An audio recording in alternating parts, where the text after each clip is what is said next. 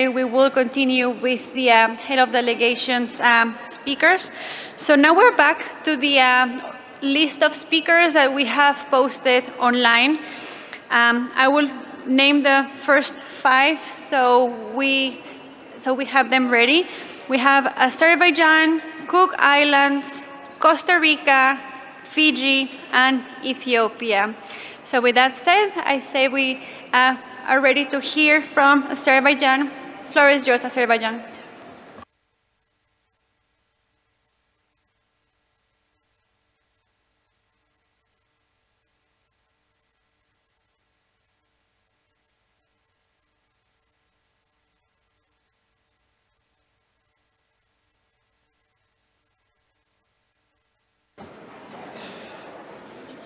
Excellencies, distinguished delegates, dear Chair, Assalamu alaikum. First of all, I would like to express appreciation to government of Uzbekistan and GEF Secretariat for excellent organization of this assembly here in historic city of Samarkand. Environmental crises are accelerated faster than financial and institutional responses. Climate disasters are becoming more frequent, more costly and more complex. Land degradation, biodiversity loss, water stress and pollution are placing growing pressure on economies, societies and ecosystems. In our region, Aral Sea crisis and continuing decline of Caspian Sea level are clear symbols of growing environmental pressures. Global financing conditions are also becoming increasingly difficult. Latest OECD data shows that current climate finance remains barely one-tenth of $1.3 trillion annual minimum financing needs. Much of existing support still comes in the form of loans rather than grants, further increasing debt pressure on developing countries. Current financial system often remains too fragmented, too complex and too slow.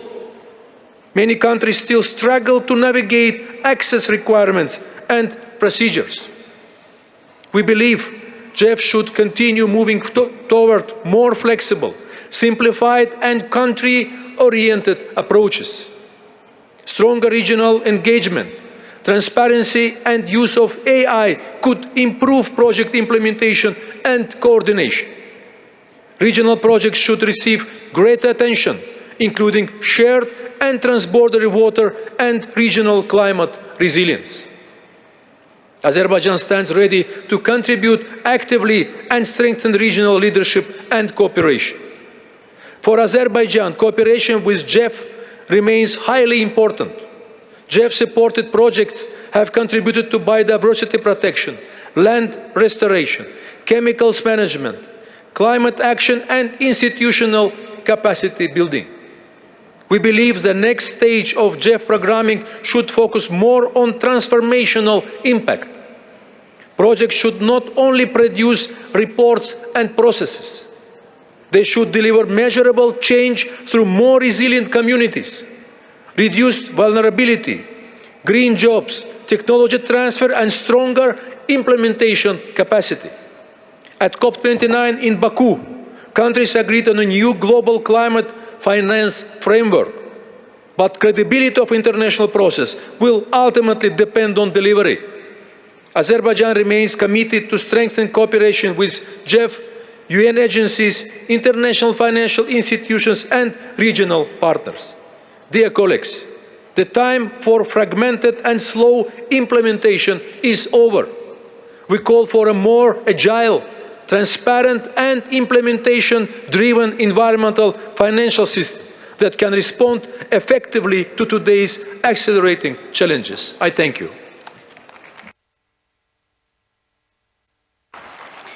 Thank you very much, Azerbaijan, for this very inspiring message. Now let's hear from the representative of Cook Islands, followed by Costa Rica. Cook Islands, floor is yours.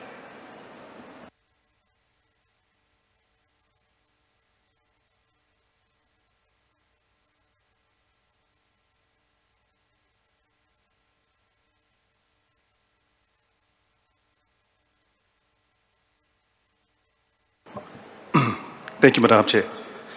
Excellencies, distinguished delegates, kia ora and warm Pacific greetings to you all. On behalf of the Cook Islands government, we express our most sincere gratitude to the government and people of Uzbekistan for your most generous hospitality in inviting us to this prestigious venue. We also extend our gratitude to the GEF for gathering us here in this historic city of Samarkand. As we enter the final years to 2030, the question before us is whether we understand the challenges. The question is whether we can implement solutions at the scale and speed required. For the Cook Islands, climate change, biodiversity loss, and pollution are not separate environmental issues. These are interconnected pressures that affect our communities and economy and our natural environment every day. For large ocean states such as the Cook Islands, investment in marine conservation, sustainable ocean management, and blue economy solutions remain essential to achieving global biodiversity and climate objectives. Through our national environment policy and ongoing national programs, we're working to strengthen biodiversity conservation, address invasive species, improve waste management, and enhance water security. These efforts continue to reinforce an important lesson: environmental challenges cannot be addressed through fragmented projects and fragmented financing. They require integrated solutions that bring together government, communities, and partners while drawing on scientific evidence, indigenous knowledge in conservation, and have sustained our islands for generations. As we look towards the 9th GEF replenishment, we encourage continued investment in integrated and country-led approaches. And as environmental pressures continue to intensify, GEF 9 presents an opportunity to further strengthen support for transformative action and delivers benefits across biodiversity, climate, land, and ocean ecosystems. For small island developing states, integration is not simply a policy preference. It is a practical necessity because we have limited institutional capacity, geographic dispersion, small populations, and increasing environmental pressures require approaches that maximize impact, minimize duplication, and strengthen national ownership. We therefore welcome the continued recognition of the unique circumstances of SIDS and encourage enhanced support that improve access to finance, strengthens implementation capacity, and reduce administrative burdens on countries. We also welcome GEF's continued efforts to strengthen integrated programming and improve coordination across funding windows. Going forward, equal attention should be given to simplify access, accelerating delivery, and supporting implementation on the ground. Success will ultimately be measured not by the resources committed, but by the outcomes delivered for communities and ecosystems. In the Cook Islands, we have a proverb, "Takuraurau, ta'auraurau, kora te iti tangata." With your contribution in mind, our people will thrive. That spirit of partnership remains at the heart of the Global Environment Facility. It reminds us that achieving our collective environmental goals will require collaboration, mutual support, and a commitment to leaving no country behind. As we enter the final sprint to 2030, our focus must be not only on the commitments we make, but on the results we deliver. The Cook Islands stand ready to play its part and call on all partners to match ambition with action in advancing the GEF 9 agenda and our collective environmental goals. Thank you very much. Metak Mata. Thank you very much. Now, I'd like to invite the government of Costa Rica.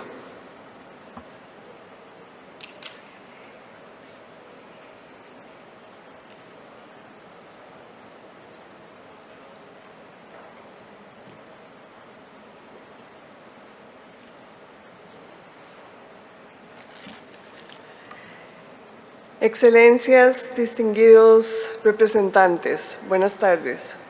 Costa Rica agradece profundamente al Fondo para el Medio Ambiente Mundial por más de 3 décadas de alianza estratégica, confianza y cooperación transformadora. Nos encontramos en una década decisiva para cumplir los compromisos internacionales en tema de biodiversidad, cambio climático, aguas internacionales y contaminación. En este contexto, el papel del GEF resulta más relevante que nunca. Reconocemos las importantes reformas impulsadas durante el GEF 8, particularmente su enfoque integrado para generar impactos ambientales globales mediante soluciones que abordan simultáneamente biodiversidad, clima, océanos y desarrollo sostenible. Nuestra experiencia confirma una lección fundamental: la conservación y el desarrollo deben avanzar de la mano. La protección de la naturaleza no es un obstáculo para el desarrollo. Por el contrario, constituye una oportunidad para generar crecimiento económico, empleo, resiliencia y bienestar para nuestras comunidades. Esta visión adquiere especial relevancia en las zonas costeras y marinas. Reconocemos el papel fundamental de los pescadores y las comunidades costeras como aliados estratégicos de la conservación. Su participación demuestra que es posible proteger los ecosistemas marinos, utilizar los recursos de manera sostenible y al mismo tiempo fortalecer los medios de vida de quienes dependen de ellos. La sostenibilidad solo será posible cuando las comunidades formen parte de la solución y reciban beneficios concretos derivados de la conservación. Sin embargo, la magnitud de los desafíos actuales exige acelerar significativamente la movilización de recursos. Para los que hemos estado poniendo atención de los otros representantes que han hablado, creo que este ha sido un tema que hemos repetido todos. Costa Rica reconoce y agradece el compromiso continuo de los países donantes con el Fondo para el Medio Ambiente Mundial. Sin embargo, consideramos importante señalar una realidad que merece nuestra atención colectiva. Mientras que la octava reposición del GEF alcanzó una capitalización histórica superior a los 5.250 millones de dólares, los compromisos anunciados hasta la fecha para el GEF 9 rondan 3.900 millones de dólares. Esta tendencia genera preocupación.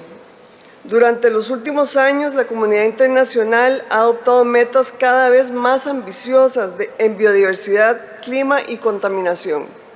Sin embargo, los recursos disponibles parecen avanzar en dirección contraria. Si aspiramos a cumplir los objetivos globales al 2030, debemos asegurar que nuestras ambiciones colectivas estén respaldadas por un nivel de financiamiento acorde con la magnitud de los desafíos que enfrentamos. Hoy más que nunca, el mundo necesita un GEF fuerte, eficiente y adecuadamente capitalizado para responder a la magnitud de los desafíos ambientales globales. En este contexto, valoramos profundamente la evolución del GEF como una verdadera familia de fondos, capaz de generar sinergias, coherencia y complementariedad entre distintas agencias ambientales multilaterales. Debemos evitar una mayor fragmentación de la arquitectura financiera ambiental internacional. Más que crear nuevos mecanismos dispersos, debemos fortalecer las plataformas existentes que ya han demostrado experiencia, alcance global y capacidad de generar resultados concretos. El GEF ha demostrado ser precisamente esa plataforma. Por ello, hacemos un llamado a fortalecer su respaldo político y financiero y a consolidar el GEF 9 como una plataforma capaz de movilizar recursos a la escala que el mundo necesita. Esto incluye ampliar el uso de mecanismos innovadores de financiamiento combinado, capaces de catalizar inversión privada, reducir riesgos y multiplicar el impacto de los recursos públicos en favor de los objetivos ambientales globales. Asimismo, consideramos esencial que los mecanismos de acceso a recursos reconozcan las distintas realidades nacionales, incluyendo la situación de los países de renta alta, altamente vulnerables a los impactos del cambio climático y a la pérdida de la biodiversidad. Excelencias, la transición hacia economías positivas para la naturaleza representa una oportunidad extraordinaria para generar prosperidad, resiliencia y bienestar para nuestros países. Costa Rica reafirma su compromiso de seguir trabajando junto al GEF y junto a todos ustedes para acelerar soluciones transformadoras, inclusivas y escalables que permitan alcanzar los objetivos ambientales globales que compartimos. Porque proteger el planeta no es solamente una responsabilidad ambiental, es también una responsabilidad económica, social y generacional. Muchas gracias.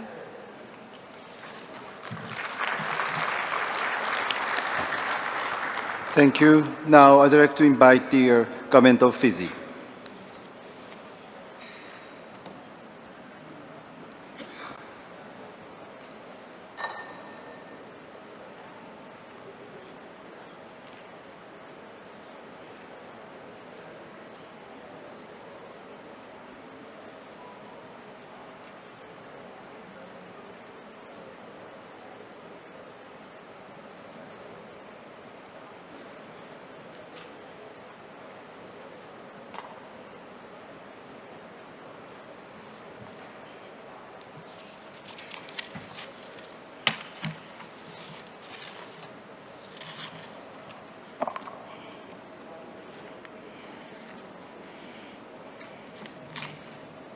Honorable Ministers present, representatives of Global Economic Environment Facility, GEF, distinguished delegates, good afternoon.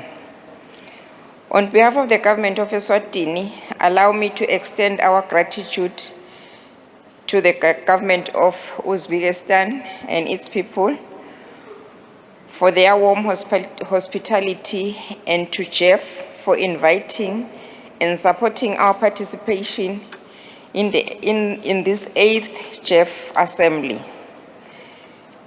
Eswatini acknowledges GEF as a strategic partner in our national development, consistently supporting our national development plan and programs like National Adaptation Plan and National Determined Contributions. Through the GEF 8 star allocation, the Kingdom of Eswatini has implemented several key projects. The Kingdom successfully launched the Big 5 Nature Reserve project. This project covers approximately 87,000 hectares of land in the Lubombo region. This reserve will consolidate various protected areas and communities, enhancing habitat connectivity for iconic Big 5 species, namely elephant, rhino, buffaloes, lions, and leopards. By embracing this initiative, we are taking significant steps towards achieving our national development goals, which are also reflected in our program of action as a commitment under various UN agreements. The initiative also forms part of the collaborative work under the recently launched United Nations Sustainable Development Goals and the framework UNSDCF. The Big 5 project will promote sustainable and inclusive economic growth by ensuring that by 2030, women, men, youth, including marginalized groups and persons, benefit economically from conservation efforts. This includes job creation, equitable opportunities, and sustainable enterprises.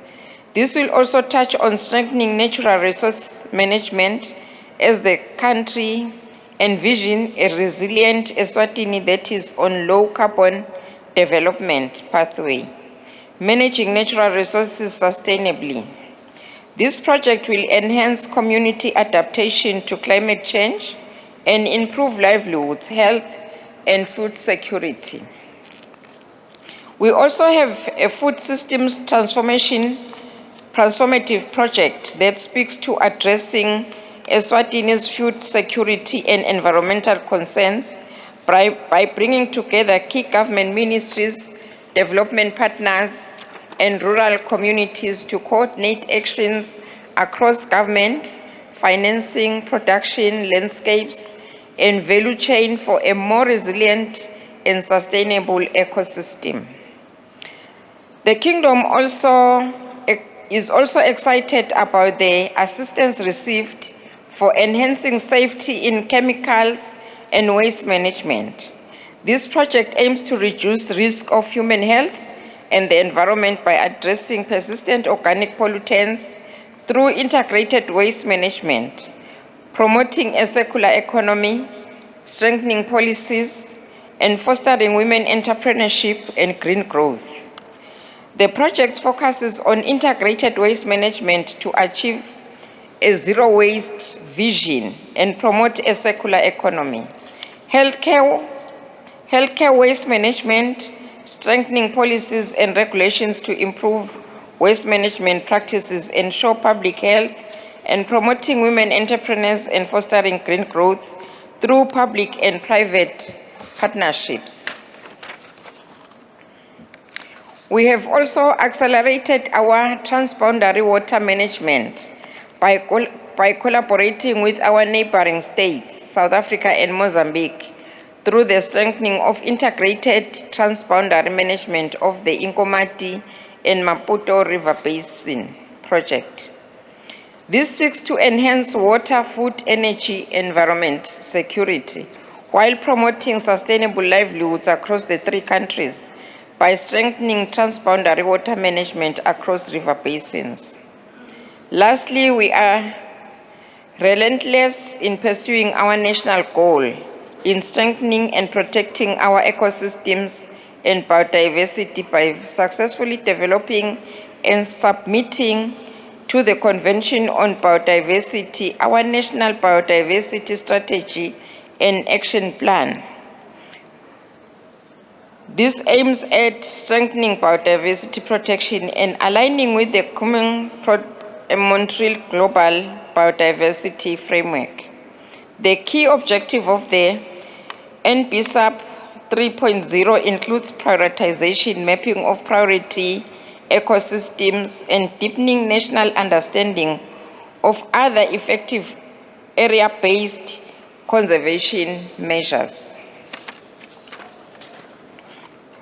Distinguished delegates, the Kingdom of Eswatini notes that GEF 9 programming direction presents a strategic response to accelerating global environmental crisis of climate change, biodiversity loss, land degradation, and pollution.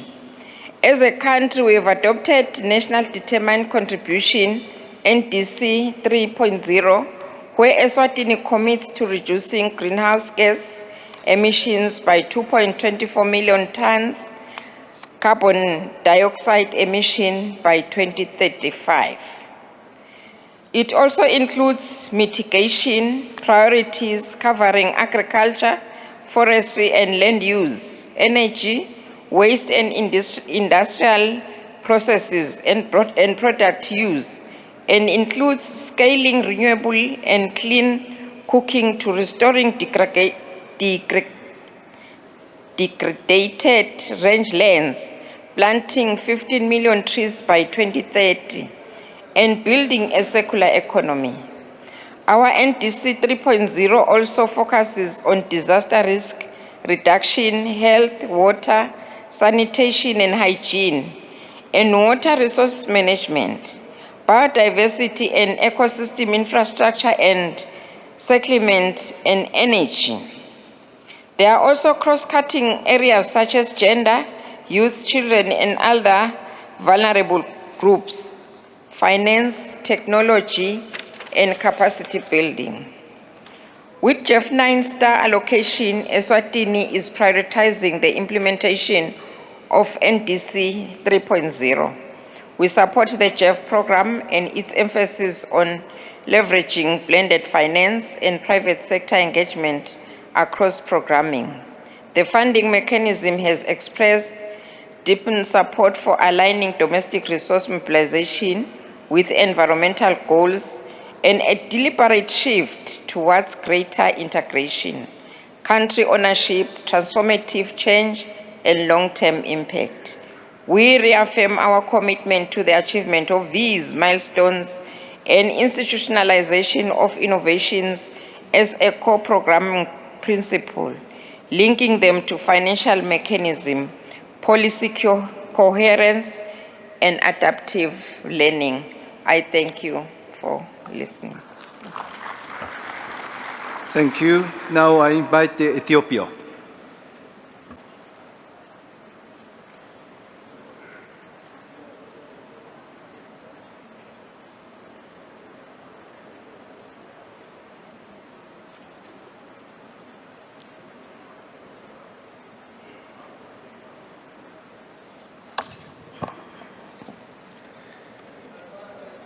Excellencies, distinguished delegates, ladies and gentlemen, good afternoon.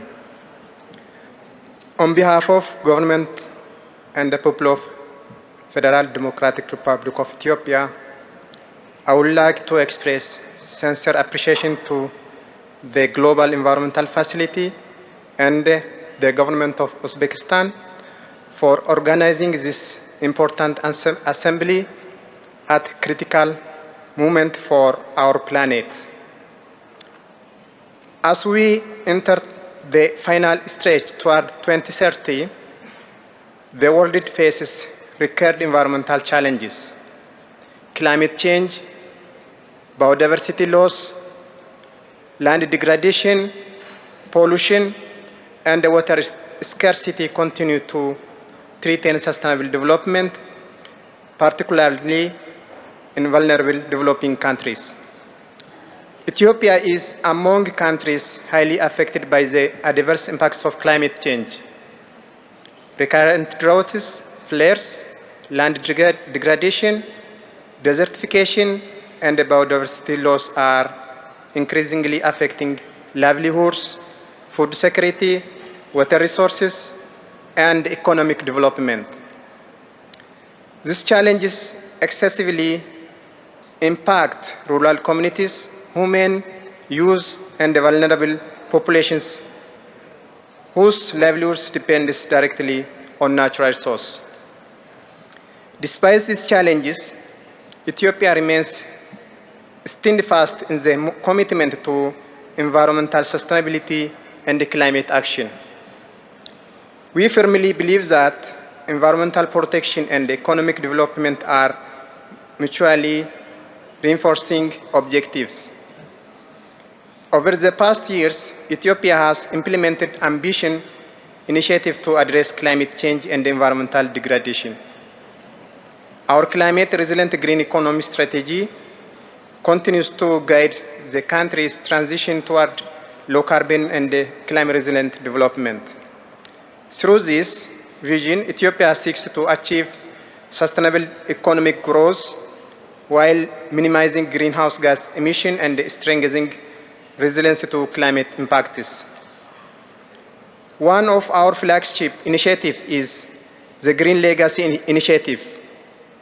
Launched under the leadership of Prime Minister Abiy Ahmed, through this nationwide movement, billions of tree seedlings have been planted across the country, contributing significantly to ecosystem restoration, watershed management, biodiversity conservation, carbon sequestration, and enhanced climate resilience. The initiative has become a symbol of collective environmental stewardship and a model of large-scale community participation in nature-based solutions. Ethiopia is also advancing integrated landscape restoration, sustainable land management, renewable energy development, biodiversity conservation, climate-smart agriculture, and ecosystem-based adaptation. We are strengthening efforts to restore degraded lands, improve water resource management, and promote sustainable production systems that benefit both people and nature. Global Environmental Facility has been a valued partner in supporting Ethiopia's environmental priority. Through GEF-supported projects and programs, we have strengthened institutional capacity, promoted innovation, enhanced ecosystem restoration, and generated tangible environmental benefits at both national and global levels. We highly appreciate continued support of the GEF partnership and its agencies. As we look toward GEF 9, Ethiopia emphasizes the importance of scaling up finance, strengthening country ownership, simplifying access to resources, promoting technology transfer, and fostering integrated approaches that simultaneously address climate change, biodiversity loss, and land degradation and pollution. Greater support is also needed to ensure that vulnerable countries can effectively implement their national determined contributions, national biodiversity strategies, and sustainable development commitments. The urgency of environmental crisis requires collective action. No country can tackle these challenges alone. We must strengthen international cooperation, solidarity, and partnerships to accelerate implementation and deliver measurable impacts for people, nature, and the planet. In this regard, Ethiopia reaffirms its commitment to work closely with all GEF partners to advance the shared goals of environmental sustainability, climate resilience, and sustainable development. Excellencies, ladies and gentlemen, as we accelerate action toward 2030, we must remain guided by ambition, cooperation, and a shared sense of responsibility for future generations. Lastly, allow me to highlight Ethiopian is honored to host 32nd season of Conference of Parties, COP32, to the United Nations Framework Convention on Climate Change.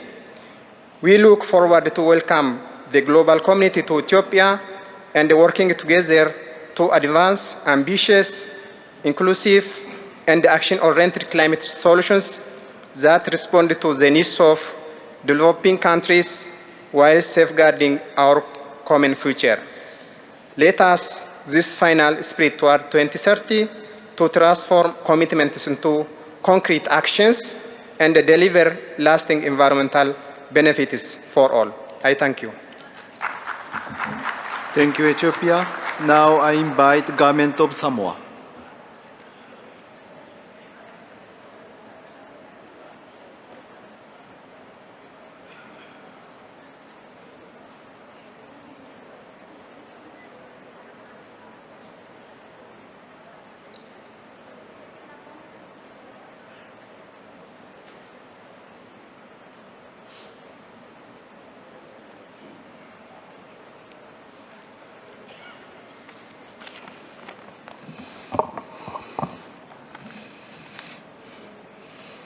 Mr. President, honorable ministers, distinguished delegates, I convey warm greetings from the government and people of Samoa. The theme, Last Spring Towards 2030, is both timely and urgent. For small island developing states such as Samoa, this spring is not only about meeting global targets, it is also about safeguarding our people, our ecosystem, and our future. To this end, Samoa's key priorities include climate and disaster resilience, with our focus being on integrity, climate adaptation, and loss and damage across all sectors. On biodiversity ecosystem conservation, we are prioritizing the protection of forests, coral reefs, marine ecosystem, water shields, and endangered species. Sustainable agriculture and food system. Our strategy is to promote climate-smart agriculture to improve productivity while reducing environmental degradation and strengthening food security. Renewable energy and low carbon developments. While Samoa contribute to global emissions is negligible, we remain committed to demonstrating leadership by expanding renewable energy, reducing transport emissions, and advancing a low carbon economy. Mr. President, our governance, Samoa Ministry of Natural Resources and the Environment is adopting a cross-sector and community participation approach.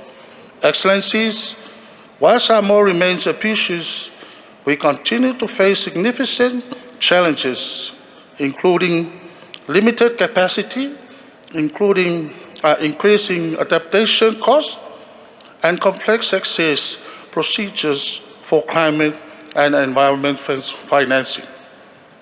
As discussion on GEF 9 progress, Samoa called for increased and simplified financing for seeds, strong support for adaptation and locally led solutions, greater investment in environmental data and research, and enhance partnership to accelerate implementation and innovation. For Samoa and the Pacific, environmental action is inseparable from sustainable development, food security, economic resilience, and human well-being.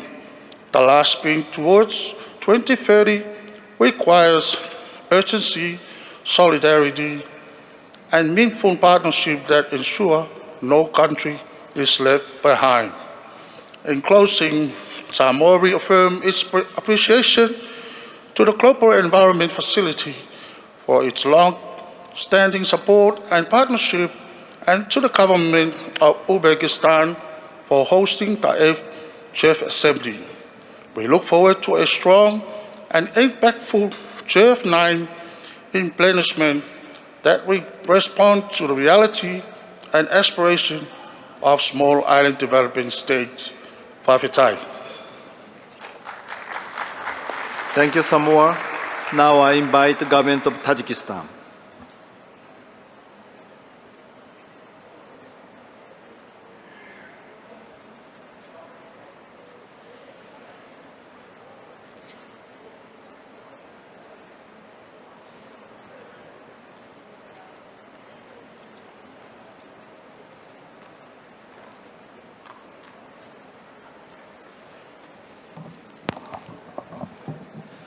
Excellencies, distinguished delegates, allow me at the outset to express our sincere appreciation to the government of the Republic of Uzbekistan for the warm hospitality in the historic city of Samarkand, and to the Global Environmental Facility and all the partners for convening this important assembly.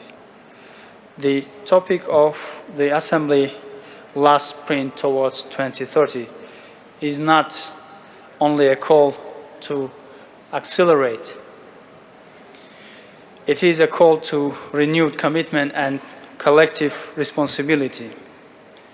As we approach 2030, the pace and the scale of our action must match the urgency of the environmental challenges facing us. Environmental degradation, biodiversity loss, pollution, land degradation, climate change are advancing faster than the resources available to confront these challenges. For mountainous and landlocked vulnerable countries such as Tajikistan, these challenges are not an abstract. They are visible in melting glaciers, more frequent floods, mudflows, landslides, pressure on water resources, fragile mountain ecosystems, and growing adaptation needs. Yet, Tajikistan's contribution to global greenhouse gas emissions is minimal. Countries with the smallest emissions should not be left alone to carry the heaviest burden of the negative impact of climate change. Adaptation finance for vulnerable developing countries must become larger, faster, more predictable, and easier to access. Tajikistan has consistently advanced global initiatives on water, glacier preservation, and biodiversity. These include the UN General Assembly resolution on the glacier preservation and proclaiming 21st of March as the World Day for Glaciers, as well as the UN GA resolution on the International Day of the Markhur, Capra falconeri, one of the iconic species of the region, and UNEA 7 resolution on the preservation of the glaciers and the broader cryosphere, especially in mountainous regions. Tajikistan also attaches great importance to regional cooperation, including through establishment of the Regional Center for Waste Management in Dushanbe. The center is expected to serve as a regional platform of excellence for sustainable waste management, circular economy solutions, knowledge exchange, and practical cooperation among the countries of the region. At the national level, Tajikistan is acting with ambition. More than 98% of the energy generation comes from the hydropower plants, and we are commissioning new solar stations to combine with the electricity generation from the hydropower plants. And by 2030, the country aims to move fully towards green energy and green development. And through the other program on the National Greening Program until 2040, Tajikistan plans to plant 2 billion trees. This large-scale nationwide initiative will contribute to carbon sequestration, landscape restoration, improvement of air quality, and strengthening ecosystem resilience across the country. Tajikistan also places strong emphasis on the protection of mountain biodiversity and rare species. Protected areas in Tajikistan during the last 30 years have grown from 2.8% to 23%. This is one of the highest indicators in the region, reflecting Tajikistan's commitment to conserving unique mountain ecosystems and migration route for the species. In this regard, we have established Snow Leopard Rehabilitation Center in Badakhshan region of our country, and this center provides conditions for the treatment, rehabilitation, and letting back to the nature of this iconic species. It's a unique high mountain facility and a symbol of Tajikistan's commitment to safeguarding a unique vanishing treasure of mountain ecosystems. Excellencies, we welcome and sincerely thank donor countries for their pledges to GEF 9. This is an important signal of confidence in multilateral environmental cooperation. But the scale of the crisis requires greater ambition. For GEF 9, we expect stronger support for the adaptation measures, mountain ecosystem, glacier preservation, biodiversity conservation, and sustainable water management. The last sprint towards 2030 must not be a sprint for some and a struggle for others. It must be a shared effort based on responsibility, solidarity, and fairness. Tajikistan stands ready to further strengthen cooperation with all the partners in turning global commitments into practical action, financial pledges into results on the ground, and shared ambition into lasting progress. At this critical moment, before 2030, our collective responsibility is to ensure that multilateral environmental cooperation delivers real impact for vulnerable communities, protects nature, and contributes to a more resilient, thriving, and sustainable future for all. And I thank you. Thank you, Tajikistan. Now I'd like to invite the government of Fiji.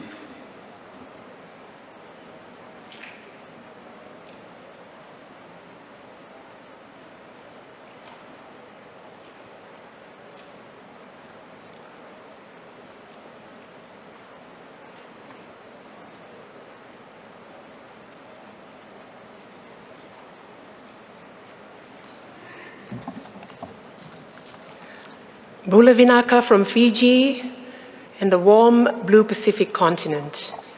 It is an honor for Fiji to participate in the 8th Global Environment Facility Assembly held here in Samarkand in Uzbekistan. It is my first time here at a GEF meeting as well as in Uzbekistan, and I have been dearly blessed by your warmth and kindness. For small island developing states such as Fiji, this is a critical sprint in a marathon we are far from completing. As we approach 2030, the impacts of climate change, biodiversity loss, pollution, and ecosystem degradation are accelerating faster than our capacity to respond. The decisions we make today have an overburdened influence on the livelihoods, security, and prosperity of future generations. Rising sea levels threaten our coastal communities and infrastructure. The IMF estimates we will lose between 0.9% to 2.6% of our GDP annually due to the impacts of sea level rise if urgent interventions are not made. Extreme weather events are becoming more intense, and as we face the onset of a super El Niño event, we fear the Pacific will be confronted with significant disruption to already unpredictable annual weather patterns. As an ocean nation and a proud member of the Blue Pacific, our priorities remain strengthening climate resilience, protecting biodiversity, restoring ecosystems, improving sustainable land and ocean management, advancing low-carbon development, and addressing chemicals and waste management. These priorities are aligned with Fiji's national development plans, our nationally determined contributions, the 2050 strategy of the Blue Pacific continent, and the Sustainable Development Goals. Excellencies and dear colleagues, the Global Environmental Facility has been a transformative partner for Fiji and the Pacific region for more than 3 decades. Fiji deeply values the support provided through the GEF across biodiversity conservation, climate adaptation, land degradation, ocean governance, and sustainable development initiatives. Today, Fiji has fully utilized 100% of its GEF 8-star allocation, demonstrating strong national ownership and our commitment to delivering impactful environmental programs. Through GEF support, Fiji has implemented and advanced projects that strengthen marine and terrestrial biodiversity, climate resilience, sustainable agriculture, watershed management, electric mobility, and community-based ecosystem management. Projects such as the Safeguarding Marine and Terrestrial Biodiversity in Fiji initiative, the Ridge to Reef program, and resilience-focused adaptation projects have contributed to stronger institutions, improved policy frameworks, and more resilient communities. These initiatives have also strengthened Fiji's implementation of our multilateral environment agreements, including the CBD, the UNFCCC, and the UN Convention to Combat Desertification. Importantly, we have maintained our commitment to ensuring environmental action places communities at the center. Excellencies, as we look toward GEF 9, Fiji wishes to emphasize several priorities. First, access to finance for small island developing states must become simpler, faster, and more responsive.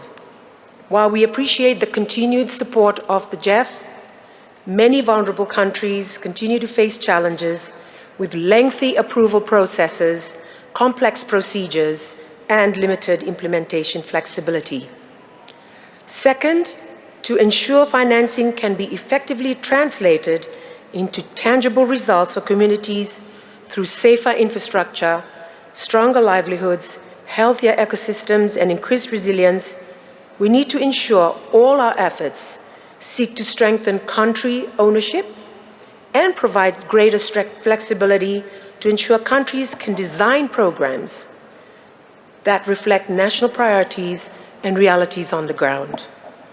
Thirdly, resource mobilization must increase to achieve scale. Access to finance is absolutely critical as climate impacts increase. Excellencies, ladies and gentlemen, while we are in the sprint to 2030, but we are running a marathon, and because of a lack of progress, we don't have the luxury of pacing ourselves. We must accelerate action on all fronts. Finance is the hydration that can keep us moving towards ambitious and science-based targets. We have reached a defining moment.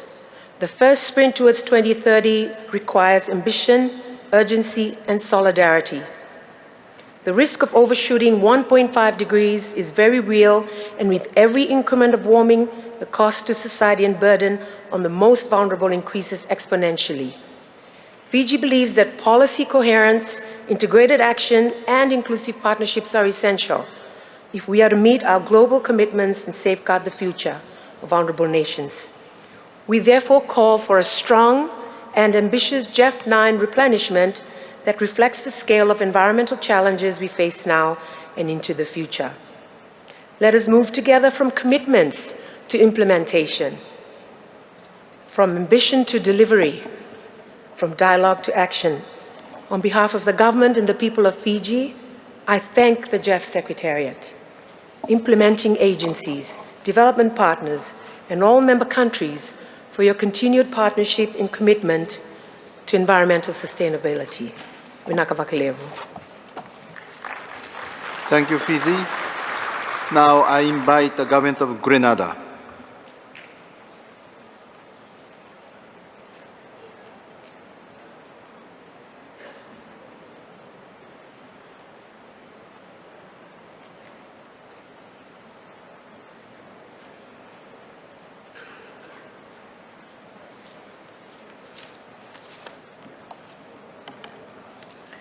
Mr. Chairperson, Excellencies, distinguished delegates, specially invited guests, Assalamu alaikum. I bring warm greetings from the government and people of Grenada, Carriacou, and Petite Martinique, the Spice Island of the Caribbean, and I thank the Republic of Uzbekistan for its gracious hospitality here on the ancient Silk Road, a place that reminds us that environmental stewardship has always crossed borders. Excellencies, with 4 years left to honor the 2030 promise, Grenada gathers here with urgency. On 1st July 2024, Hurricane Beryl, the earliest Category 4 hurricane ever recorded in the Atlantic, flattened more than 90% of our outlying islands, Carriacou and Petite Martinique, in 30 minutes. Mangroves that had buffered our coast for generations died in the storm. This is a daily arithmetic of climate injustice for a nation that contributes a fraction of 1% of global emissions. On integrated approaches to nature, climate, and pollution, Grenada offers a proven model. Through the GEF Finance Ridge to Reef project, we move from siloed conservation to one connected system, from forested ridges in the Annandale and Boucher-Joux watersheds through productive landscapes, down to coral reefs and marine protected areas. One project, one geography, addressing biodiversity, land degradation, climate adaptation, and pollution runoff simultaneously. This is a nature-climate pollution framework already at work on the ground. On lessons learned, 3 stand out. First, integration must reach the community. Through the GEF Small Grants Program, $50,000 grants have been enabled our first community hydropower demonstration, solar PV systems for community organizations, climate-smart agriculture, and rainwater harvesting in our schools and farming communities in St. Patrick, and flood mitigation projects in St. David.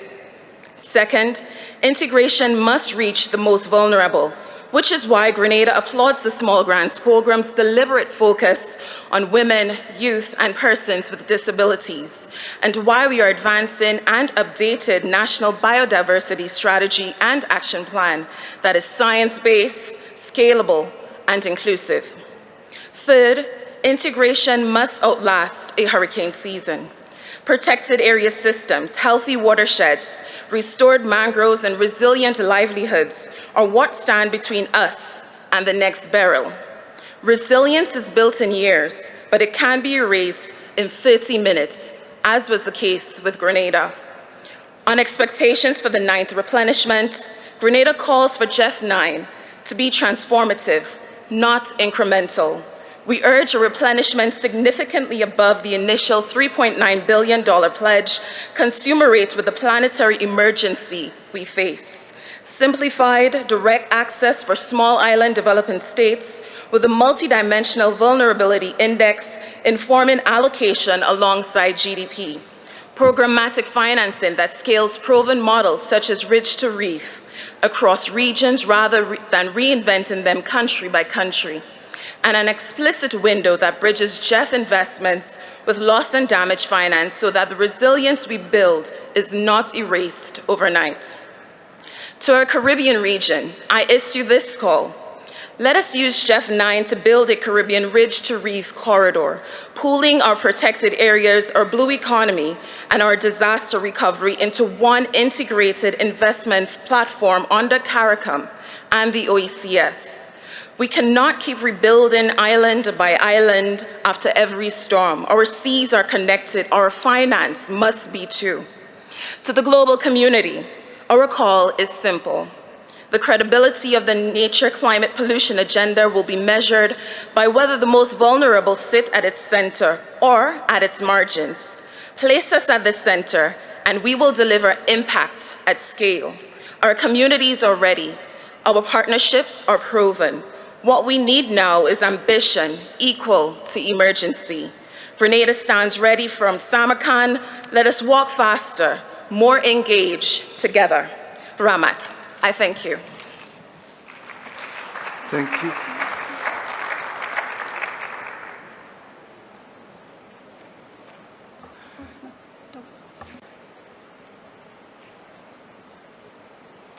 Now I invite Togo.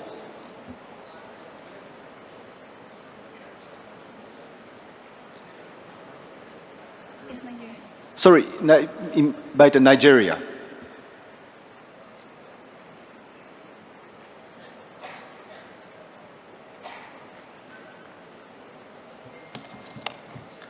Thank you very much, Mr. Chairman. Togo is also another West African state, so it would have been all right for Togo to come before me, but it's all right, Mr. Chairman. Thank you very much. Excellencies, distinguished delegates, my colleague ministers that are here, ladies and gentlemen, Nigeria wishes to congratulate the GEF facility for organizing this 8th Assembly and associated meetings, and we thank the government of Tajikistan for hosting this important event in the ancient city of Samarkand. We sincerely appreciate the warm reception extended to us by the government and the people of Uzbekistan. I would like to also appreciate GEF for the immense support and the vital role of the facility in complementing our national efforts in addressing serious environmental challenges. Nigeria greatly values and appreciates both the financial support and technical assistance that has been provided, which have enabled us to strive in meeting our obligation under the various multilateral environmental agreements and conventions. Nigeria, as a leading recipient of environmental finance in Africa, views the 9th replenishment of the global facility as a critical mechanism for addressing high escalating ecological challenges, and welcome this opportunity to fully endorse this process. Nigeria is fully aware of the responsibility as a dual member, and I am glad to confirm that efforts are being made to redeem her pledges for GEF. For the GEF 9 cycle, our expectations are centered on securing increased co-funding to combat desertification in the north, coastal erosion in the south, and the persistent loss of biodiversity within her transboundary ecosystem. Nigeria is also fully committed to achieving global biodiversity framework targets and our newly adopted national biodiversity strategy and action plan in comprehensively aligning with these targets. We will endeavor with support from GEF to implement these targets by expanding protected areas, rehabilitating damaged, polluted ecosystem, and ensuring that indigenous people, local communities stewardship remain the front and center of our efforts. Our government expects GEF 9 to adopt a whole society approach that prioritizes the need of the most vulnerable communities, particularly in the Sahel region, where climate change exhibits insecurity. The primary expectation is the streamlining of the system for transparent allocation of resources, which determines how much funding a country can access for biodiversity, climate change, and land degradation. Nigeria seeks to seek a more equitable allocation formula that accounts for the high population density and the intensity of environmental degradation in West Africa. Furthermore, Nigeria is advocating for enhanced support through Global Biodiversity Framework Fund to support indigenous-led conservation and restoration of degraded landscape. Nigeria, aligned with GEF 9 strategic programming direction, we also emphasize the need for integrated programs that address multiple environmental threats simultaneously, such as the nexus between sustainable agriculture and forest preservation.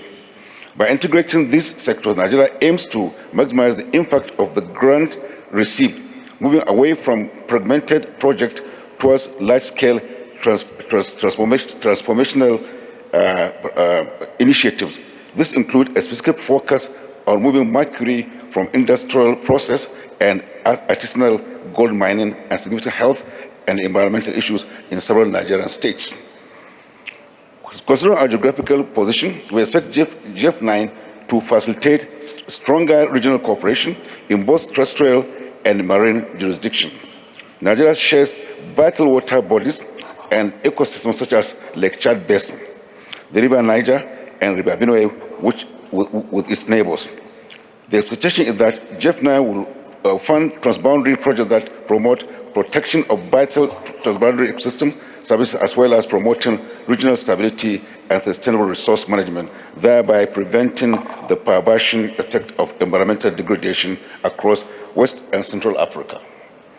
I want to thank you all for what you have been doing so far for Nigeria. GEF has always been a cornerstone for Nigeria's environmental achievement, and we have been very grateful for what you have been doing.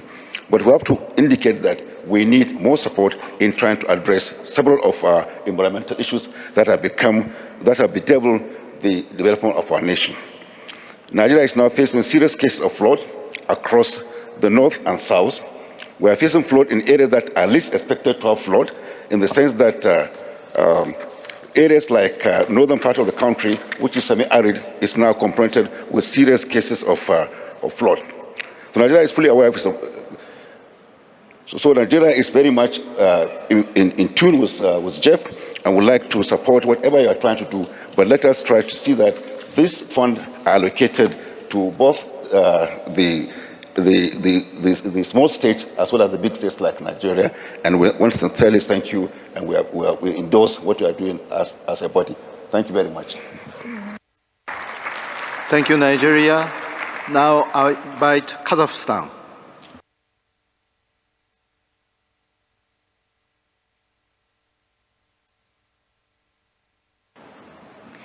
While we await for the minister, I would just like to inform that the following intervention will be delivered on the national language, that is other than the three agreed for this meeting.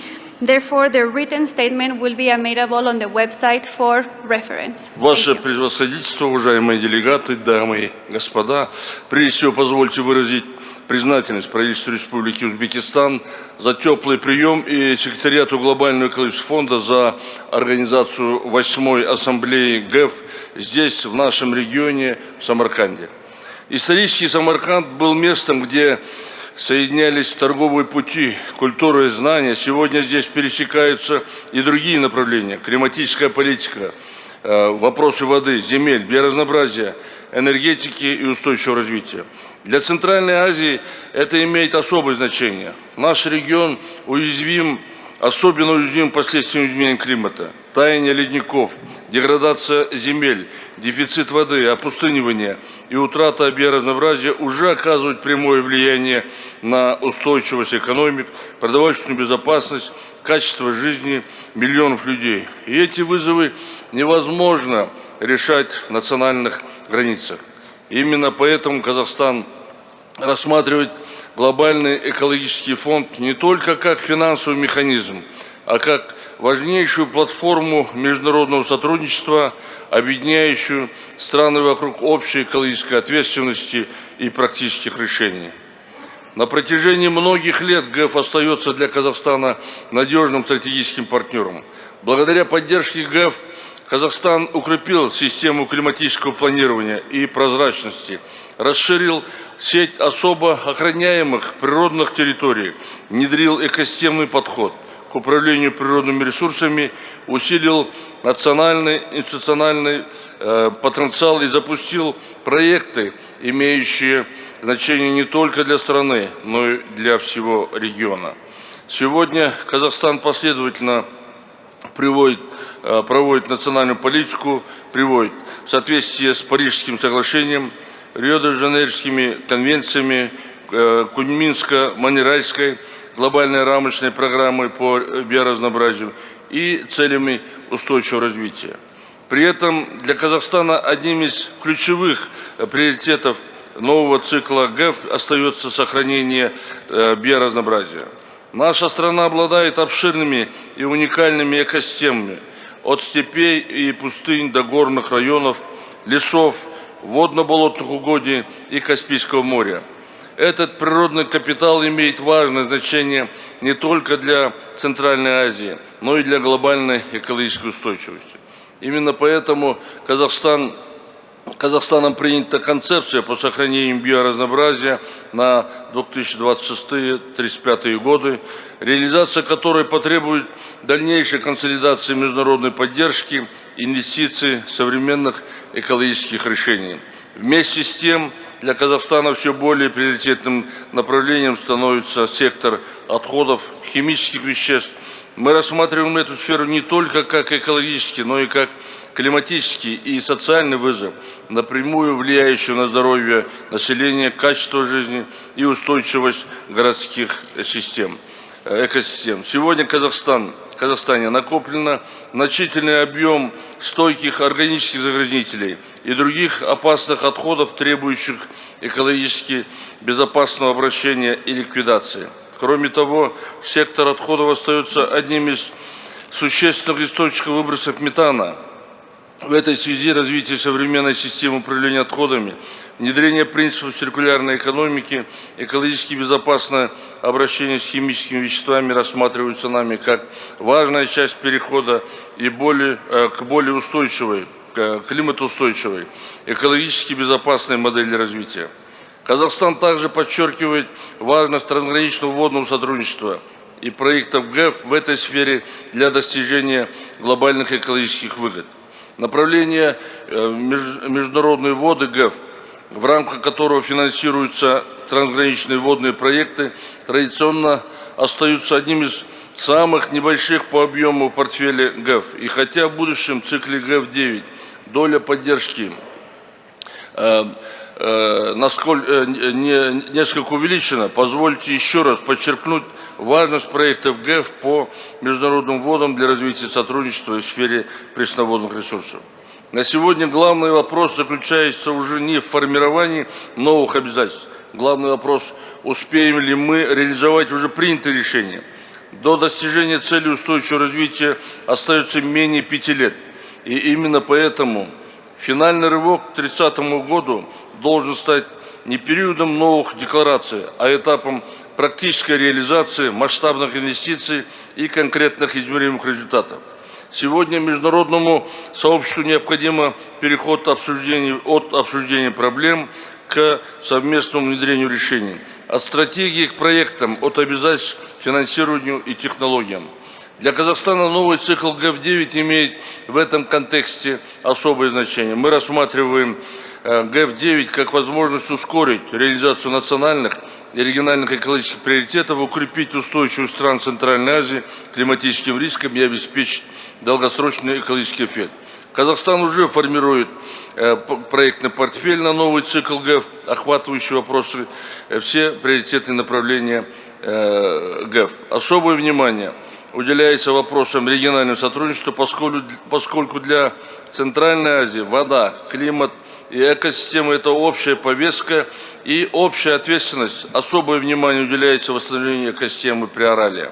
В этой связи мы высоко оцениваем развитие региональных инициатив, механизм сотрудничества, Важным шагом стала программа действий по реализации региональных экологических инициатив при партнерстве ООН, поддержанная на региональном экологическом саммите в Астане.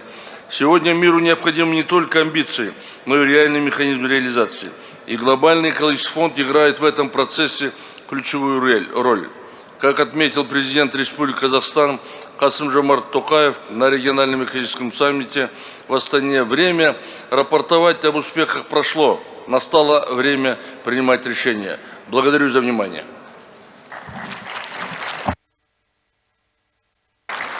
Thank you, Kazakhstan. Now I invite Cote d'Ivoire.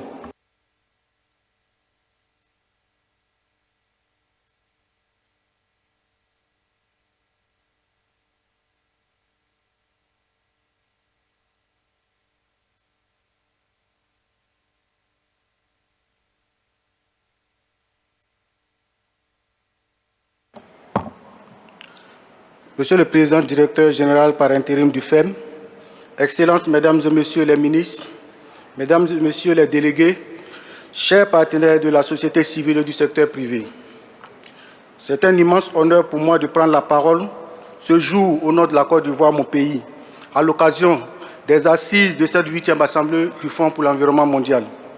Je voudrais adresser chaleureusement mes félicitations au gouvernement et au peuple d'Ouzbékistan pour l'organisation exemplaire de cette 8e Assemblée du FEM, dans cette belle cité historique et majestueuse de Samarkand.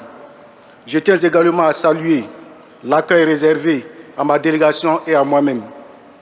Monsieur le Président, permettez-moi de vous féliciter pour la pertinence de votre intervention et de reconnaître avec vous les résultats remarquables obtenus par le FEM dans la préservation de l'environnement mondial et la promotion du développement durable. Nous saluons particulièrement le système transparent d'allocation des ressources STAR qui garantit à chaque pays une dotation individuelle dans les 3 domaines prioritaires que sont la biodiversité, les changements climatiques et la dégradation des terres. Toutefois, notre dotation n'ayant pas connu une évolution suffisante sur les cycles précédents, nous espérons une revalorisation sur le FEM 9. Celle-ci devrait permettre d'adresser efficacement nos défis environnementaux ainsi que nos priorités nationales en matière de développement durable. Dans le cadre du FEM 8, la Côte d'Ivoire a bénéficié d'une dotation de 12 millions de dollars à travers le STAR, établissant l'investissement global du FEM depuis 1991 à un montant de 88 millions de dollars en subventions et complété par un cofinancement de 593 millions de dollars. Ces ressources ont permis de financer 57 projets dans les secteurs de la conservation de la biodiversité, la lutte contre le changement climatique, la gestion des polluants organiques persistants, la lutte contre la dégradation des terres, la gestion durable des ressources naturelles et le développement des énergies renouvelables. S'agissant du programme de microfinancement du FEM, c'est un montant total de plus de 7 millions de dollars, environ 4,2 millions de francs CFA, qui a permis de financer 415 micro-projets communautaires à travers le territoire national, impactant plus de 130 000 personnes, dont plus de 60% de femmes et 24% de jeunes, et plus de 375 communautés et organisations de la société civile. Nous apprécions également les efforts de renforcement des capacités d'un point focaux opérationnels et thématiques, notamment à travers l'organisation d'ateliers régionaux et de dialogues techniques. Ces initiatives favoriseront une compréhension commune de stratégies du FEM 9 et stimuleront un engagement collectif pour l'amélioration de l'environnement à l'échelle mondiale. La tenue des dialogues nationaux réunissant toutes les parties prenantes constitue par ailleurs un mécanisme essentiel pour assurer la cohérence des politiques et une programmation concertée des ressources.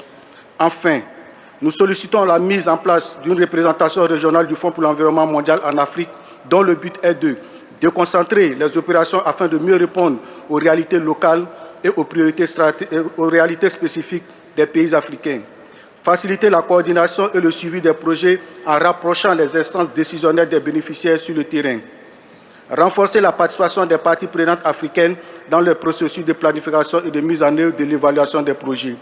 Accélérer les délais de réponse et d'approbation des initiatives régionales et nationales en favorisant une plus grande réactivité. Une telle représentation régionale permettrait également de consolider les partenariats avec les institutions africaines, d'améliorer la visibilité du FEM sur le continent et de promouvoir une gouvernance environnementale mondiale plus inclusive, équitable et adaptée aux enjeux africains. Mesdames et Messieurs, conscients des défis liés au progrès et à la modernisation qui accentuent la dégradation de l'environnement et les effets néfastes des changements climatiques, la Côte d'Ivoire a engagé et poursuit des actions dans divers domaines de l'environnement et du développement durable. En tant que pays forestier, nous encourageons fermement les initiatives du FEM visant à promouvoir une gestion durable des forêts à travers la création et la gestion des aires protégées, la planification intégrée des paysages, les programmes de paiement pour services écosystémiques et les mécanismes financiers liés au carbone. Nous attachons une importance particulière au travail avec les communautés locales pour développer des moyens de subsistance alternatifs, réduisant ainsi la pression sur nos forêts, notamment grâce au programme de microfinancement. La Côte d'Ivoire, dans sa marche vers le développement, sait pouvoir compter sur le FEM et sur l'ensemble de ses partenaires pour restaurer son environnement et poursuivre ses efforts en faveur du développement durable, inclusif et résilient. C'est dans cette perspective qu'elle se propose d'apporter une contribution minimale de 4,5 millions de DTR sur le FEM 9. Je vous remercie. Thank you, Cote d'Ivoire. Next, I invite Kingdom of Jordan.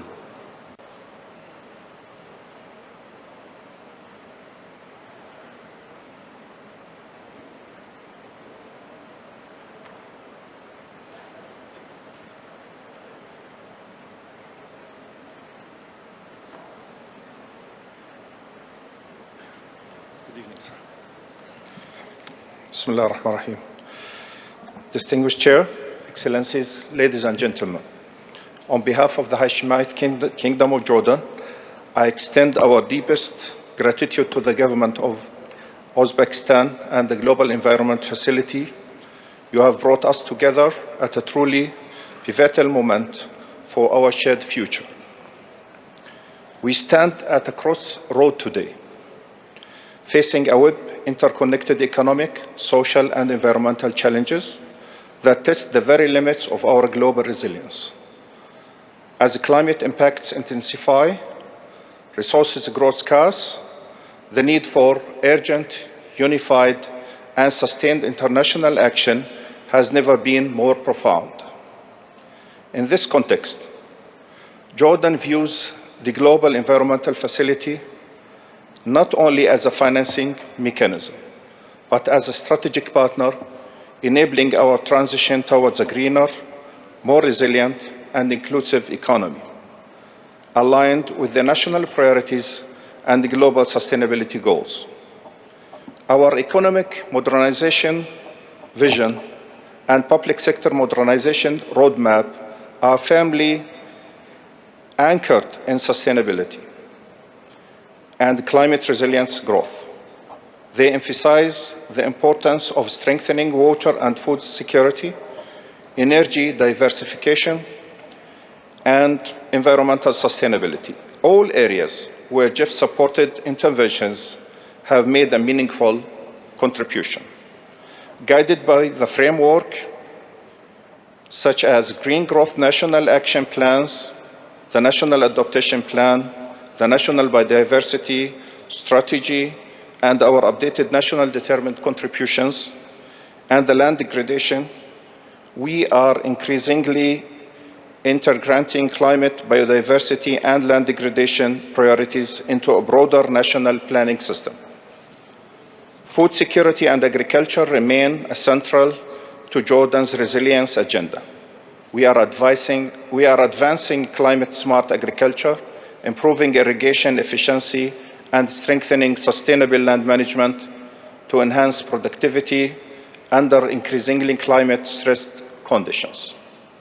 In the energy sector, Jordan is accelerating its transition towards a more secure and sustainable energy future.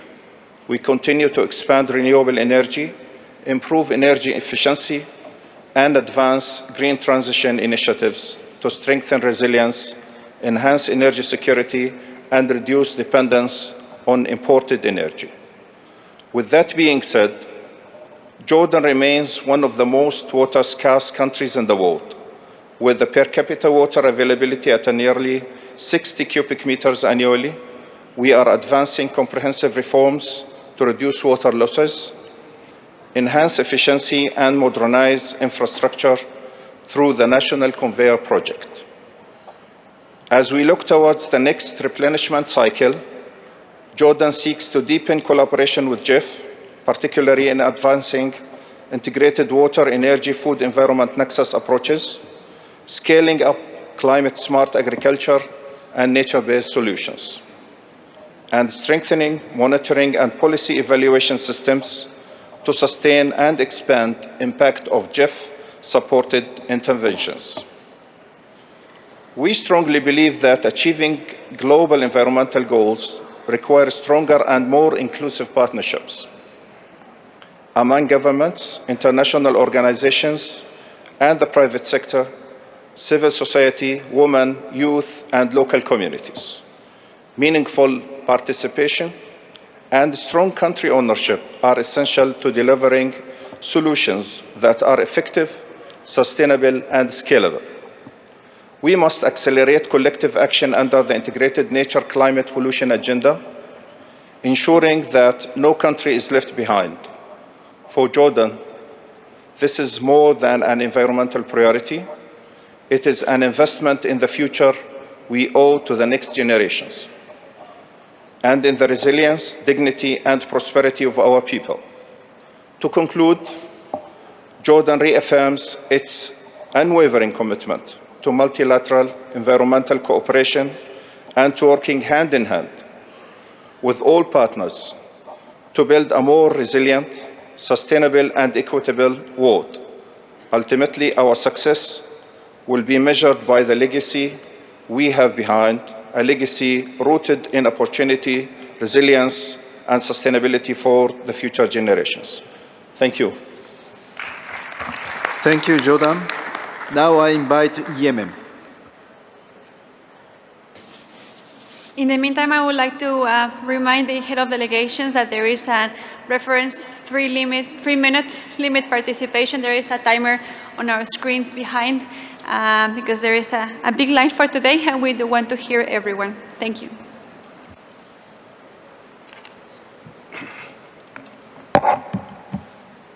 Assalamu alaikum.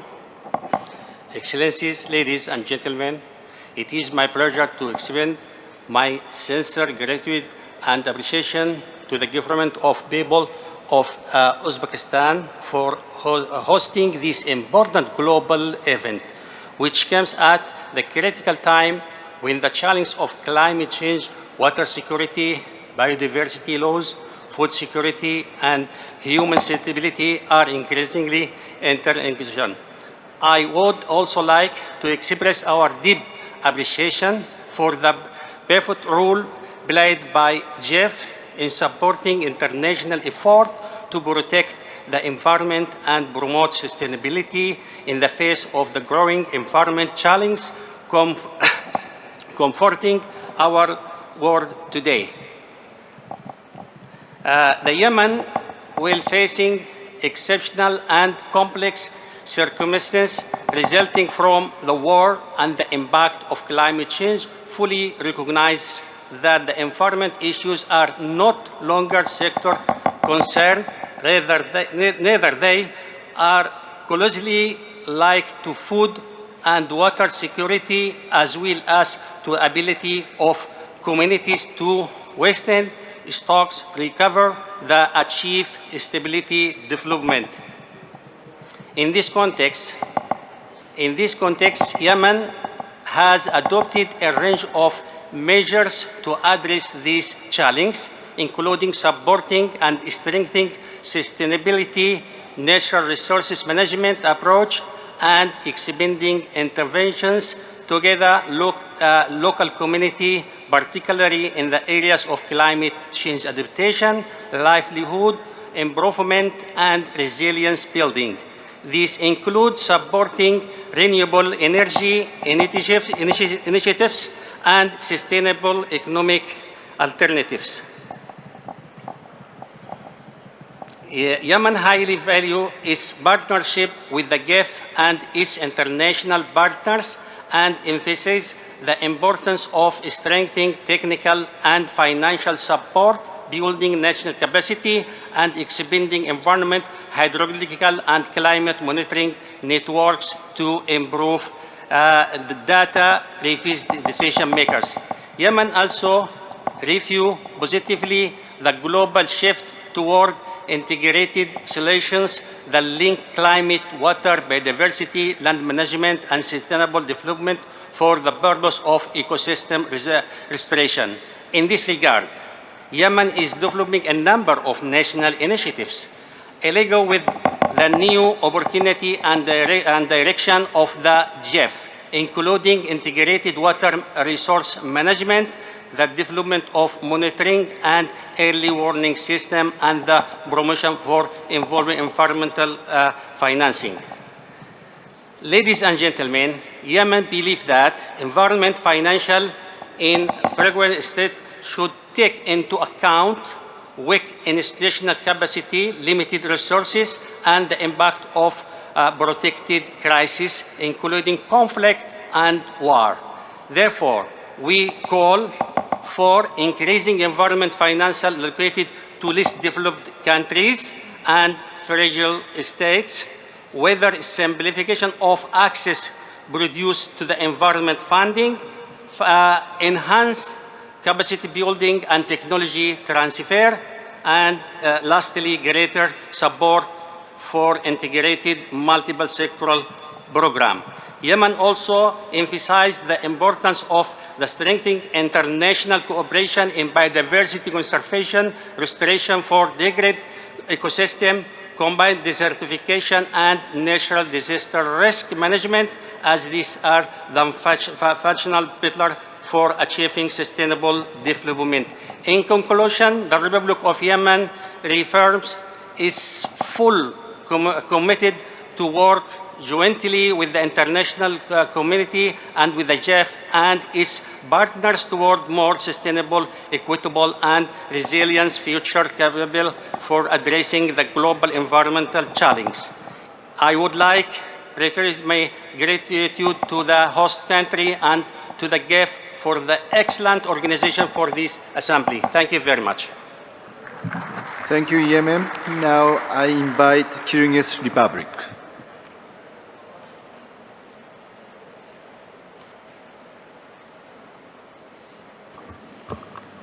The following intervention will also be delivered in the national language, that is, other of the 3 languages approved by Council for this meeting. The written statement will also be made available on the website for reference. Distinguished Chair, Excellencies, Heads of Delegation, dear colleagues and the partners, we have gathered here under the theme, the last mile to 2030, delivering the GEF9 agenda for nature, climate, and pollution. For Kyrgyzstan, this last mile means moving from gradual improvements toward deeper and more systematic transformations. The Kyrgyz Republic highly values its long-standing partnership with the Global Environmental Facility. We see this assembly as an important opportunity to adjust the interests of mountain countries and to strengthen international cooperation in the face of an accelerating climate crisis. Kyrgyzstan is a mountainous country with mountain ecosystems covering more than 90% of its territory. Today, these ecosystems are among the most vulnerable to the climate change. We're witnessing accelerated glacier melting, land degradation, and growing pressure on water resources. For Central Asia, preserving the ecosystem of the Tian Shan is therefore a matter of regional environmental and food security. This is why the Kyrgyz Republic is implementing the 5-year of action for the development of mountain region to 2023 to 2027, as well as the national campaign Jashil Muras Green Heritage, aimed at ecosystem restoration and expanding the country's forest cover. In the same spirit, Kyrgyzstan has completed the update of its National Biodiversity Strategy and Action Plan NBSAP, built on the principles of synergy among the 3 Rio Conventions. Its central element is the national ecological framework, which brings together protected areas, watershed basins, forests, pastures, and ecological corridors into an integrated system for managing the country's natural capital. We see this approach as a practical instrument for biodiversity conservation, strengthening climate resilience, restoring degraded lands, and supporting sustainable regional development. In addition, through its updated national determination contribution, Kyrgyzstan has reaffirmed its ambitious goal to reduce emissions and move toward low carbon development. Air quality, waste management, and chemical safety remains critical challenges for Kyrgyzstan, especially in the urban areas. The country is expanding air quality monitoring, promoting clean heating technologies, and advancing e-mobility.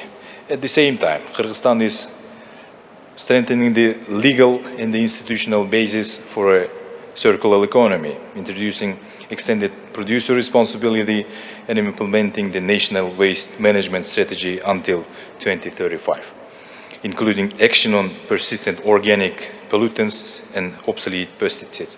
We view the Global Environmental Facility as a strategic partner for scaling up solutions in climate adaptation, waste recycling, wastewater treatment, sustainable transport, and air quality improvements. We also support the continued strengthening of the GEF as a key financial mechanism for the Rio Conventions. Ahead of the GEF 9 cycle, we consider it important to strengthen targeted financing for developing countries with mountain-specific vulnerabilities and to ensure more direct and simplified access to grant resources, modern technologies, and expertise. Kyrgyzstan is ready to serve as a pilot platform for integrated GEF 9 solutions in mountain countries of Central Asia. We also welcome the growing emphasis on mobilizing private capital and developing blended finance mechanisms. The President of the Kyrgyz Republic, His Excellency Sadr Nurguljoy Japarov, has put forward an initiative to establish a global fund for the development of mountain countries, or a dedicated targeted program for mountain countries as a long-term international mechanism to support sustainable mountain countries. In this context, the Kyrgyz Republic proposed considering the establishment of a dedicated mountain window within the GEF architecture by analogy with the Global Biodiversity Framework Fund or the Least Developed Countries Fund. Such a mechanism could provide targeted support for countries with mountain-specific vulnerabilities. I would also like to invite GEF member countries, international partners, and the donor communities to the Global Mountain Summit, Bishkek Plus 25, to be hosted by the Kyrgyz Republic in October 2027. The summit will provide an important platform to discuss sustainable mountain development, climate resilience, and glacier preservation. The Kyrgyz Republic reaffirms its readiness to further strengthen partnership with the Global Environmental Facility and the international community in pursuit of global environmental goals and sustainable development. May the decisions taken at this assembly become a real contribution to strengthening global environmental resilience and trust among countries. Thank you for your attention.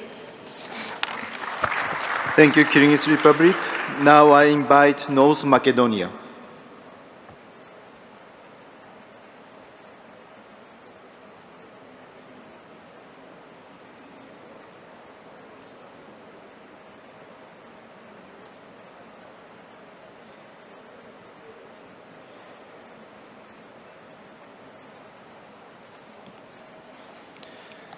Your Excellency, distinguished delegates, on behalf of the Government of the Republic of North Macedonia, I want to thank you, the GEF, and the UN agencies for the support they've given us to realization of the project for biodiversity, climate change, land degradation, and more.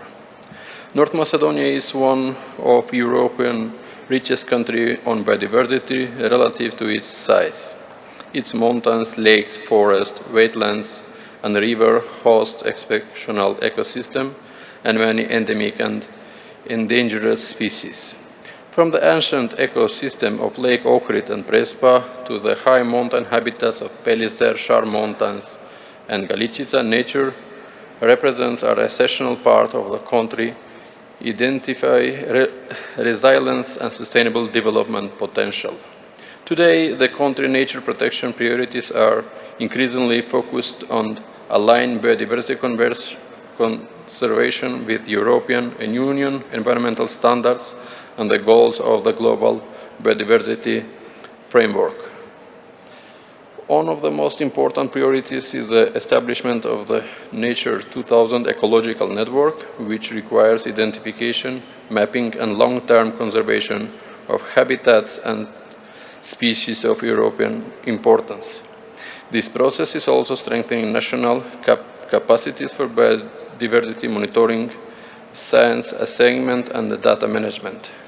Another key priority is the expansion and effective management of protected areas. North Macedonia country effort to improve governance, financing, and management planning for national parks, protected landscapes, and protected sites. Particular attention is given to freshwater ecosystems, forest, wetlands, and mountain habitats which are increasingly vulnerable to climate change and sustainable land and use pollution. The conservation of endemic and threatened species remain central to national effort. Special focus is planned to species protected such as the Balkan lynx, brown bear, freshwater fish, amphibians and reptiles, and pollinators, as well as protected of migratory bird habitats and integrationally important wetlands. At the same time, the country is starting to invest in ecosystem restoration, nature-based solutions, and to address degradation, forest fires, water scarcity, and climate impacts. Strengthening biodiversity monitoring system and developing national red list are also becoming essential priorities. Reliable scientific data and standardized monitoring are necessary not only for effective conservation planning, but also for meeting international report obligation under the conventional biological diversity.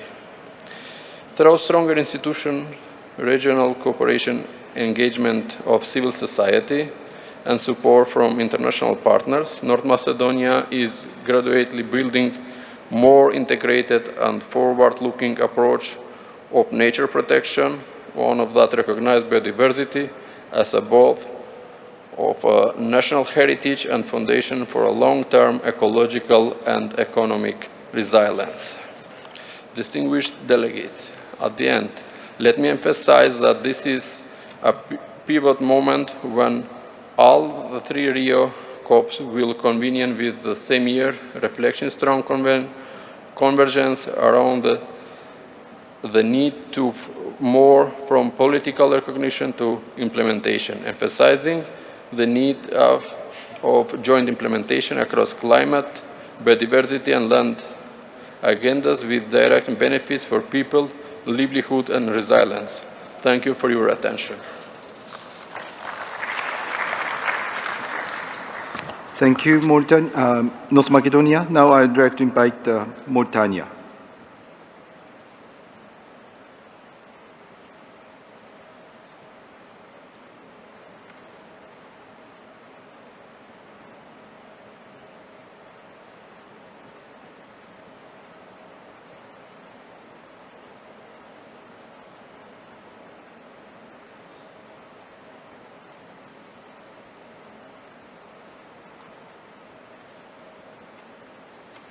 Merci.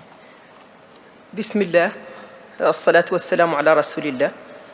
Monsieur le Président, Excellences, Mesdames et Messieurs les ministres, distingués délégués, permettez-moi, au nom de la République islamique de Mauritanie, d'adresser nos sincères remerciements au gouvernement et au peuple de la République d'Ouzbékistan pour l'accueil chaleureux, l'excellente organisation de cette 8e Assemblée du FEM ainsi que pour les excellentes dispositions prises afin d'assurer le succès de nos travaux.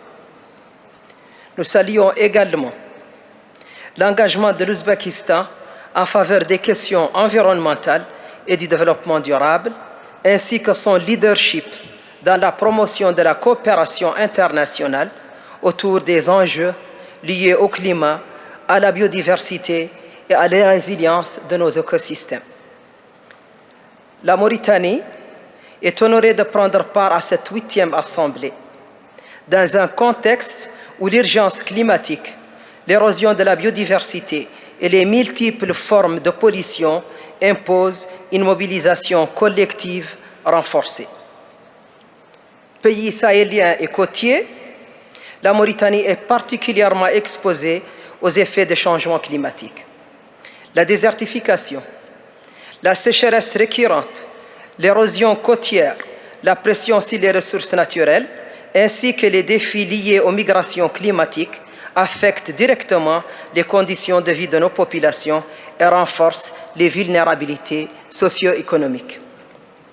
Face à ces défis, mon pays a engagé une dynamique ambitieuse de planification et de réforme pour intégrer les enjeux environnementaux au cours de son développement durable. Nous avons élaboré une CDN 3.0 en octobre 2025 avec l'ambition de renforcer les objectifs d'atténuation et d'adaptation tout en favorisant la transition juste et résiliente.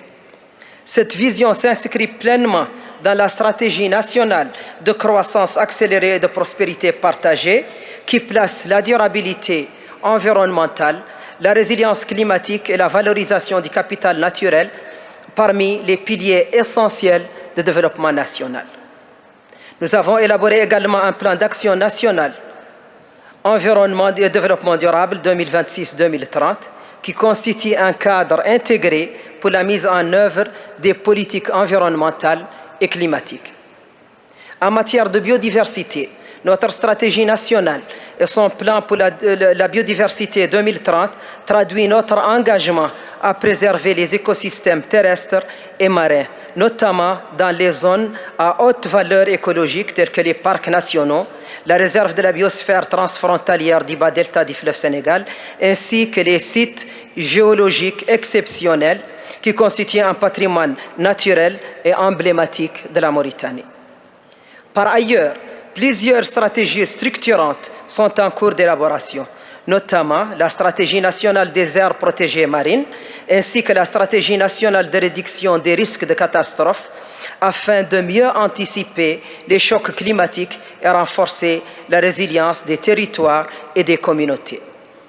Nous sommes convaincus que les approches intégrées nature, climat, pollution représentent aujourd'hui la voie la plus efficace pour répondre simultanément aux défis environnementaux et de développement.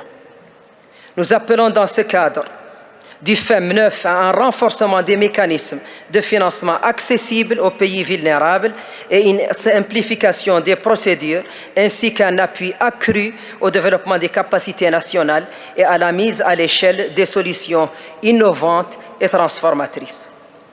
Les défis environnementaux mondiaux exigent aujourd'hui une solidarité internationale forte, mais aussi une reconnaissance des réalités spécifiques des pays sahéliens confrontés aux effets combinés du changement climatique, de la dégradation des terres, de l'insécurité alimentaire et des migrations forcées. La Mauritanie demeure pleinement engagée à travailler avec le FEM pour accélérer l'action environnementale et contribuer activement à l'atteinte des objectifs mondiaux à l'horizon 2030. Je vous remercie pour votre aimable attention.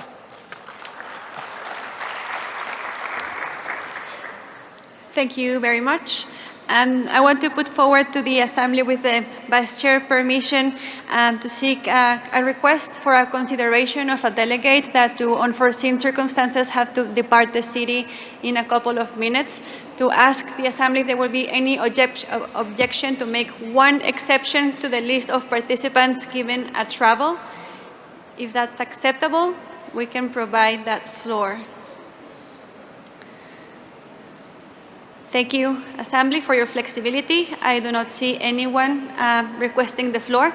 So now I'll hand it back to the Vice Chair to give the floor. Thank you. Now I direct to invite the UNEP.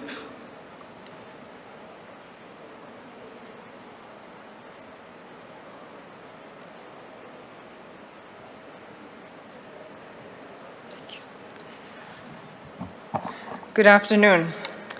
We at UNEP are extremely proud of our long partnership with the Global Environment Facility, delivering transformative work in over 160 countries and backed by $3.3 billion. Integrated science-based solutions are at the very core of UNEP's offer to this partnership. And so we at UNEP welcome the GEF integrated program logic, which embraces co-benefit generation intervention in climate stability, in living in harmony with nature, a pollution-free planet, and land degradation being tackled, all of which are embedded in UNEP's 2026 to 2029 medium-term strategy. UNEP hosts a total of 15 multilateral agreements or convention secretariats, including 3 of the 6 conventions for which UNEP serves, including 3 of the 6 conventions for which the GEF serves as a financing mechanism: the Stockholm Convention, the Minamata Convention, and the Convention on Biological Diversity. But we also provide secretariats for the science policy panels, the IPCC, the IPBES, as well as a new panel on pollution. So each of the 3 crises has a panel now attached to it, if you like, and each of these panels are hosted with UNEP and partners. And we very much welcome the STAP review that is going to be undertaken to modernize the STAP and further strengthen its work. We are proud hosts of the Scientific and Technical Advisory Panel of the GEF as well. So GEF 9 and UNEP's medium-term strategy are undoubtedly one integrated agenda. But to succeed with this agenda, we must close a financing gap for the 3 Rio conventions and for all of the conventions, gaps of which you are all aware. And that means stepping up blended finance for nature, for climate, for land, and for pollution. That means combining public sector grants, philanthropic capital, and private investments. And that means aligning risks and incentives to make public budgets go further. GEF 9 is targeting 25% of its resources to projects that blend finance. UNEP, on our part, we very much support this, and we have 3 offers in place. First, UNEP is building the enabling conditions for such finance country-level policy frameworks, taxonomies, fiscal tools, and fit-for-purpose regulations. UNEP is working with the financial system to align incentives with sustainable development priorities. Second, UNEP is incubating project pipelines for investable opportunities. And third, UNEP, as a science and evidence-driven organization, informing and verifying what works from these investments. So in closing, UNEP asks that the GEF 9 resources the enabling function as a key way to strengthen the policy and regulatory environment for private sector mobilization, which requires both de-risking and pipeline incubation. This would ultimately multiply catalytic value of the GEF grants while ensuring strong, credible, and measurable impacts. I thank you. Thank you. Now I invite Zimbabwe.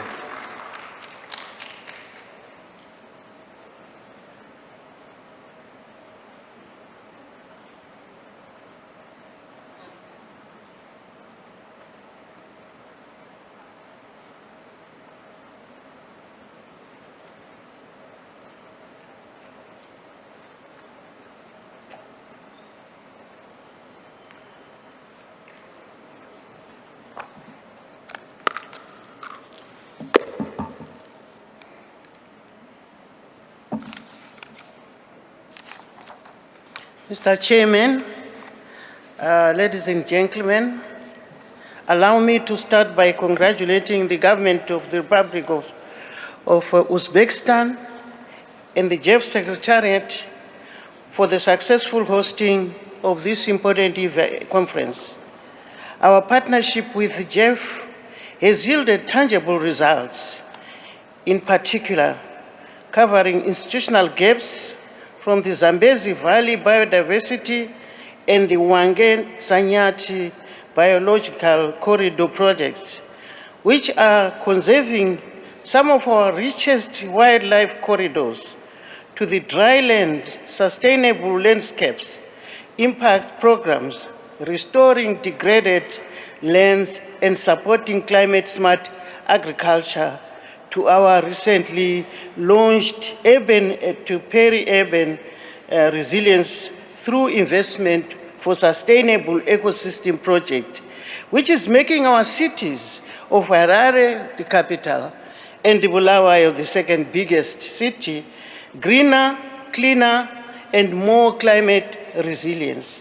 We are very grateful to GEF support.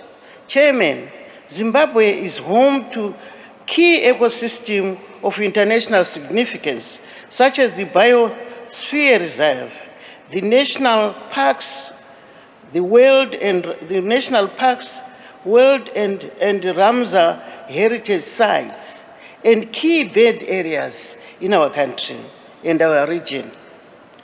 We manage the management of such complex and large ecosystems require huge financial resources and planning, and GEF has come in handy to assist us in our planning processes and in financing the activities in our parks. Excellencies, ladies and gentlemen, Zimbabwe remains steadfast in its commitment to the multilateral environmental agreements, for which the GEF serves as our financial mechanism. We have recently approved our national wildlife policy, our third national biodiversity strategy, and action plan for 2026 to 2030, and submitted our nationally determined contribution 3.0 under the Paris Agreements, which targets 40% per capita reduction in greenhouse emissions by 2035.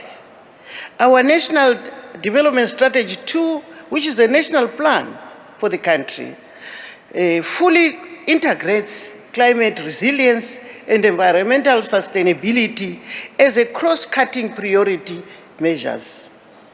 As we look at the GEF 9 investment cycle, Zimbabwe calls on this assembly to further simplify and expedite access procedures for vulnerable countries, especially the least developed countries.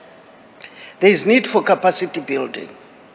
We welcome the growing emphasis on blended finance and private sector involvement. Zimbabwe is actively dealing with this issue, and we hope that by the end of the year, we'll have moved a step ahead.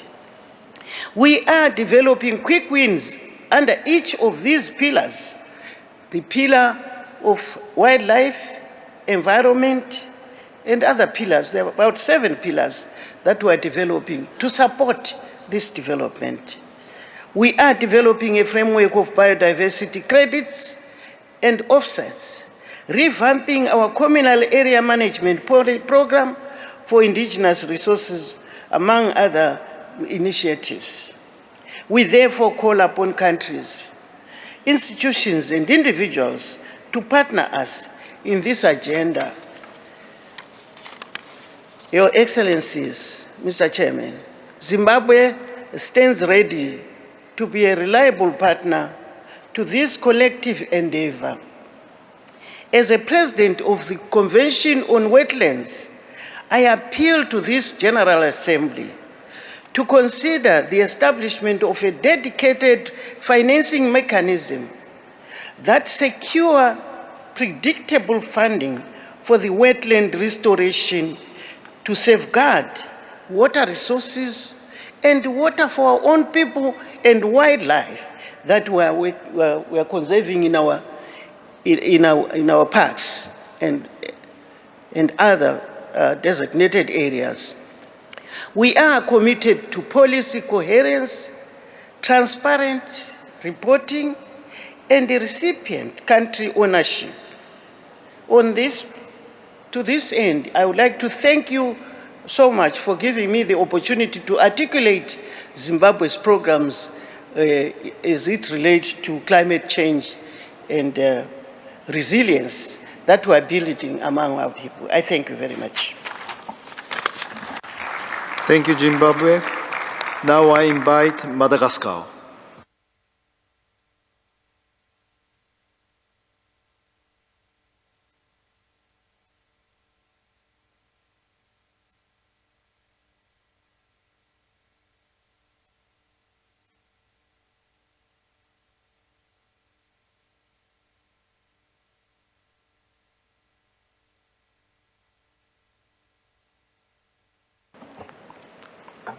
Excellences, Mesdames et Messieurs les ministres, honorables délégués, Mesdames et Messieurs, je voudrais tout d'abord également exprimer au nom du gouvernement de la refondation de la République de Madagascar nos sincères remerciements aux autorités de la République d'Ouzbékistan pour leur accueil et excellente organisation de cette Assemblée.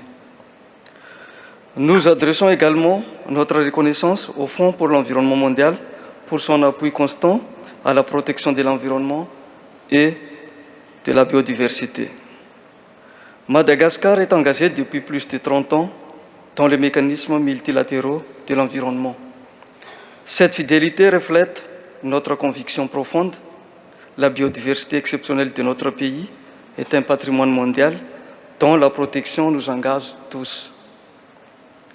Ces dernières années, des efforts considérables ont été déployés pour renforcer la conservation de notre patrimoine naturel, notamment par la création de 21 nouvelles aires protégées et le triplement de la superficie des aires marines protégées avec le soutien du Fonds pour l'environnement mondial. À ce jour, Madagascar dispose de 153 aires protégées, représentant près de 7 millions d'hectares de territoires terrestres et marins sous protection. Nous entrons désormais dans une phase de consolidation visant à améliorer la gestion de ces espaces et à mieux concilier conservation et utilisation durable. Par ailleurs, Madagascar poursuit son transition vers un développement durable à travers la promotion des énergies renouvelables et des solutions de cuisson propre afin de réduire la pression sur nos ressources naturelles. Nous faisons face, comme beaucoup de pays, à des défis importants liés à la croissance des besoins énergétiques, à la sécurité alimentaire et aux pressions sur les écosystèmes. Dans un contexte international marqué par des tensions et des contraintes financières croissantes, nous appelons à renforcer des mécanismes de financement de l'environnement plus stables, plus accessibles et plus équitables. Les pays en développement sont prêts à accroître leurs ambitions, mais cela nécessite un partenariat international renforcé et durable. À l'horizon de 2030 et au-delà, nous devons construire ensemble une architecture financière capable de soutenir efficacement la mise en œuvre du cadre mondial pour la biodiversité et la vision d'un monde en harmonie avec la nature à l'horizon de 2050. Pour Madagascar, cela signifie agir concrètement, protéger les écosystèmes, restaurer les paysages, promouvoir la transition énergétique, lutter contre les pollutions et placer les communautés locales au centre des solutions. Les défis environnementaux sont globaux, aucune nation ne peut les révéler seule. C'est pourquoi nous devons renforcer la coopération internationale à garantir une transition écologique juste, équitable et inclusive. Madagascar est prête à assumer sa part de responsabilité. Ensemble, réaffirmons notre engagement pour la biodiversité, le climat et les générations futures, car le véritable développement est de protéger la nature et de construire avec elle une prospérité durable. Je vous remercie de votre aimable attention. Thank you, Madagascar. Now I invite St. Kitts and Nevis. I also want to remind the speakers to please be mindful of the 3-minute reference limit. We are not halfway off today. Still have a couple list of participants, so thank you for your understanding and flexibility.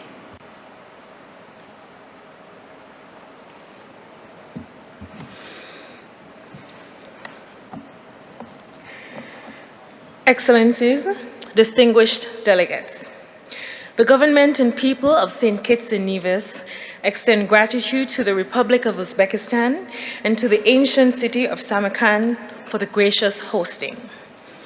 We thank GEF, whose investments and resources, such as the STAR and Small Grants Program, uplift communities, protect vital ecosystems, strengthen our institutions, and enhance our adaptive capacity.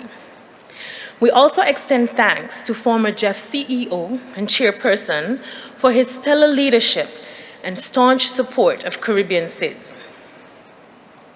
As the world enters the final sprint toward 2030, our gathering here serves as a powerful reminder that overcoming our greatest challenges, biodiversity loss, climate change, and pollution, requires bold, urgent action using our greatest advantage, cooperation. For us, SIDS, rural communities, coastal communities, youth, women, elderly, indigenous, the most vulnerable, our sprint acknowledges that the triple planetary crisis requires an integrated conversation on nature-positive solutions, accelerated financing mechanisms, and unparalleled pace and scale of implementation for 2030. Since the 7th GEF Assembly, St. Kitts and Nevis has advanced an ambitious agenda and national vision through our Sustainable Island State agenda, merging environmental protection, economic advancement, and climate resilience. Guided by this philosophy, we have worked to strengthen our institutional and legislative foundations by partnering and pursuing partnerships in climate mobility and climate adaptation, advancing energy sovereignty through investments in geothermal and solar PV, managing single-use plastics through legislation and community participation, reframing the tourism narrative by deepening local inclusion, prioritizing youth engagement in climate policy, planning and action for biodiversity, and supporting the agency of our local communities in solution building and project mapping. In this spirit of cooperation, our Federation welcomes the use of the Multidimensional Vulnerability Index, recognizes the value of biodiversity as assets for resilience, supports channeling resources directly to frontline communities, calls for renewed multilateral commitments, and urges the GEF to honor voices of large ocean states and Caribbean SIDS in shaping the post-2030 environmental development architecture. To this end, but rather to endure until the end of this race and beyond, we must lead with collective resolve. St. Kitts and Nevis will do so openly, transparently, and inclusively. Thank you. Thank you. Now I invite Lao PDR.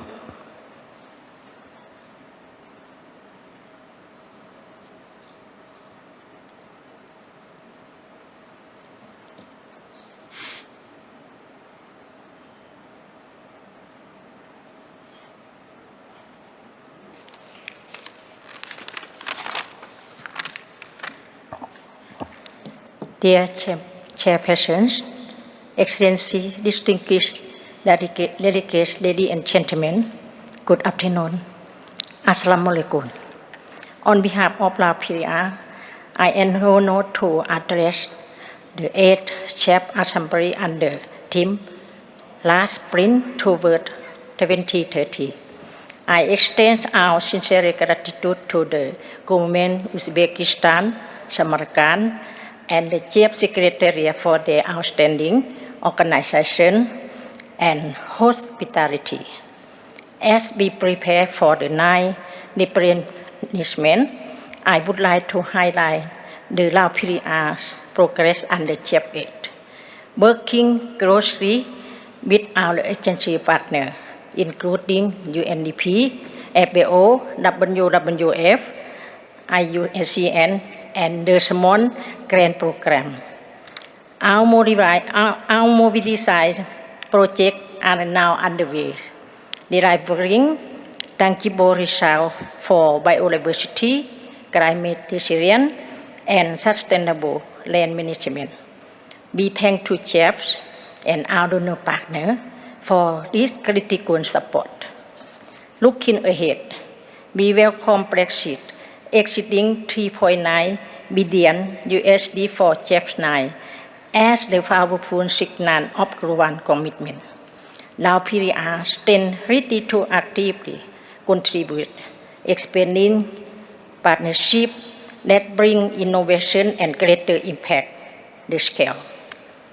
Our national priorities are firmly guided by the Draft 10 National Socio-Economic Development Plan, the update NDC 3.0, and the National Adaptation Plan.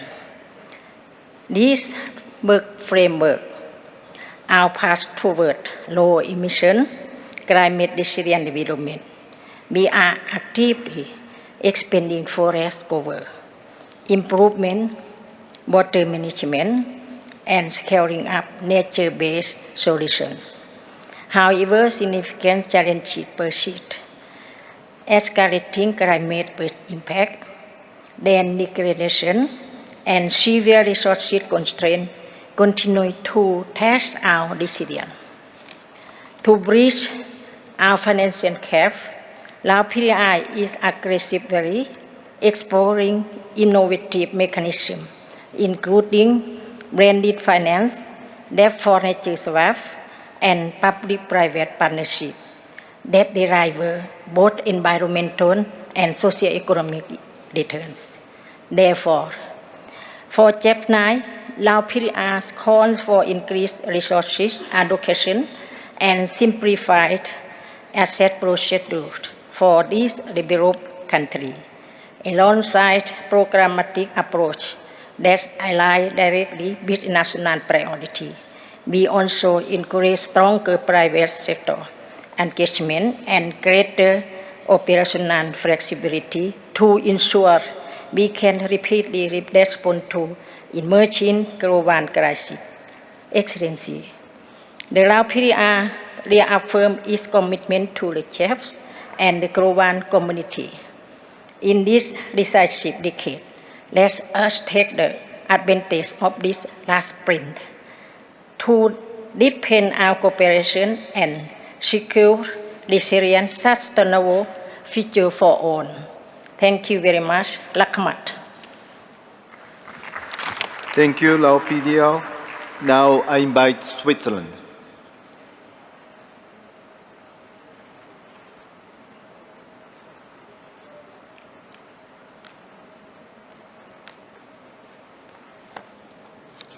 Dear Ministers, Excellencies, ladies and gentlemen, it is my great pleasure and honor to address the first GEF Assembly hosted in Central Asia. We would like to express our deep gratitude to our constituency member, Uzbekistan, for being such a wonderful host and for welcoming the GEF family. We also want to thank Uzbekistan with all our hearts for its announcement to pledge funding to GEF 9. Uzbekistan is a new contributor of GEF, and we need new donors to advance the global environmental agenda through GEF. I want to personally thank His Excellency Mr. Aziz Abduhakimov for his personal efforts and leadership to secure this pledge. We are at a key moment for global environmental protection. The status of our natural resources has never been more in danger, and the need for global cooperation has never been larger. The Global Environment Facility is a key institution for Switzerland to support global environmental protection, generate global environmental benefits, and foster international cooperation. The GEF has our full support. Switzerland forms a constituency with multiple Central Asian countries and Azerbaijan. We are the only constituency combining developed and developing countries, and are therefore uniquely placed to bring in consolidated views from the perspective of different countries from various contexts. Switzerland is pleased with the outcome of the GEF 9 replenishment negotiations. We particularly welcome the strengthening of integrated programming across various environmental topics, the enhanced engagement of the private sector, the increased focus on the most vulnerable countries, and the strengthening of the whole of government approach. Switzerland will contribute at least 132 million Swiss francs to GEF 9. We urge all countries that have the economic capacity to announce contributions to the GEF 9.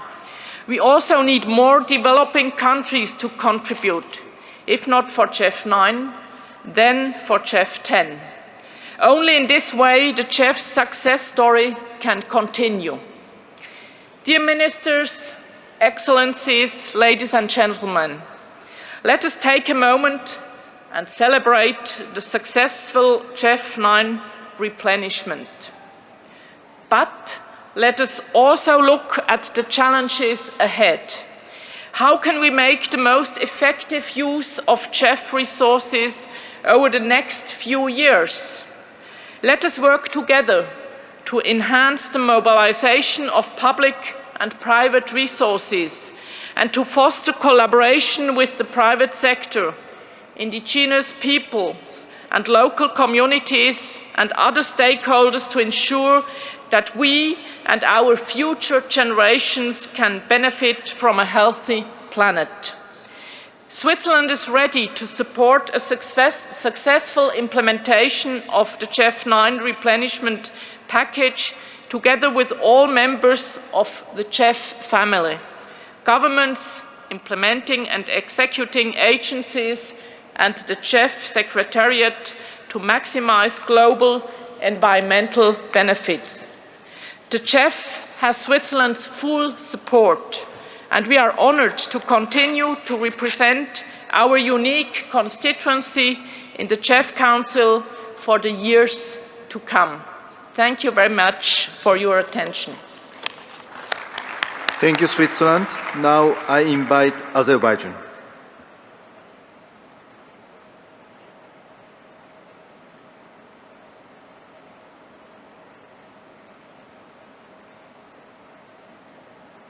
So while we await for Azerbaijan, then it is my biggest honor to introduce our next speaker on the list, who is our dearest Vice Chair, Japan. The floor is yours.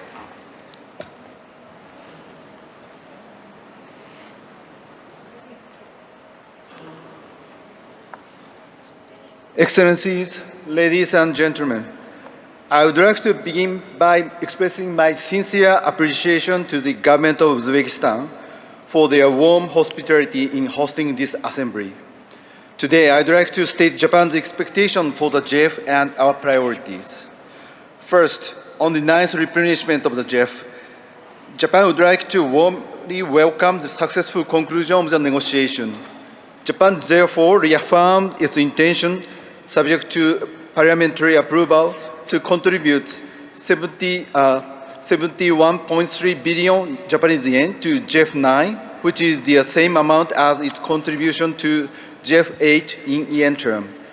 Japan remains committed to working with GEF to advance global environmental protection.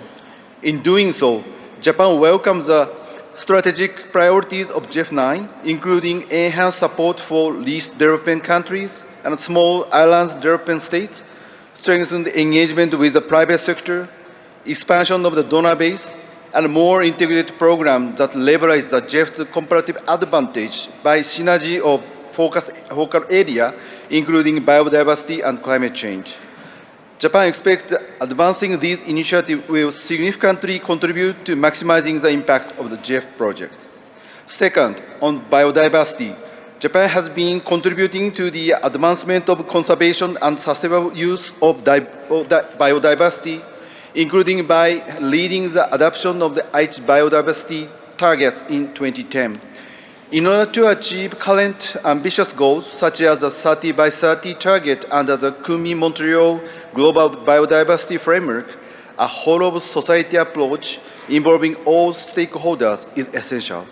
Japan expects that GEF and GBFF financing will contribute to tangible progress toward achieving the Kunming-Montreal goals. Third, on chemical and waste, the Minamata Convention, on which Japan has actively contributed to the effort through sharing with the world the lessons learned from mercury pollution, will mark the 10th anniversary of its entry into force next year.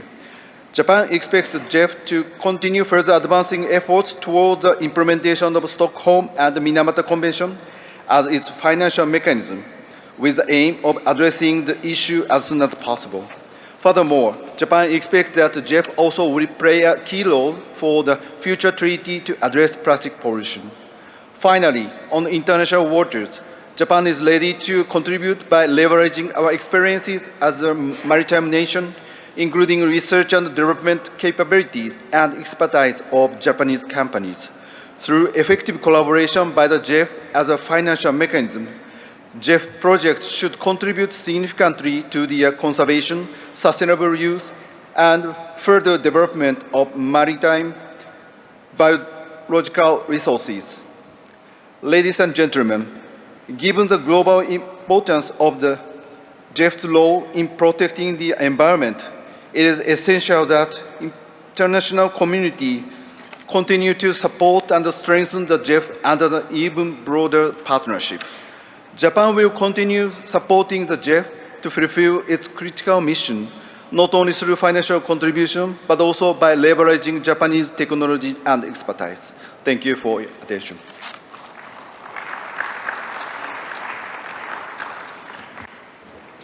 Thank you very much, Mr. Vice Chair.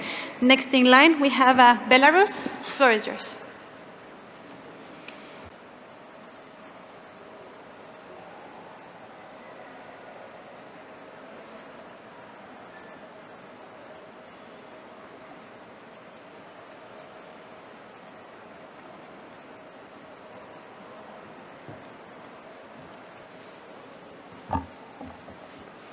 Уважаемый господин председатель, уважаемые участники заседания, имею честь выступить от имени Республики Беларусь. Прежде всего, позвольте выразить признательность руководству Республики Узбекистан и секретариату фонда за высокий уровень организации данного мероприятия и традиционное радушное гостеприимство. Глобальные экологические проблемы, такие как утрата биоразнообразия, изменение климата, деградация земель, являются одними из самых острых и как никогда требуют оперативного решения. Наша страна последовательно и ответственно выполняет взятые на себя международные обязательства по природоохранным конвенциям. Беларусь является стороной Конвенции о биологическом разнообразии, Рамочной конвенции ООН об изменении климата, Стокгольмской конвенции о стойких органических загрязнителях, Конвенции ООН по борьбе с опустыниванием, Минаматской конвенции о ртути и, соответственно, полноправной стороной участником ГЭФ. Беларусь стремится объединить свои усилия с другими государствами для обеспечения глобального прогресса в вопросах охраны окружающей среды, устойчивого использования природных ресурсов и смягчения последствий изменения климата и в конечном итоге достижения глобального устойчивого развития. Мы открыты для равноправного и взаимовыгодного сотрудничества и готовы делиться своими знаниями и опытом. В последние годы наблюдаем в работе международных организаций и механизмах тенденцию к политизации в вопросах экологической повестки.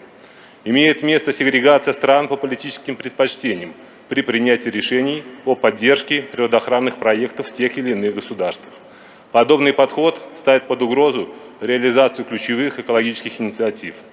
В этой связи считаем недопустимым санкционную политику и любые ограничения международного технического сотрудничества по политическим мотивам. Особенно это касается природоохранной и климатической повесток. Мировое сообщество не должно допустить того, чтобы достижение устойчивого развития, в частности его экологического компонента, было сопряжено с усилением конфронтаций и манипуляций. Сотрудничество должно выстраиваться в духе глобального партнерства. Беларусь открыта конструктивному и взаимоуважительному диалогу со всеми заинтересованными. Мы убеждены, природа не знает границ, а значит и усилия по ее защите должны быть по-настоящему объединенными. Ни одна страна в одиночку не решит глобальных проблем, будь то изменение климата, утрата биоразнообразия, управление отходами. Господин председатель, Республика Беларусь выражает надежду на дальнейшее беспристрастное и конструктивное взаимодействие в рамках деятельности фонда и желает всем странам достижения поставленных целей и задач в рамках предстоящего 9-го операционного цикла. Благодарю за внимание. Thank you, Turkmenistan. Now I invite Somalia.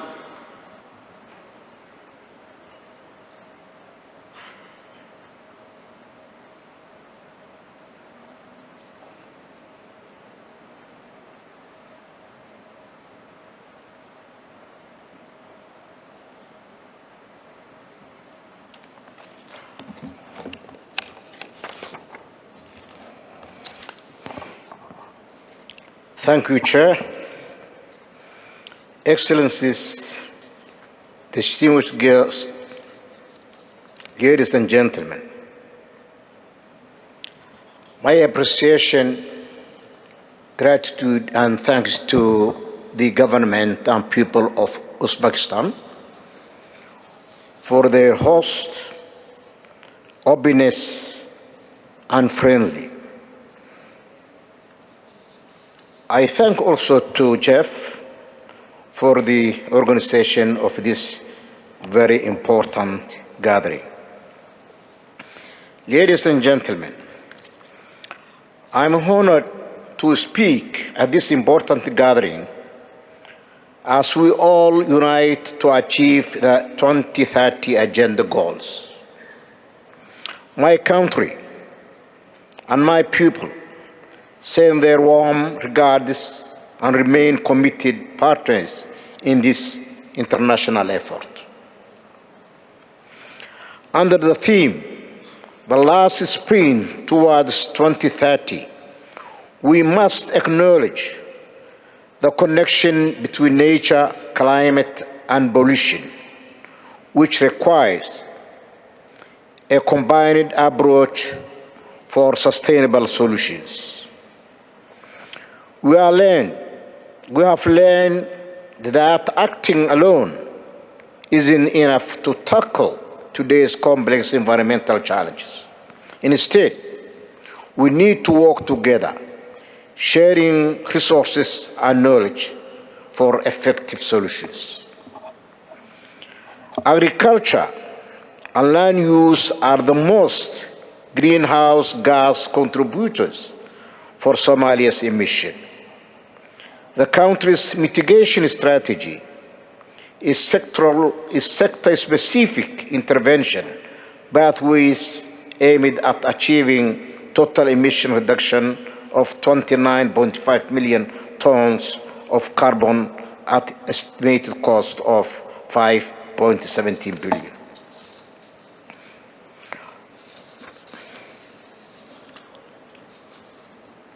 Somalia's national climate priorities had been identified in our recently published climate strategies, including our National Transformation Plan, our NDC 3.0, our NAP.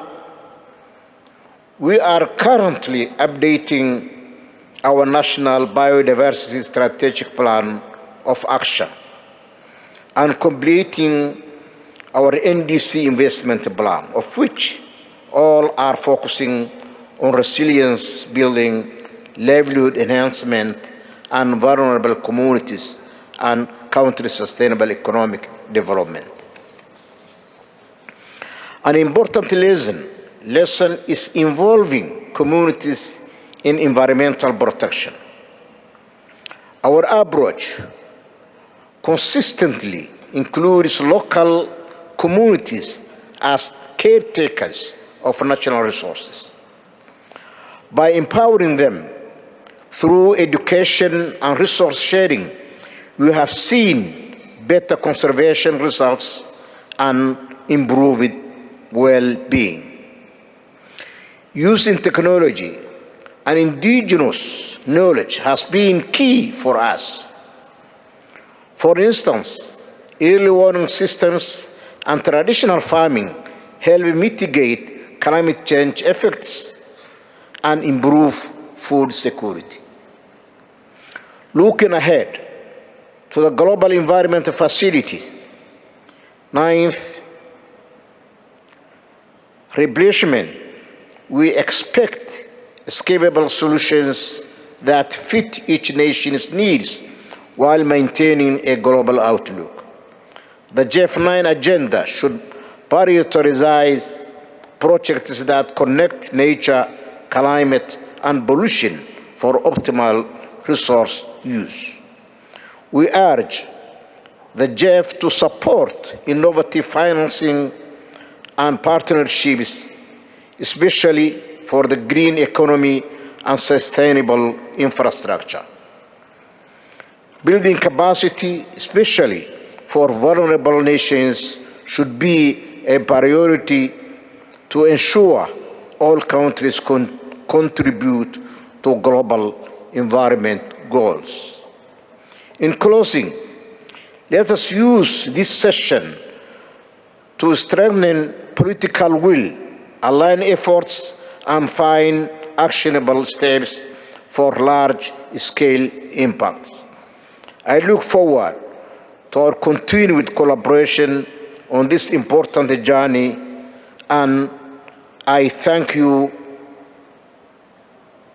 very much, and Rahma.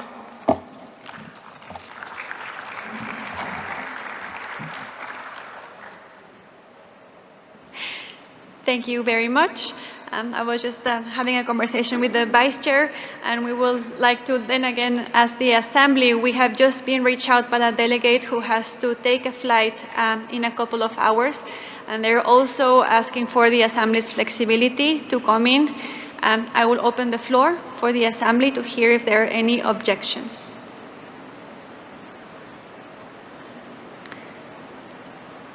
Thank you very much, Assembly, for your flexibility. I also invite the delegate to be mindful of the 3 minutes time so we can continue with the list of speakers. So with that said, I will hand it back to the Vice Chair. Thank you for your flexibility. Now I invite the Siera Leone.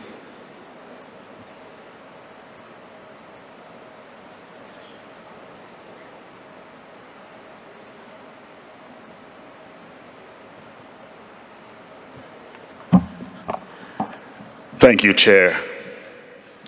Mr. Chairman, Excellencies, distinguished delegates, I bring you greetings from the President and the people of the Republic of Sierra Leone. Let me firstly thank the government and the people of Uzbekistan for hosting us at this beautiful Silk Road Congress Hall here in Samarkand, a defining moment for a sprint towards 2030. I'd also like to thank the GEF Secretariat not only for organizing this event, but for their steadfast support to Sierra Leone's protection of our natural resources. With 2030 just 4 years away, the window to deliver on the Global Biodiversity Framework, the Paris Agreement, and our chemicals and waste commitments is narrowing. Sierra Leone comes to this assembly with urgency, ambition, and a clear-eyed understanding of what is at stake. Currently, about 60% of the country's population resides within 20 miles of a coastline that is being eroded, polluted, and degraded at an accelerating pace. Our forests have lost over 60% of their original cover, largely to shifting agriculture, wood fuel, and charcoal. Illegal, unreported, and unregulated fishing undermines a sector that provides livelihoods for more than half of our animal protein, or livelihoods for 14% of our people, and more than half of animal protein for our diet.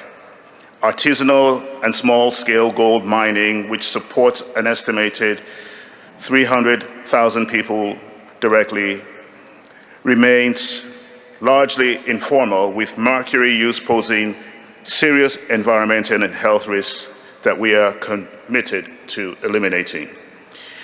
These are not abstract challenges for us.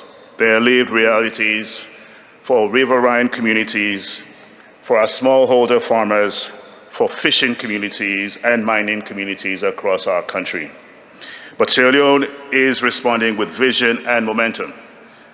Our NDC 3.0 commits to a balanced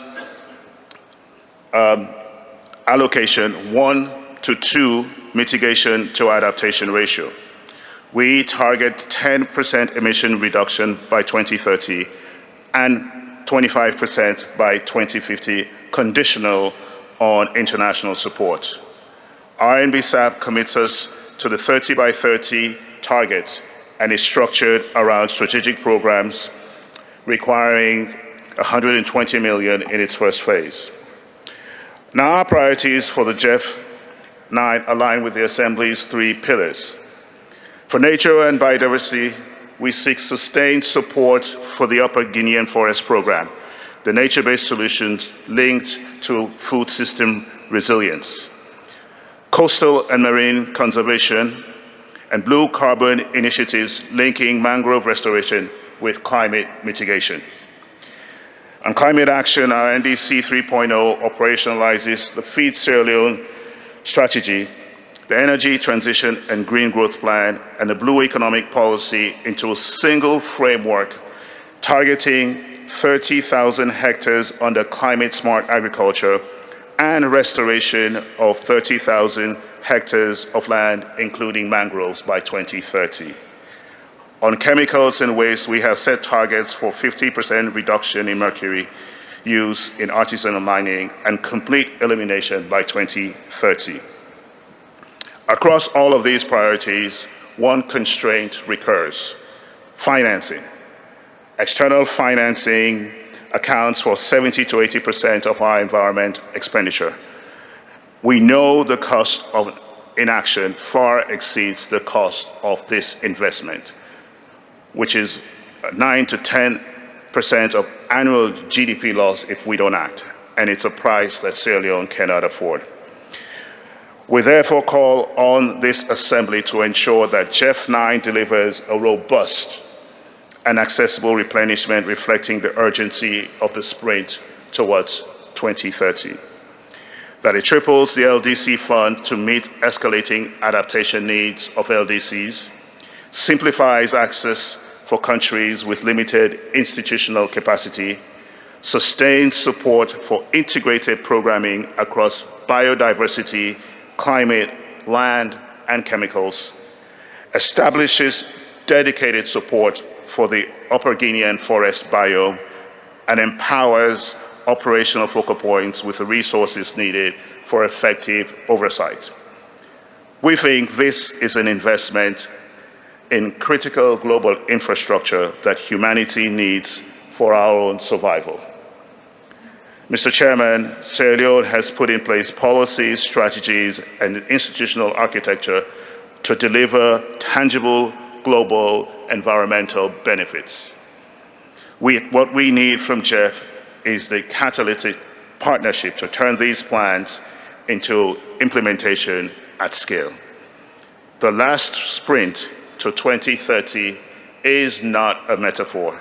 It is a call for action, and Sierra Leone is ready to run. Thank you. Thank you, Sierra Leone.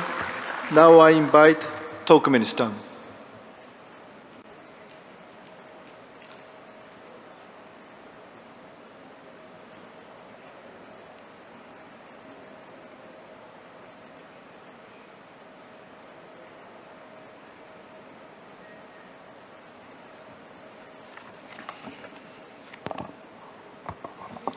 Уважаемый председатель, уважаемые представители Глобального экологического фонда, дорогие коллеги и партнеры.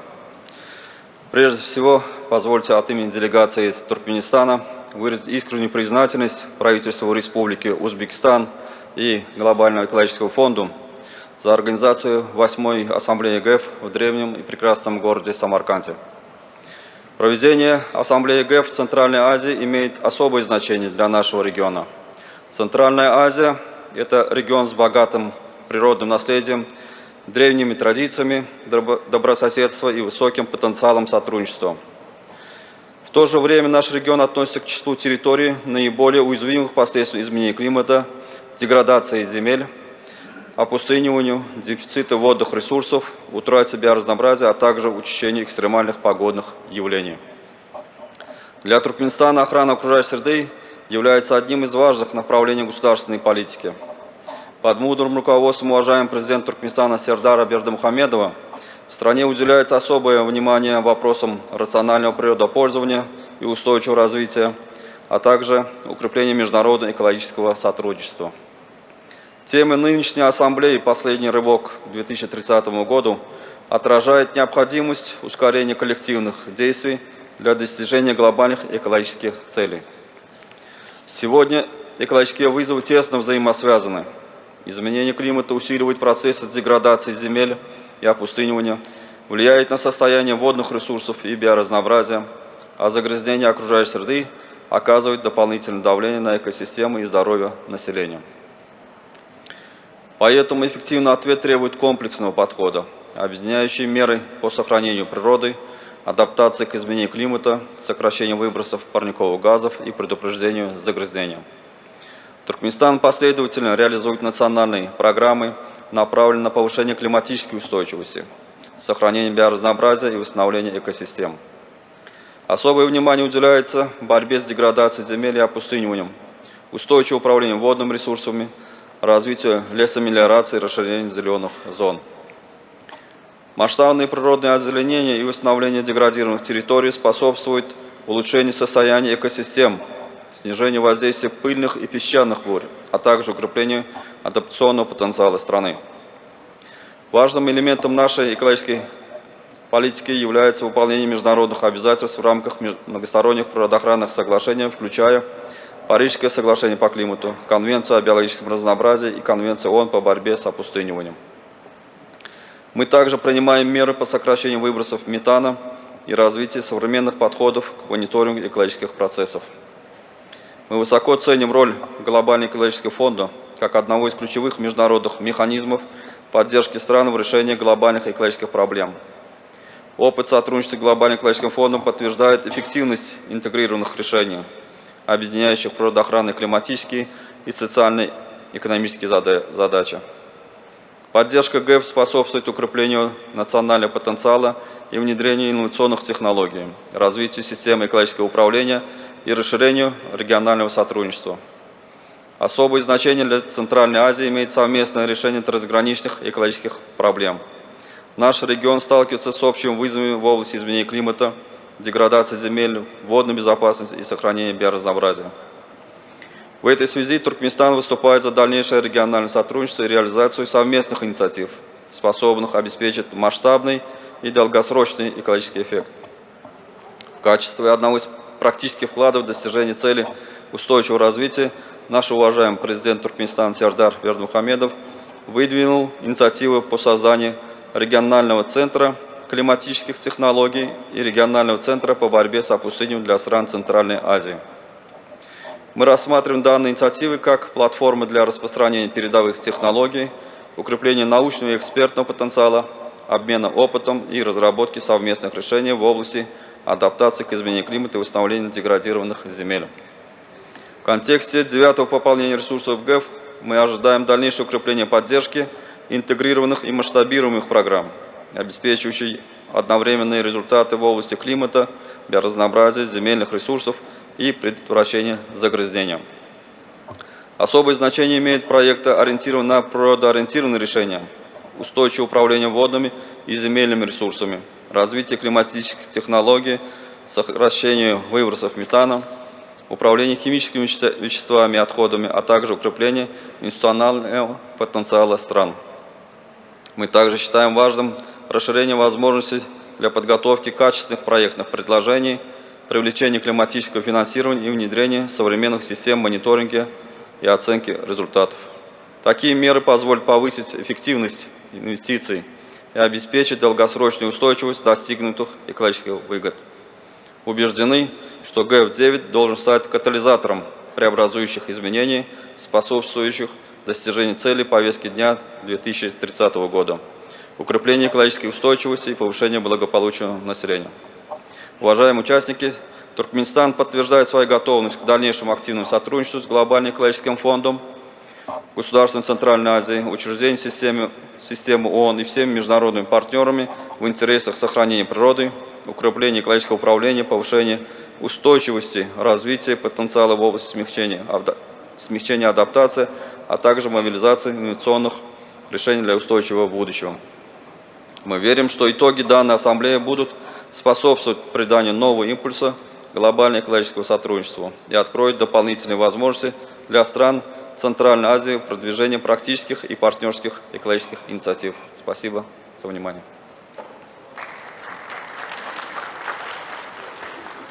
Thank you very much. As it has been the case for previous interventions in national languages, the written statements will be made available on the GEF website for reference. Thank you. We now hand it back to the Vice Chair.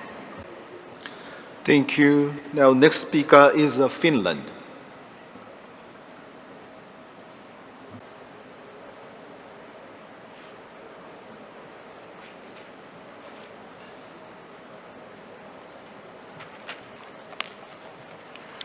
Honorable Chair, Your Excellencies, ladies and gentlemen, I would like to sincerely thank our host Uzbekistan for their warm hospitality and our hosts and this GEF Secretariat for excellent arrangements during this assembly. Finland strongly values the GEF as a unique fund addressing multiple interconnected environmental challenges under one umbrella. Triple planetary crisis cannot be solved in isolation. Fragmentation weakens impact. A strong GEF helps reduce fragmentation and ensures coherence across global environmental action. We see the GEF as an effective and well-functioning fund. Several evaluations and assessments confirm GEF's strong performance, strategic relevance, and ability to deliver results on the ground.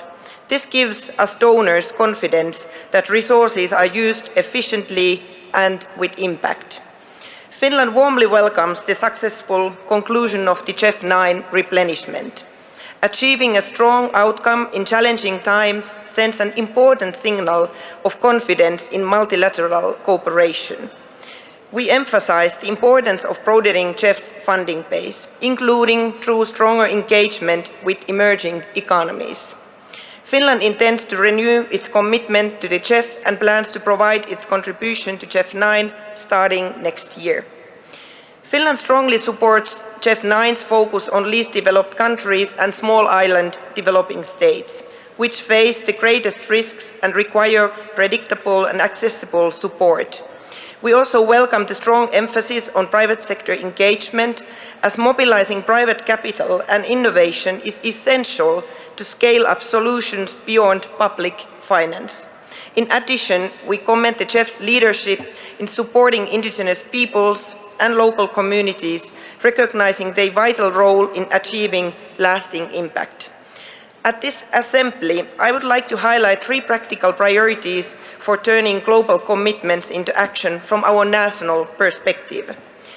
First, we are developing approaches to better measure and value biodiversity, including emerging nature credit markets that can channel finance into ecosystem restoration.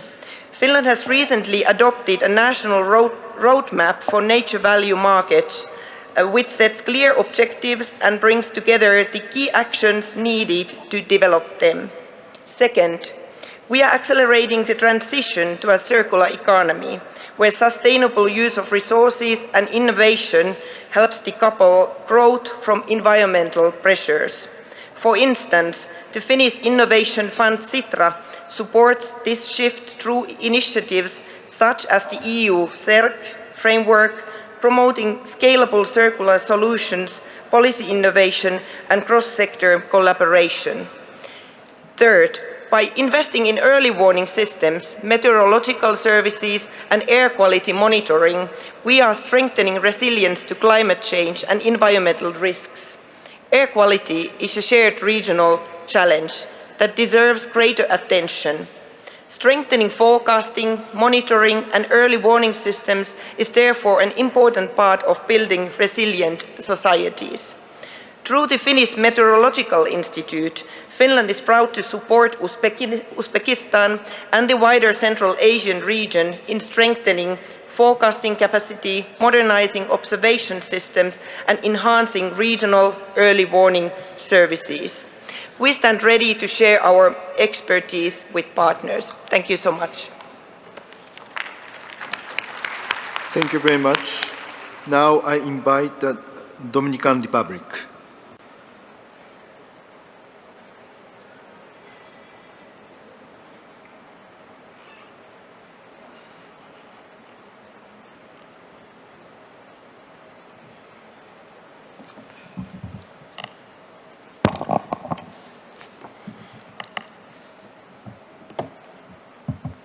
Thank you.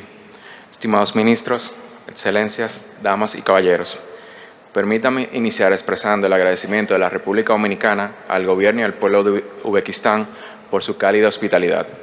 Asimismo, reconocemos el trabajo de la Secretaría del GEF por hacer posible este importante espacio de diálogo. Nos encontramos en el último tramo hacia 2030. Para nuestro país, este no es solo un momento de reflexión, sino de acción decisiva. La República Dominicana, como pequeño estado insular en desarrollo, enfrentamos riesgos crecientes, eventos climáticos más intensos, erosión costera, estrés hídrico y pérdida de biodiversidad. Nuestra vulnerabilidad es alta y ocupamos posiciones de riesgos climáticos que reflejan la urgencia en actuar, mientras sectores claves como turismo, el agua y la agricultura enfrentan impactos directos, pero también estamos avanzando con determinación hacia un modelo de desarrollo resiliente, inclusivo y sostenible. Durante el ciclo de GEF 8 hemos consolidado una cartera robusta alineadas con nuestras prioridades nacionales y los objetivos globales en proyectos nacionales y regionales. La República Dominicana ha movilizado más de 16 millones de dólares en financiamientos del GEF, apalancando más de 70 millones de dólares en cofinanciamiento. Esta cartera refleja un enfoque integral en fortalecimiento de la gobernanza forestal y el financiamiento climático, impulso de una economía azul y valorización del capital natural, avances en biodiversidad, mecanismos innovadores y soluciones economía circular y turismo sostenible, destacando iniciativas como ICOS. La principal lección es clara: avanzar requiere integrar políticas, escalar soluciones y movilizar financiamiento de manera sostenida. En esa línea, hemos estado desarrollando nuestra Estrategia Nacional de Financiamiento Climático, articulando con una visión de financiamiento azul y verde, y esta estrategia impulsa instrumentos innovadores como bonos verdes y azules, canje de deuda por naturaleza y financiamiento combinado, marcos regulatorios fiscales alineados con el clima y movilización de inversión privada hacia sectores estratégicos como agua, costas y economía circular. Sin embargo, las brechas persisten, especialmente en adaptación y soluciones basadas en la naturaleza. Asimismo, para países del Caribe, desafíos transfronterizos emergentes como el sargazo requieren respuestas regionales coordinadas y mecanismos de financiamiento que permitan actuar con una escala y urgencia necesaria. Por ello, nuestras expectativas para GEF 9 son claras. Primero, acceso más ágil, flexible y eficiente a los recursos. Segundo, fortalecimiento de enfoque programático e integrados que generen impactos sistemáticos. Tercero, un aumento significativo del financiamiento acorde con la magnitud de nuestros desafíos. Y un cuarto, un rol más fuerte del GEF como catalizador del financiamiento innovador, apoyando instrumentos que movilicen inversión a gran escala. Distinguidos colegas, la República Dominicana reafirma su compromiso con actuar, innovar y colaborar. Que este próximo ciclo no sea simplemente una continuación de nuestros esfuerzos, sino un verdadero punto de inflexión que nos permita llegar al 2030 con resultados tangibles, medibles y transformadores. Muchas gracias. Thank you, Dominican Republic. Next, I invite Spain.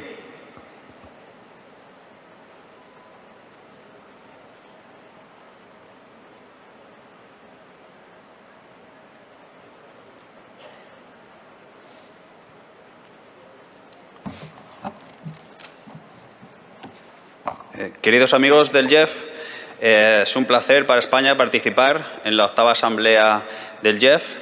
En primer lugar, quería agradecer al Gobierno de Uzbekistán por el magnífico escenario que nos ha preparado. España ha participado en las distintas reposiciones del GEF históricamente desde su origen y queremos mantener nuestro compromiso para el nuevo periodo 2026-2030.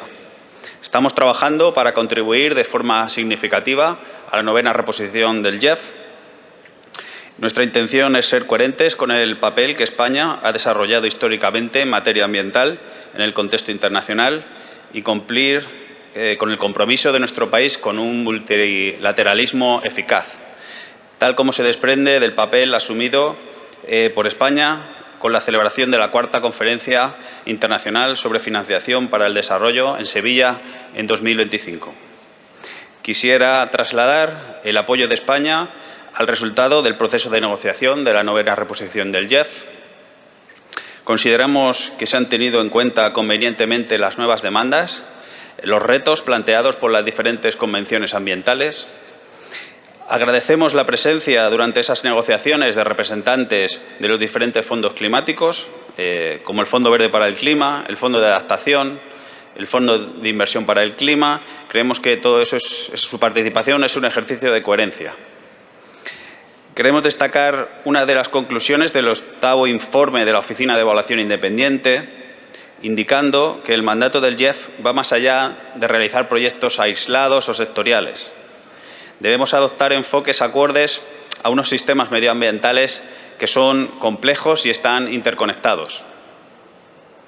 Por ello, valoramos positivamente que se potencien en este periodo los programas integrados, como una forma holística de abordar los retos ambientales, impulsando las sinergias, el trabajo colaborativo con las diferentes agencias e incentivando a los países a utilizar esta modalidad. También consideramos de interés que se refuerce la ambición en el uso de los marcadores de río y apoyamos el impulso de la ventanilla para potenciar la financiación mixta y la involucración necesaria del sector privado. Agradecemos que se mantenga un fuerte apoyo al área focal de biodiversidad para este nuevo periodo como una tarea histórica fundamental asociada y vinculada con el GEF. Para concluir, consideramos que la familia de fondos del GEF debe liderar, innovar y estar a la vanguardia del trabajo en materia ambiental. Debemos avanzar en la consecución de objetivos ambientales y climáticos más ambiciosos. Animamos a seguir el esfuerzo para ampliar la base de donantes y trabajar en la coherencia y la complementariedad con otros fondos climáticos verticales. Y finalmente, indicar que no estamos solos, que esto es un objetivo colectivo. Contamos con las agencias, con las instituciones financieras internacionales, con los bancos multilaterales de desarrollo, el sector privado y especialmente quería hacer mención a la sociedad civil, las comunidades indígenas y también las comunidades rurales y agradecerle su histórica presencia en el territorio, sus conocimientos tradicionales, su histórica gestión de bosques, ecosistemas, agua y de la biodiversidad. Muchas gracias. Thank you, Spain. Now, I'd like to invite Italy.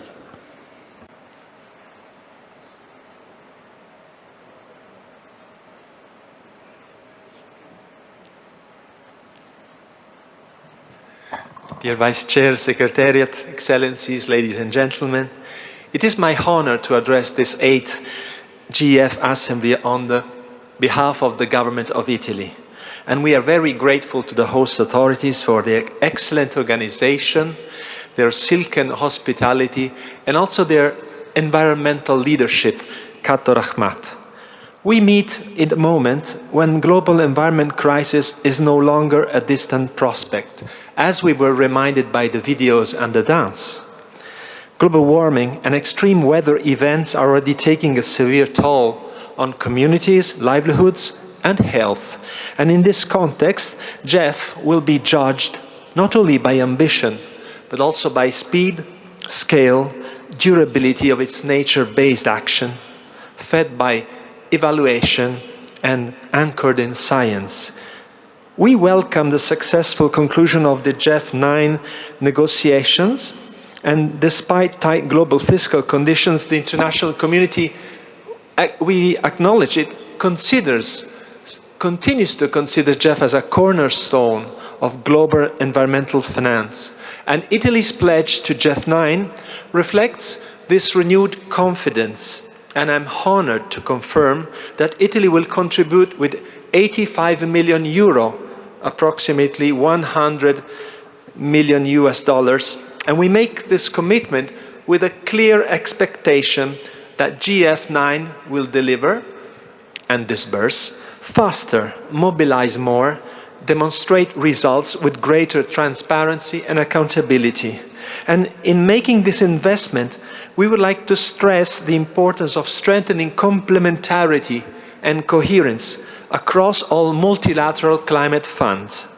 This is very important, and we agree also with Costa Rica, who said that it requires tackling the fragmentation challenge across the development finance architectures, and essentially means, most of all, advancing credible country-owned platforms capable of reducing inefficiencies and mobilizing higher volumes of private capital. And Italy encourages the GEF to deepen and even to lead this collaboration with other MCFs as well as multilateral development banks, other institutions, to reduce duplication, advance cooperation, including through mutual recognition of procedures. And we would welcome warmly a regular feedback on collaboration among the major climate and environmental fund CEOs. Last but not least, Italy strongly supports the focus on private sector engagement, blended finance, expansion of non-grant instruments, and mobilizing private finance is not optional and is essential if the GEF is to achieve catalytic impact at the scale required. In closing, we commend the Council, the interim CEO, the Secretariat, all partners and colleagues for their dedication, and Italy stands ready to play its part. Thank you. Arrivederci. Thank you, Italy. Now I'd like to invite the People's Republic of China.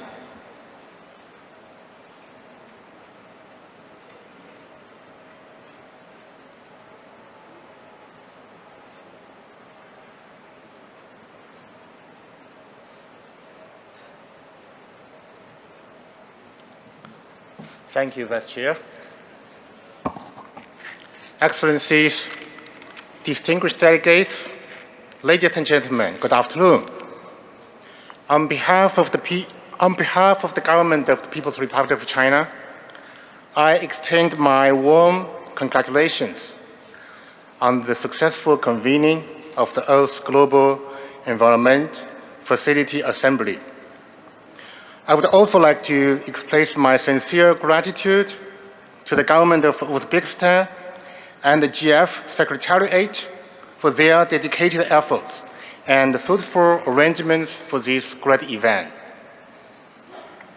Now the world is confronted with intertwined challenges, including worsening climate change, biodiversity loss, spreading environmental pollution, and expanding land degradation, making the pursuit of the 2030 Sustainable Development Goals an arduous journey for the global community.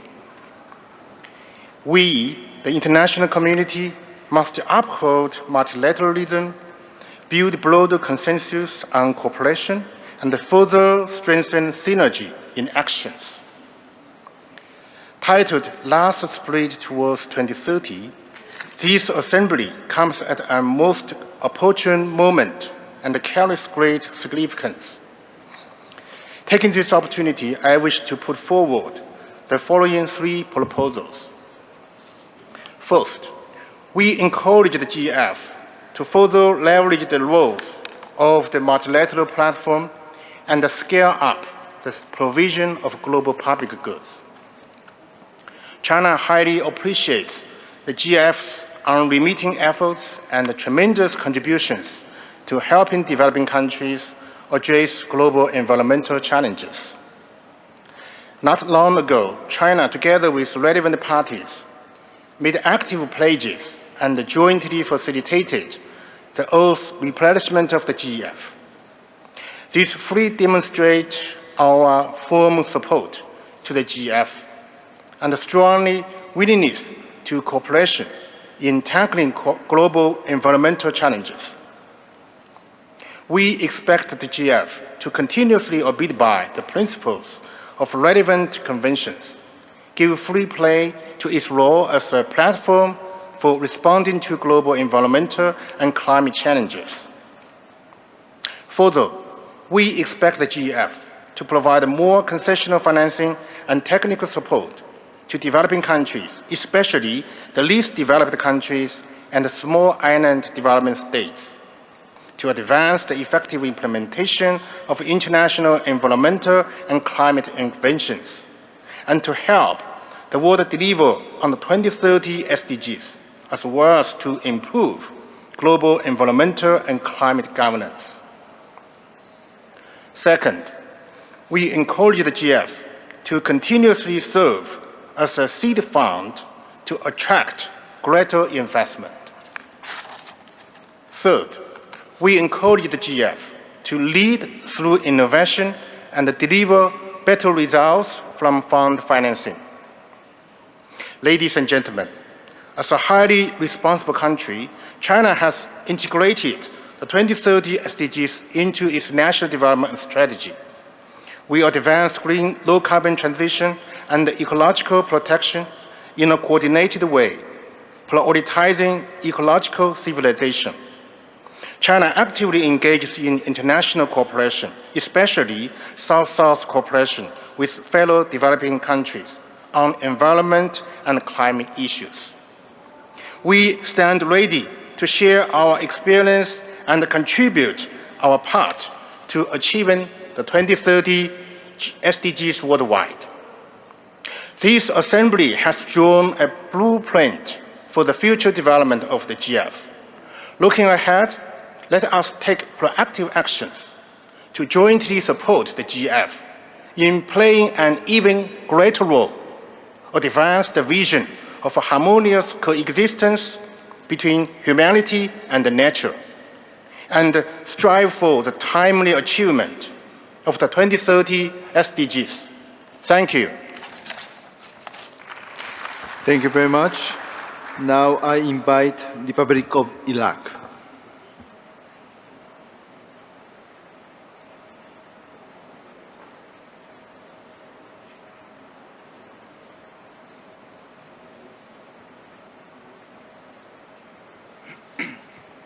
Assalamu alaikum. Excellencies, distinguished delegates, ladies and gentlemen, it's a great honor to address this distinguished assembly at the 8th Assembly of a Global Environmental Facility. I extend my sincere appreciation to the government of Uzbekistan and to the GEF for their warm hospitality for convening this important platform. Iraq highly values its long-standing partnership with the Global Environmental Facility and recognizes its vital role in supporting countries to address pressing environmental challenges and advance sustainable development.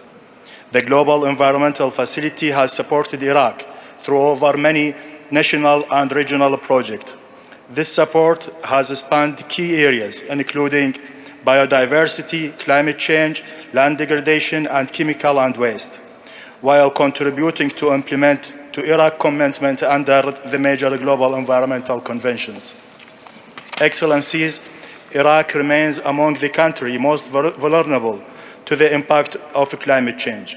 Rising temperature, prolonged droughts, desertification, and land degradation are placing a significant strain on our natural resources. These pressures are compounded by biodiversity losses and ecosystem degradation. Water scarcity is one of the most critical challenges we face as a country that depends heavily on transboundary river systems. Declining water availability poses serious risk to agriculture, food security, public health, and economic stability. This underscores the urgent need for strengthening regional cooperation in the freshwater sector. Ladies and gentlemen, in response, Iraq is taking a concrete step to address these challenges. We are strengthening national policies, enhancing institutional capacities, and implementing targeted initiatives aimed to ecosystem restoration, combating desertification, conserving biodiversity, and building climate resilience.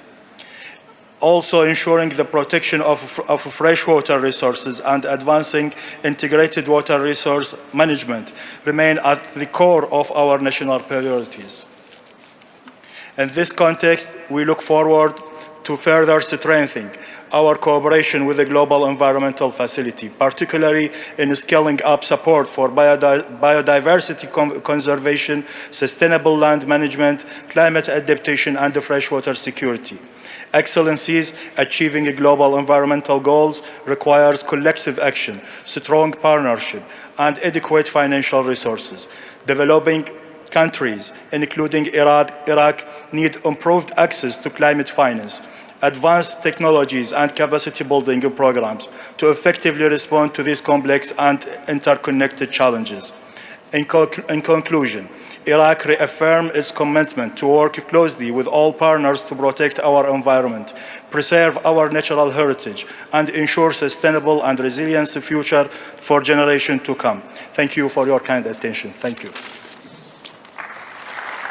Thank you very much. So next speaker is Bhutan.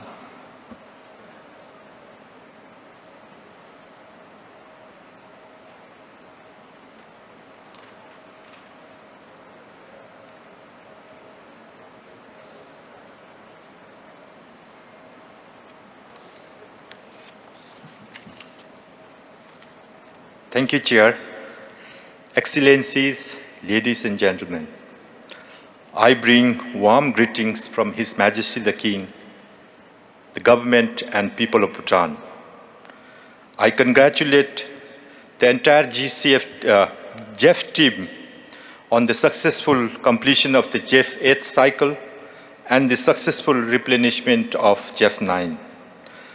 I also extend our sincere appreciation to the government of Uzbekistan for its warm hospitality in the historic city of Samarkand. Guided by the philosophy of gross national happiness and the leadership of His Majesty the King, Bhutan remains committed to environmental conservation and sustainable development. Bhutan maintains over 70% forest cover and remains carbon negative, contributing negligible to the global emissions. However, as a mountainous country with fragile ecosystem, Bhutan is highly vulnerable to climate change, including glacial retreat, glacial lake outburst floods, erratic weather patterns, landslides, biodiversity loss, and water insecurity.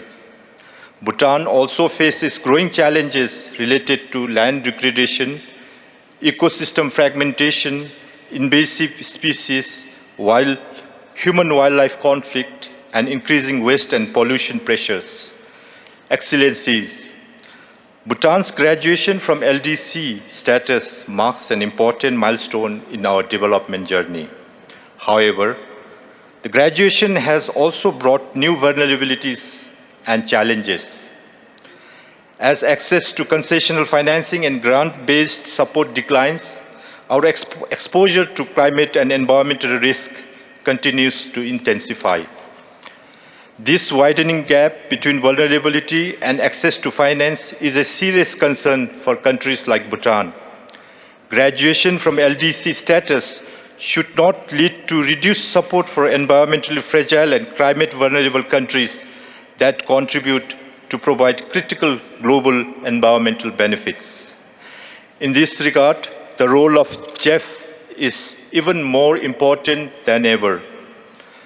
Bhutan appreciates GEF's support in strengthening biodiversity conservation, climate resilience, sustainable forest management, and institutional capacity through STAR allocation and LDCF.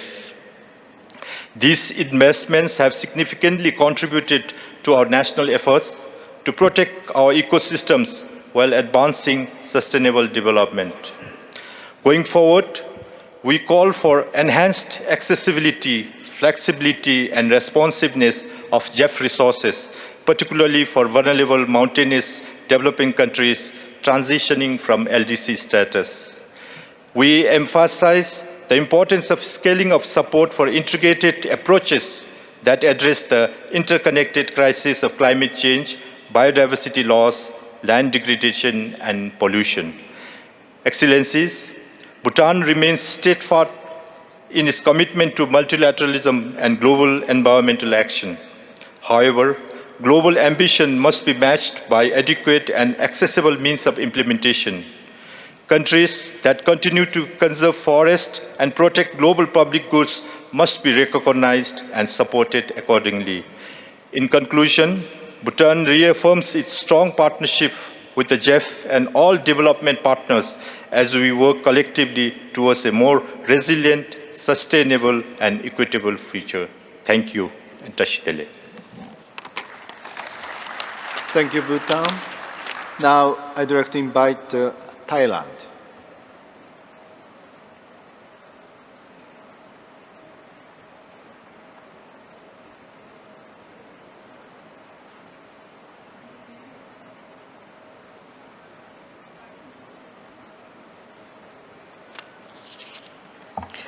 Thank you, Mr. Chair.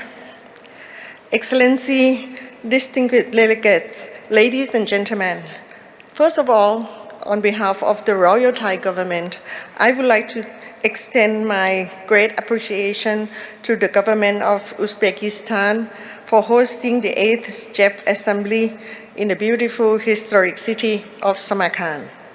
I also thank the GEF Secretariat for their hard work during the GEF 9 replenishment cycle in light of political and economic pressures.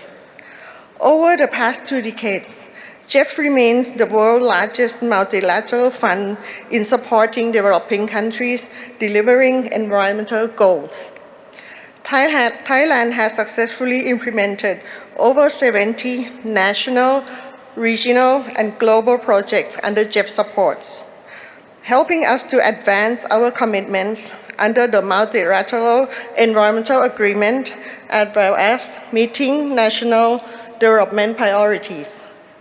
Examples of the recent completed projects include one that successfully introduced cleaner technologies to reduce unintentional persistent organic pollutants in scrap metal recycling sector, and a project that fosters active stakeholder engagement to protect Thailand's rich biodiversity, critical habitats, and endangered species. Building on these achievements, Thailand will continue addressing the triple planetary crisis posed by climate change, pollution, and biodiversity loss through advancing integrated resource management, nature-based solutions, and green economy. Excellency, ladies and gentlemen, as we embark upon GEF 9, the critical last sprint toward 2030, Thailand welcomes the new replenishment cycle and its strategic programming directions. We call upon GEF donor partners to enhance their contribution to support developing countries meeting environmental challenges at this critical decade of action. Thailand also would like to request the GEF to further simplify its operational and approval process to allow timely access and maximize on-the-ground impact. Greater efficiency, accessibility, and country ownership will be essential to delivering sustainable benefits for people and nature. Lastly, in close partnership with the GEF Secretariat, Thailand remains firmly committed to accelerating our commitments and securing sustainable development and nature-positive future for all. I thank you. ขอบคุณค่ะ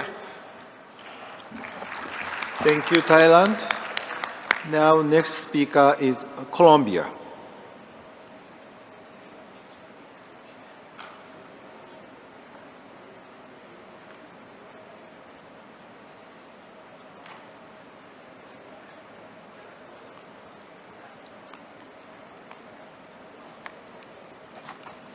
Señor Vicepresidente, Excelencias, distinguidos delegados, Colombia agradece al Gobierno de Uzbekistán y a la Secretaría del GEF por la organización de esta octava Asamblea General en un momento decisivo para la gobernanza ambiental internacional y para el cumplimiento de nuestras metas multilaterales en materia de biodiversidad, cambio climático y desarrollo sostenible.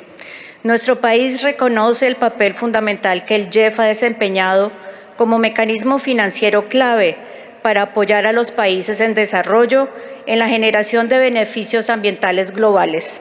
Valoramos especialmente su contribución a la implementación de las convenciones de Río y su capacidad de articular agendas ambientales integradas. El contexto actual exige una reflexión profunda sobre el futuro del financiamiento ambiental internacional y sobre cómo asegurar que continúe respondiendo de manera justa, equilibrada y efectiva a las necesidades de los países en desarrollo. Para Colombia, es fundamental preservar una asignación balanceada de recursos entre regiones y países. América Latina y el Caribe, particularmente los países megadiversos, desempeñamos una alta responsabilidad en la provisión de bienes públicos globales. Nuestra región alberga ecosistemas estratégicos, grandes sumideros de carbono y una de las mayores concentraciones de biodiversidad del planeta. Sin embargo, enfrentamos restricciones fiscales, altos costos de financiamiento y limitaciones persistentes para acceder a recursos concesionales. Por ello, nos preocupa que las tendencias actuales puedan derivar en una concentración creciente de recursos hacia ciertas categorías de países sin reflejar adecuadamente las necesidades y responsabilidades ambientales de los países de renta media megadiversos. El aumento de la ambición de los marcos multilaterales debe venir acompañado de un incremento proporcional del financiamiento concesional y de donaciones para los países que tienen una mayor responsabilidad en su implementación. En este contexto, Colombia considera esencial que el GEF mantenga su naturaleza como mecanismo basado en donaciones y financiamiento concesional. Reconocemos la importancia del sector privado y de los instrumentos combinados de finanzas como complementos valiosos para movilizar recursos adicionales. No obstante, estas herramientas no deben sustituir las obligaciones históricas y los compromisos financieros de los países desarrollados.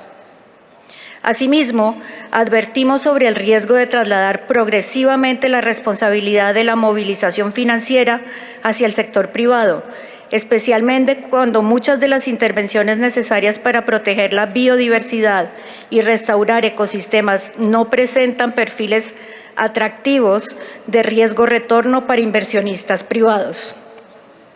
La biodiversidad debe continuar ocupando un lugar central dentro de su mandato y arquitectura financiera.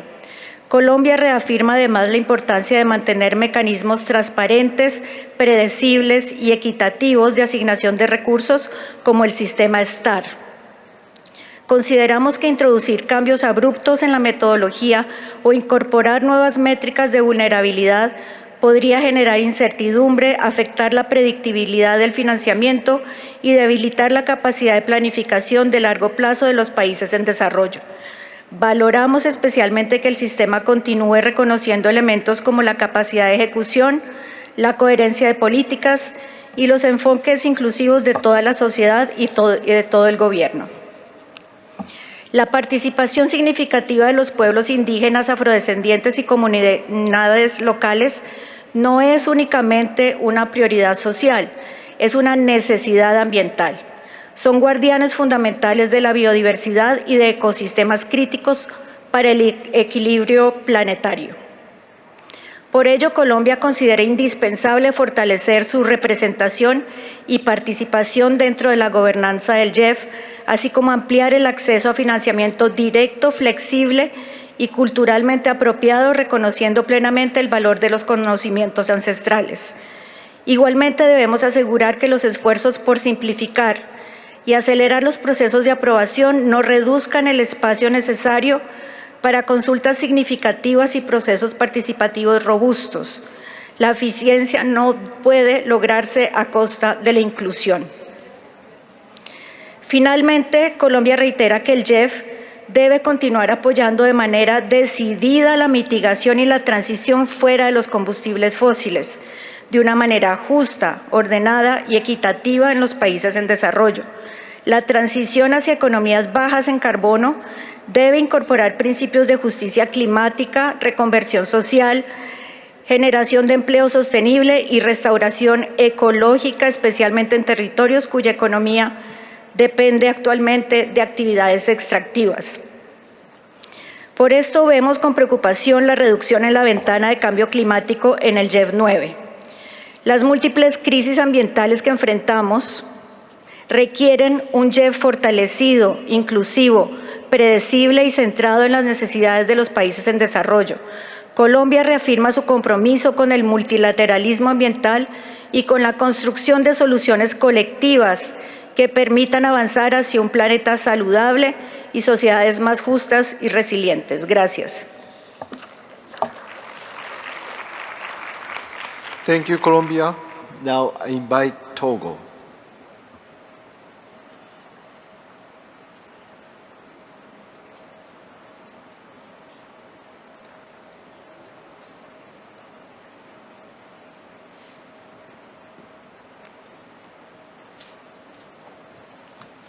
Merci, Monsieur le Président. Excellences, Mesdames et Messieurs, distingués invités, Mesdames et Messieurs, mon intérêt est vif en prenant la parole en cette 8e Assemblée générale du Fonds pour l'environnement mondial, occasion de choix pour la recherche de nouvelles stratégies et orientations en vue d'ajuster la performance de notre mécanisme financier à la hauteur des défis qui menacent l'équilibre de notre planète. D'entrée, qu'il me soit permis d'adresser au nom du gouvernement togolais, au nom de la délégation qui m'accompagne, mes remerciements et félicitations au gouvernement et au peuple de la République d'Ouzbékistan pour la parfaite organisation de ces importantes assises dans cette splendide ville de Samarkand et aussi pour l'accueil chaleureux qui nous a été réservé. Aussi voudrais-je témoigner ma gratitude et toute l'admiration du gouvernement togolais à M. Claude Gaston, président par intérim du FEM, ainsi qu'à toute son équipe pour les efforts constamment déployés en vue d'amener toutes les parties à œuvrer de concert dans ces derniers kilomètres de l'agenda 2030. Mesdames et Messieurs, cette 9e phase opérationnelle de reconstitution des ressources qui s'ouvrent à nous devra nous permettre d'affirmer davantage notre maturité et notre leadership dans le relèvement des défis qui assaillent notre planète. C'est pourquoi, pour ce quadriennat, je me félicite de l'option stratégique qui porte le FEM à mettre en place un mécanisme qui soutient des alliances multipartites pour s'attaquer aux facteurs de dégradation de l'environnement à travers les programmes intégrés couvrant les thématiques comme la nature, l'alimentation, le milieu urbain, l'énergie, la santé, les financements qui ramènent à bord le secteur privé, les approches pan-gouvernementales et sociétales globales impliquant l'ensemble des parties prenantes et surtout un financement solide pour les PMA et les PEID. Mesdames et Messieurs, je tiens en tant que pays bénéficiaire à témoigner au nom du Togo toute ma reconnaissance aux pays donateurs pour leur précieuse contribution à la reconstitution du FEM 9 dans un contexte économique global marqué par une rareté inédite des ressources. Au Togo, la 8e phase opérationnelle a été marquée par la programmation de 31,2 millions de dollars qui ont permis de financer 5 initiatives structurantes, dont la dernière portant sur le transport urbain durable vient d'être adoptée par la 8e Assemblée générale du FEM. Le gouvernement togolais exprime sa gratitude à la Banque ouest-africaine de développement et surtout au FEM pour cet aboutissement heureux. Mesdames et messieurs, bien que le FEM ait eu un impact considérable dans la lutte contre les menaces environnementales qui ne cessent d'augmenter à l'échelle mondiale, il nous revient tout d'abord d'avoir une vision plus globale dans le choix des solutions à apporter. À cet effet, il urge aujourd'hui qu'une solution appropriée soit trouvée au niveau international, national et local. Dans cette perspective, le Togo a procédé à la structuration de ses investissements avec en creux l'adoption d'une approche portefeuille qui série les interventions suivant les thématiques qu'elle aborde. Ainsi, le Togo dispose aujourd'hui de 7 portefeuilles de projets portant sur l'agriculture durable et la transformation agroalimentaire, les forêts, la biodiversité et les solutions basées sur la nature, la transition énergétique et la mobilisation durable, l'eau, l'assainissement et l'économie circulaire, la protection de la zone côtière et l'économie bleue, les villes durables résilientes au changement climatique, la gouvernance environnementale et la transparence climatique. Ces portefeuilles restent aujourd'hui ouverts au FEM 9 et la délégation que je conduis reste disponible pour les présenter à toutes les parties prenantes afin de nouer de nouveaux partenariats robustes pour le meilleur de nos populations. Mesdames et messieurs, ce 9e cycle du FEM 9 vient à un temps critique pour le monde et aidera à assurer les attentes et les aspirations de nos populations vulnérables sans compromettre les équilibres environnementaux qui existent sur notre planète. C'est sur cette note d'espoir que je voudrais, au nom du gouvernement togolais, souhaiter plein succès à nos travaux pour de meilleures perspectives de développement durable de notre planète. Je vous remercie pour votre aimable attention. Thank you, Togo. Now I invite Ukraine.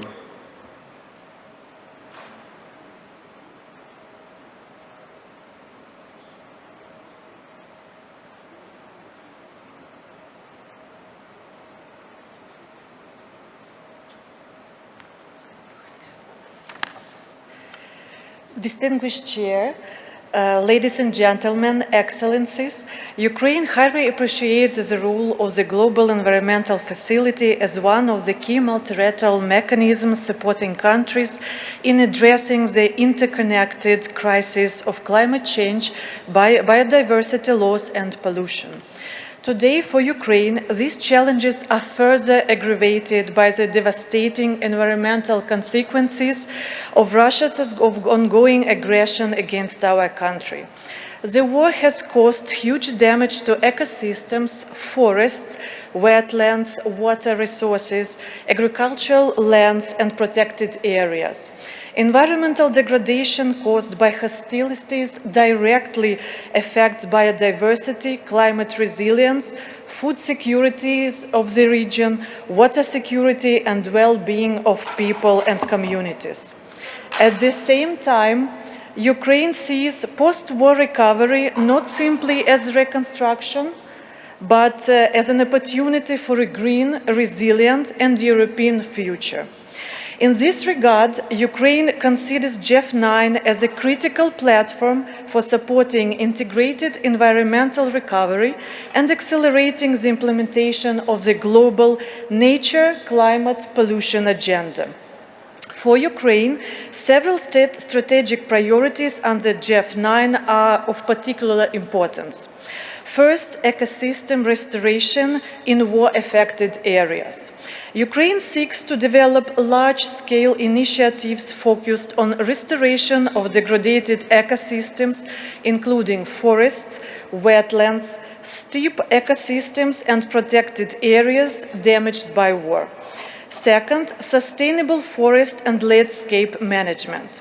Ukraine aims to strengthen climate-smart forestry, restore degraded forest landscapes, modernize forest monitoring systems, and support sustainable land use practices.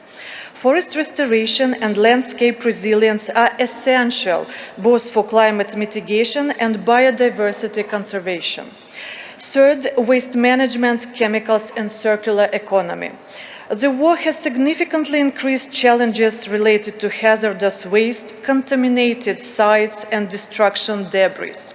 Ukraine is interested in developing integrated waste management systems aligned with the EU environment acquis, including circular economy approaches, digital waste tracking systems, environmentally sound management of hazardous waste, and rehabilitation of polluted areas.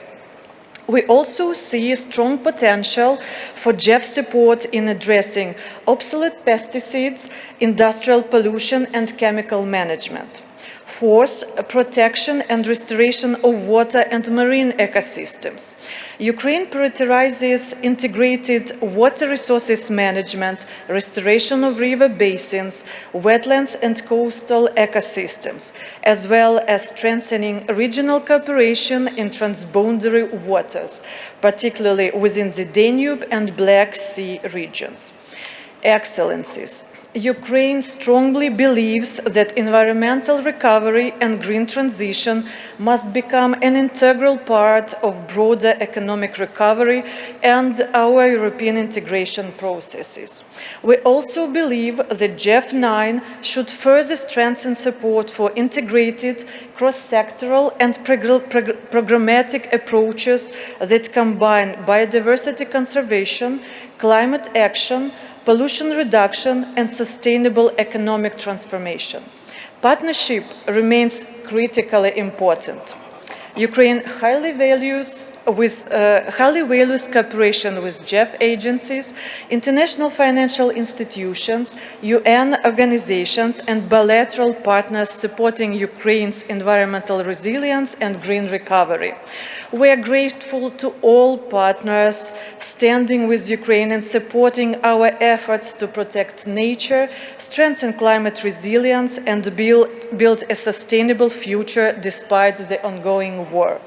The years leading to 2030 will indeed be the last sprint. For Ukraine, this sprint is not only about achieving global environmental targets. It is also about ensuring that recovery, resilience, and peace are built on sustainable foundations.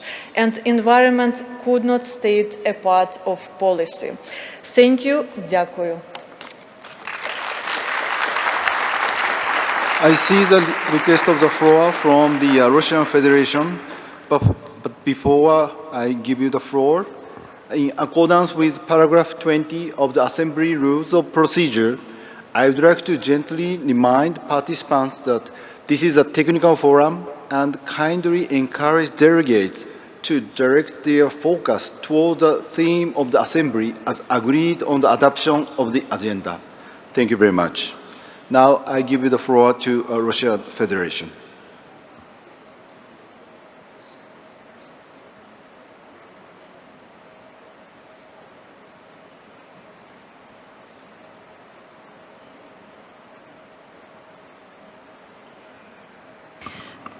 Can someone please allow the Russian Federation to use the microphone? He's here on the right side.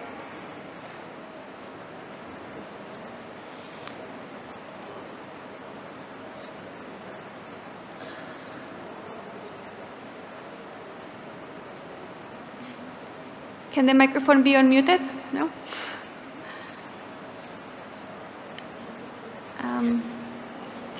Can we have some support, please, so they can use the microphone? Thank you.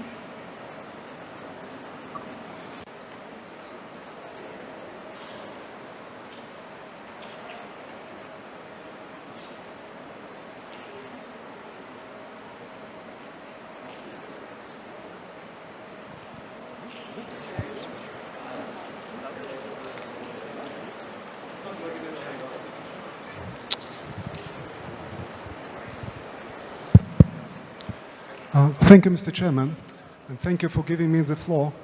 I have requested the floor in order to realize the right of reply to the intervention of the representative of Ukraine.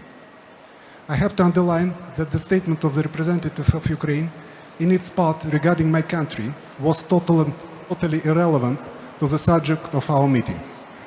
And in accordance with the Rule 20 of the GEF Assembly Rules of Procedure, the speaker had to be interrupted from the podium and called to order.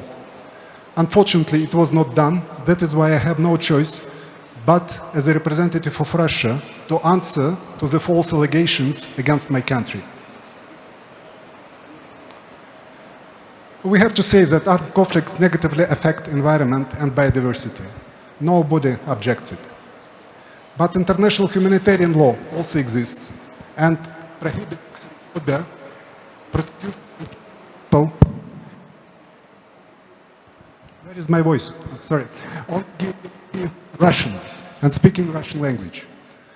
As a result of unconstitutional coup d'etat in February 2014, an ultra-nationalist regime came to power in Kyiv. It immediately launched a policy of Russian-speaking population of Ukraine. Thousands of people, including innocent children, were killed by constant heavy shelling of Donbass and Lugansk regions. To avoid this fate, the people of Crimea reunited with Russia through referendum. Since 2014, the Kyiv regime and its armed forces have committed numerous crimes against people of Donbass and Lugansk, as well as against the environment of these regions. Hundreds of critical infrastructure, production facilities, and houses were destroyed in Donetsk and Lugansk regions, which caused contamination of rivers, soil, and air. And all that happened long before these regions held referendums to become part of the Russian Federation. The Ukrainian armed forces' actions have led not only to the huge human casualties, but also to the destruction of whole ecosystems. As soon as Russia started special military operation in 2022 to protect people of these regions, the representatives of Kyiv regime got very much concerned by the damage to the environment. It is Russia which, after liberation of cities and towns, immediately starts work to rebuild the life of people and to rehabilitate the environment. I would like to conclude my statement by saying that all aims of the special military operation are going to be fulfilled. Areas affected by the conflict will be restored, and ethnic Russians will live peacefully on their lands as an integral part of Russia. Thank you, Mr. Chairman. Thank you for the statement. I'd like to remind you again the order delegate should focus on the technical issue, as I mentioned before. Thank you very much. Now I'd like to invite Mexico.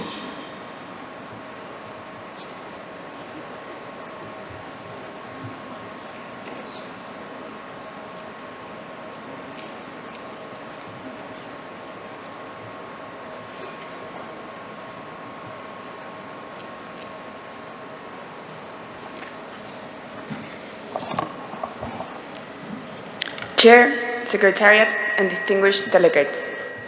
Mexico sincerely thanks the government of Uzbekistan for hosting the 8th Assembly of the Global Environment Facility and for the warm hospitality extended to all delegations. Since 1991, Mexico has played a dual role within the fund, having been both a donor and a recipient country.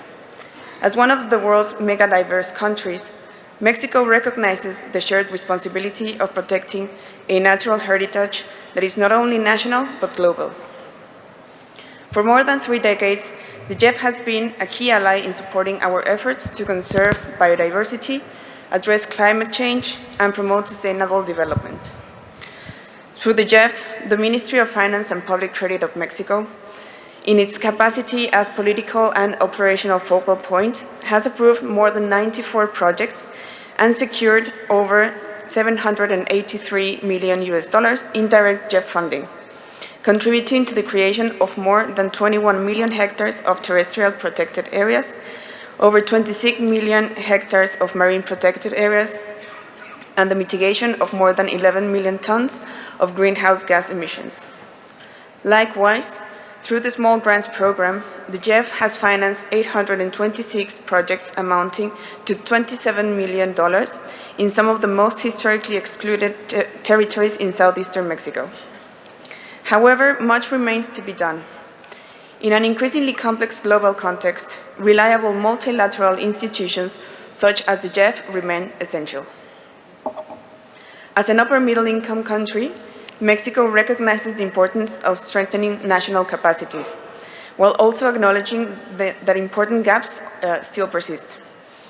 Maintaining a flexible, inclusive, and country-driven approach will be essential to ensure that all countries can effectively access and implement GEF resources according to their national circumstances and priorities. At the same time, recipient countries also have the responsibility to adapt to new actors, evolving financing approaches and inclusive policies, while ensuring that vulnerable populations remain at the center of implementation efforts. Mexico is home to more than 39 million indigenous peoples, who continue to play a critical role in the conservation of biodiversity, forests, water resources, and traditional knowledge systems. This reflects Mexico's views that as a middle-income country, environmental objectives must be pursued through a sustainable approach that also incorporates social priorities and community well-being. In this spirit, Mexico remains committed to working constructively towards an ambitious, balanced, and effective GEF-9 replenishment that advances sustainable and inclusive development for present and future generations. Thank you. Thank you, Mexico. Now I invite Sweden.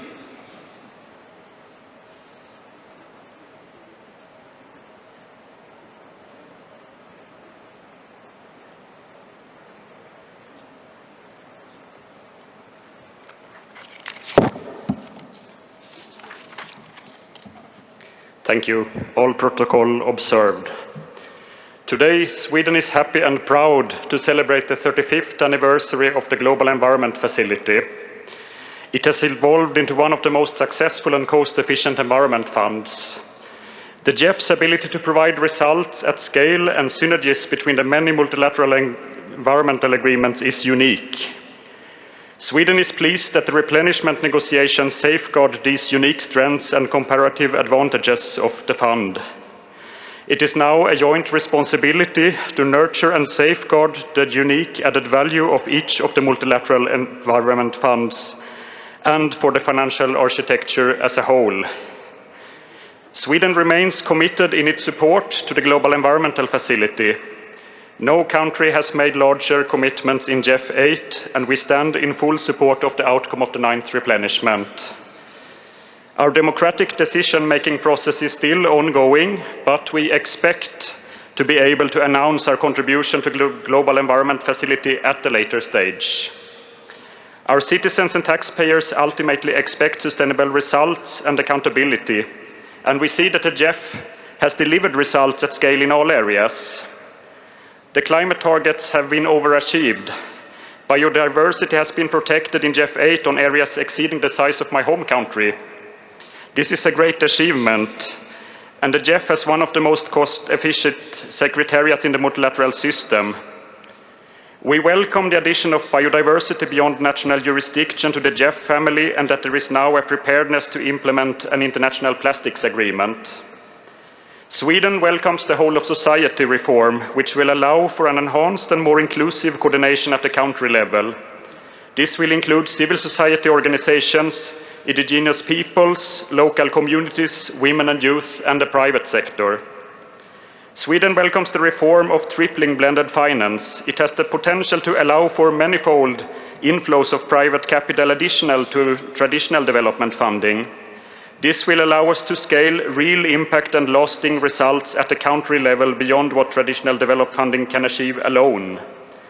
We welcome that every taxpayer's money spent is estimated to become matched 17 times by other stakeholders, of which at least is contributions from the private sector. And our private sector consistently sends the message that they like the GEF because the clean tech solutions to match their needs exist.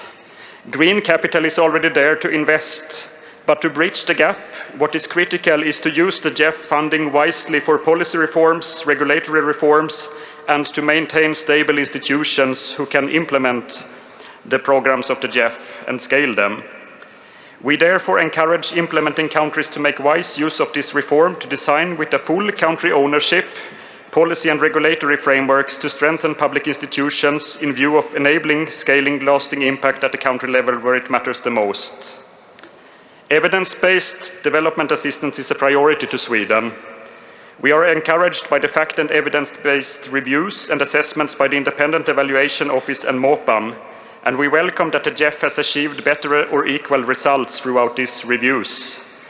We welcome that the replenishment negotiations made good use of their findings and suggestions on how to further improve the efficiency of the fund to deliver more timely and accessible results and impact where it matters the most at the country level. Next year will mark the 35th anniversary of the Conference of Sustainable Development in Rio de Janeiro in 1992. The world has changed since. We have reached progress on multilateral agreements such as the Paris Agreement and Kunming-Montreal Global Biodiversity Framework, but our planet remains at risk. We all now need to reflect on how we can collectively take our shared responsibility and positive ownership for our multilateral system and our climate and environment ambitions, including how to finance them. It is becoming increasingly evident that it is unsustainable to have the 5 largest donors contributing with half of the financial contributions, and Sweden would urge more countries to step up and share this burden. Multilateralism is not only about finance, it is also about obligations of the parties implementing projects. This includes institutional ownership in planning and in policy reforms which ultimately provide the results which we need to justify our financial contributions. I will conclude by reminding us all of the perhaps biggest and most overlooked strength of the Global Environment Facility. The sound governance culture we share, where we can collectively resolve any matter, no matter how difficult or sensitive, and ultimately take decisions by consensus. It is our sincere wish that the positive multilateral culture, responsibility, and trust, which we have all carefully nurtured, will remain within the Global Environmental Facility and beyond. Thank you. Thank you, Sweden. Now I invite Philippines.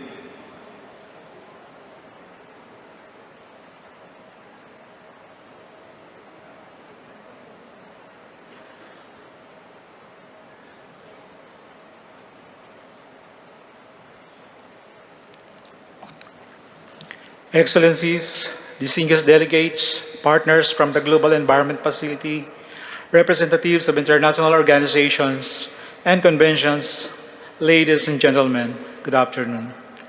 The Philippines joins the 8th GEF Assembly here in the historic city of Samarkand with deep appreciation as well as sense of urgency and hope. Urgency because environmental crises are accelerating across our regions, and hope as multilateral cooperation remains one of our strongest tools for collective action. For the Philippines, environmental crises are not abstract projections. They are daily realities experienced by our communities through stronger typhoons, degraded ecosystems, and declining fisheries, alongside droughts, flooding, and mounting threats to food and water security. These realities underscore a fundamental truth. Biodiversity loss, climate change, land degradation, and pollution are interconnected and cannot be addressed in isolation. This is why we strongly believe that our response must be integrated. Over the years, the GEF has been a vital partner in translating the Philippines' environmental commitments into action. The support has strengthened protected area management, advanced marine and coastal conservation, promoted renewable energy, managed chemicals and waste, and empowered communities through the Small Grants Program. Most importantly, these initiatives have built strong local institutions.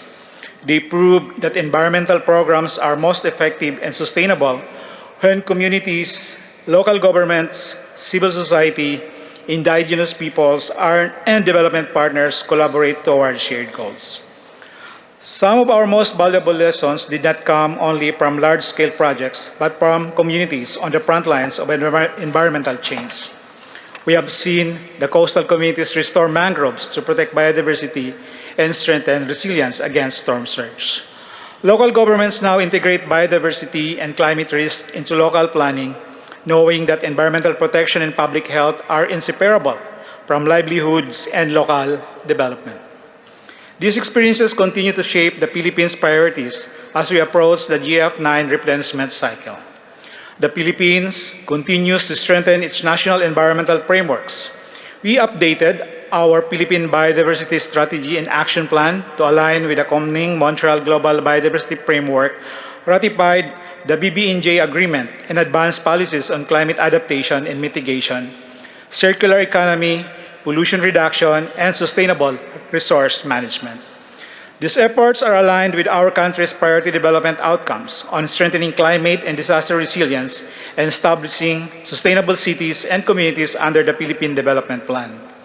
With these policies in place, the challenge before us is implementation, translating national plans into measurable actions at the local level, particularly for countries and communities facing increasing environmental and climate vulnerabilities.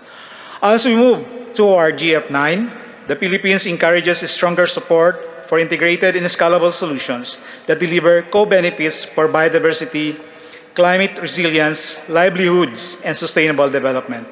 Through GEF-9, we find value in promoting and mainstreaming nature-based solutions and ecosystem-based approaches to address compounded environmental challenges. We see vital opportunities in integrated river basin and seascape management, ecosystem restoration, blue economy, sustainable cities, circular economy, resilient agriculture and fisheries, and community-centered climate action.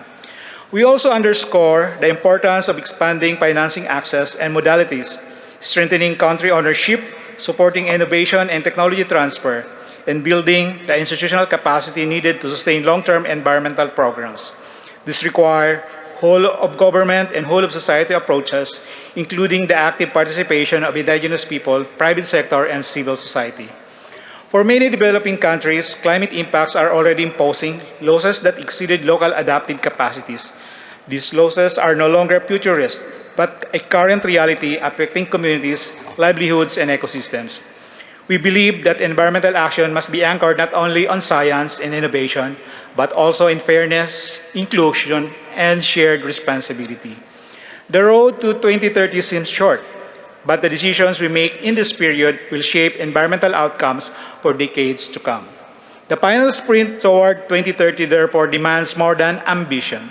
It demands implementation that is integrated, inclusive, adequately financed, and grounded in realities.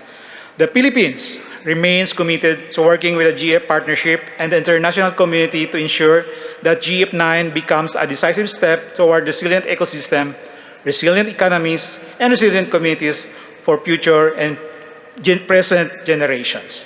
Maraming salamat. Thank you very much. Thank you, Philippines.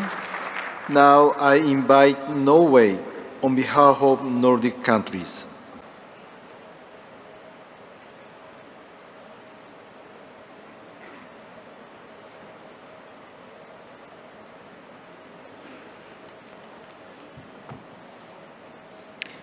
Thank you, Co-Chair. Excellencies, distinguished delegates, like others before me, let me thank the people and government of Uzbekistan for generously hosting us here in this historical city of Samarkand. And thank you to everyone who have made inspiring statements so far during the Assembly. I am delivering this statement on behalf of the Nordic countries, Denmark, Finland, Norway, Sweden, as well as the Netherlands.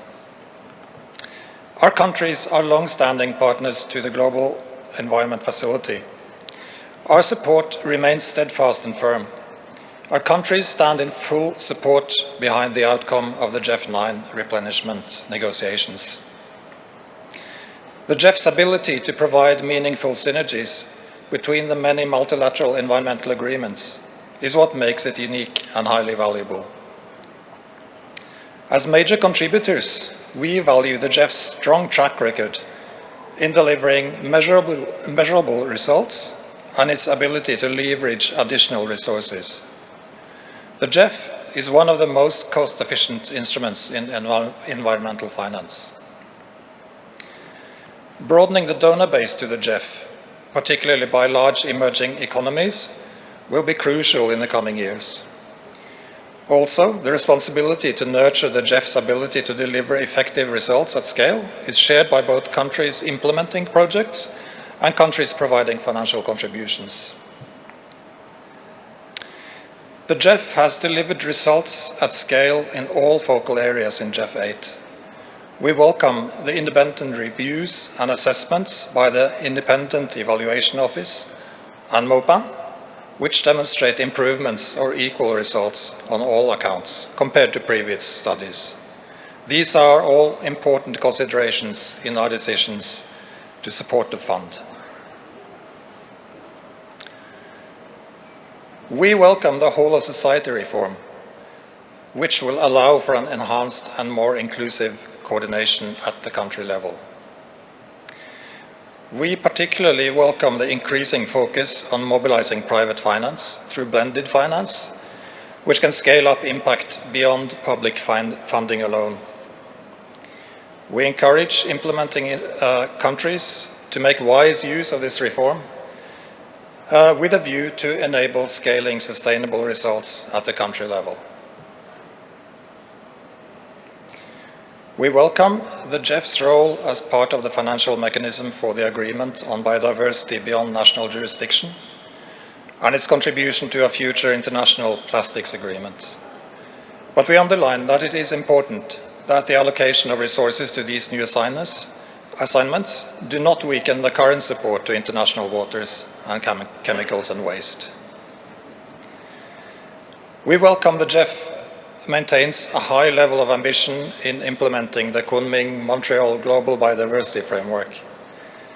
We also welcome that the climate results are projected to at least maintain their current levels, thanks to increased mobilization of private investments. Finally, we would like to make clear that the budget presented here today does not constitute the final budget for GEF 9. Some of us expect to announce our support to GEF 9 later in the year. I thank you for your kind attention. Thank you, Norway. It's already 6:30, but the Assembly members allows we'd like to continue the statement. Now, I'd like to invite the United Kingdom.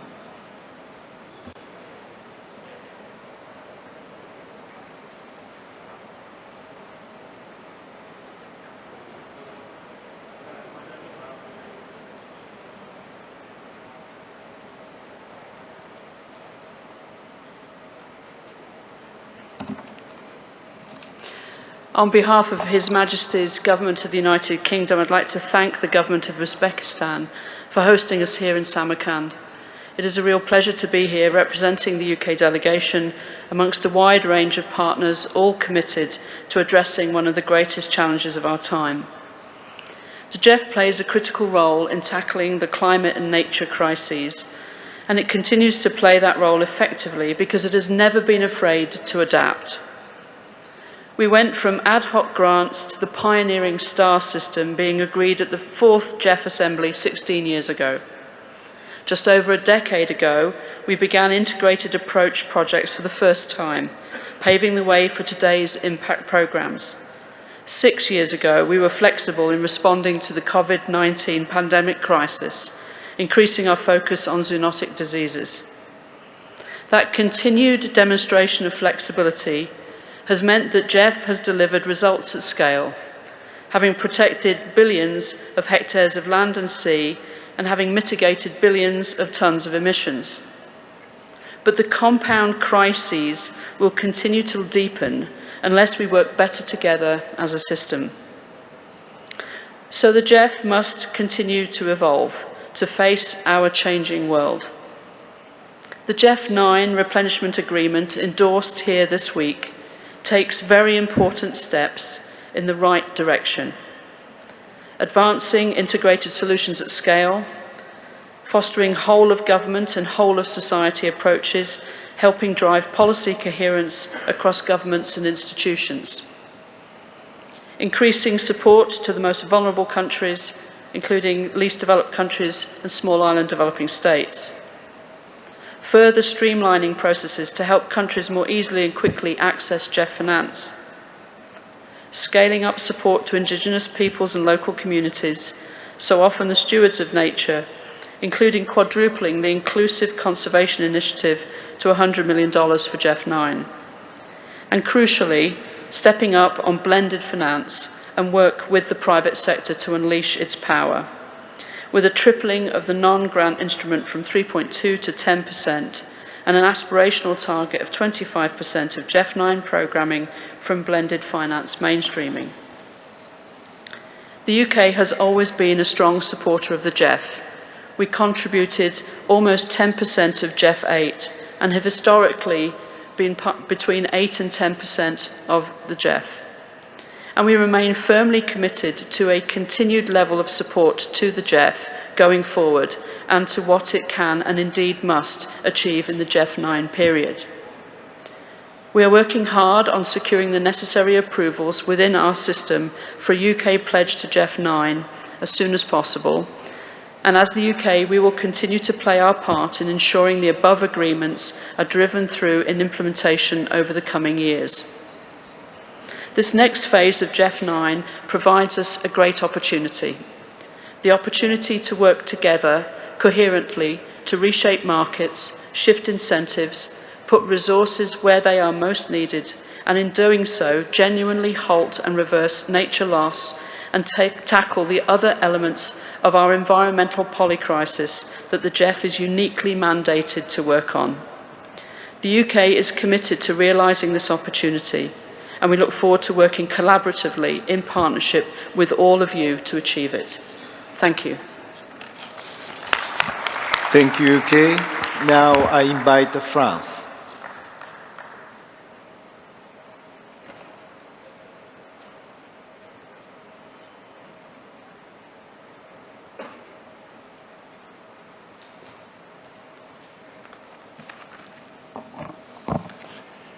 Excellences, Mesdames et Messieurs, chers délégués, chers amis, c'est un grand plaisir pour moi de représenter la France à cette 8e assemblée du GEF qui ouvre officiellement la 9e reconstitution. De notre point de vue, le compromis obtenu dans les orientations stratégiques et programmatiques de FEM 9 constitue un résultat ambitieux et équilibré qui répond aux attentes de la France et aux demandes exprimées par les COP des conventions servies par le FEM. Ce résultat apporte également la preuve que le multilatéralisme environnemental continue à fonctionner et à avancer. J'ai donc le plaisir de confirmer que la France apportera une contribution de 180 millions d'euros pour la période 2026-2030, dont 80 millions restent conditionnés à l'approbation parlementaire. Dans le contexte de forte contraction de nos moyens d'aide au développement, il s'agit d'une marque de confiance et de soutien significative.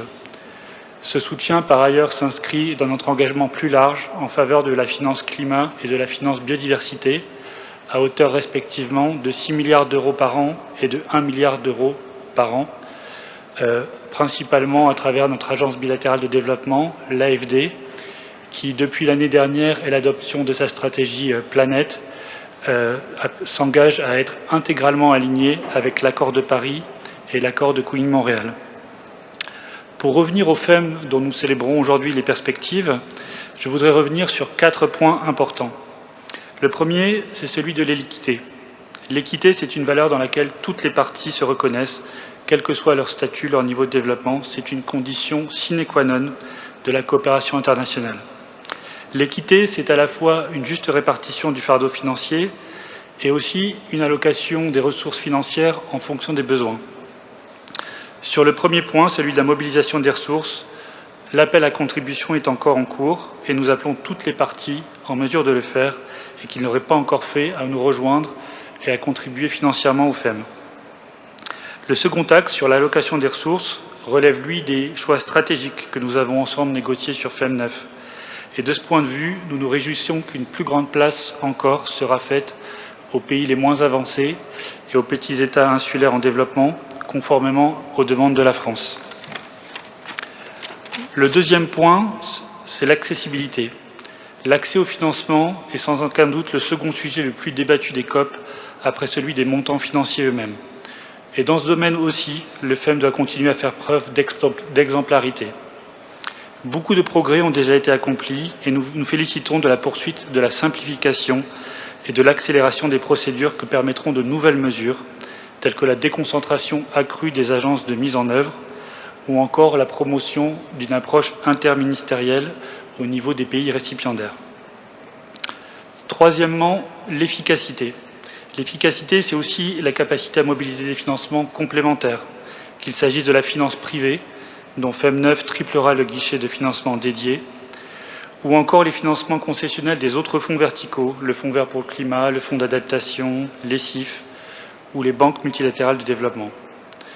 Cet agenda de cohérence et de complémentarité aura également des effets très concrets sur l'accès au financement, dont j'ai mentionné précédemment l'importance. Comme demandé par le G7 que nous présidons cette année, nous suivrons de près les avancées concrètes en la matière. Enfin, la polyvalence. Alors que l'architecture financière internationale sur l'environnement et le climat est plus que jamais fragmentée, le rôle central du FEM mérite d'être réaffirmé, y compris dans le contexte des discussions en cours sur le traité en haute mer et sur le potentiel traité plastique. La valeur ajoutée du FEM réside précisément dans sa capacité à proposer des solutions intégrées face à la triple crise du climat, de la biodiversité et des pollutions. Mesdames et messieurs, pour toutes ces raisons et bien d'autres que je n'ai pas le temps d'énumérer ici, la France est fière de continuer à soutenir le FEM et nous adressons tous nos vœux de succès pour ce nouveau cycle. Et comme vient de le faire le Royaume-Uni, nous saluons dans le FEM la capacité constante à agir et à se renouveler depuis 1991. Merci à tous. Thank you, France. Now I invite the Democratic Republic of Congo.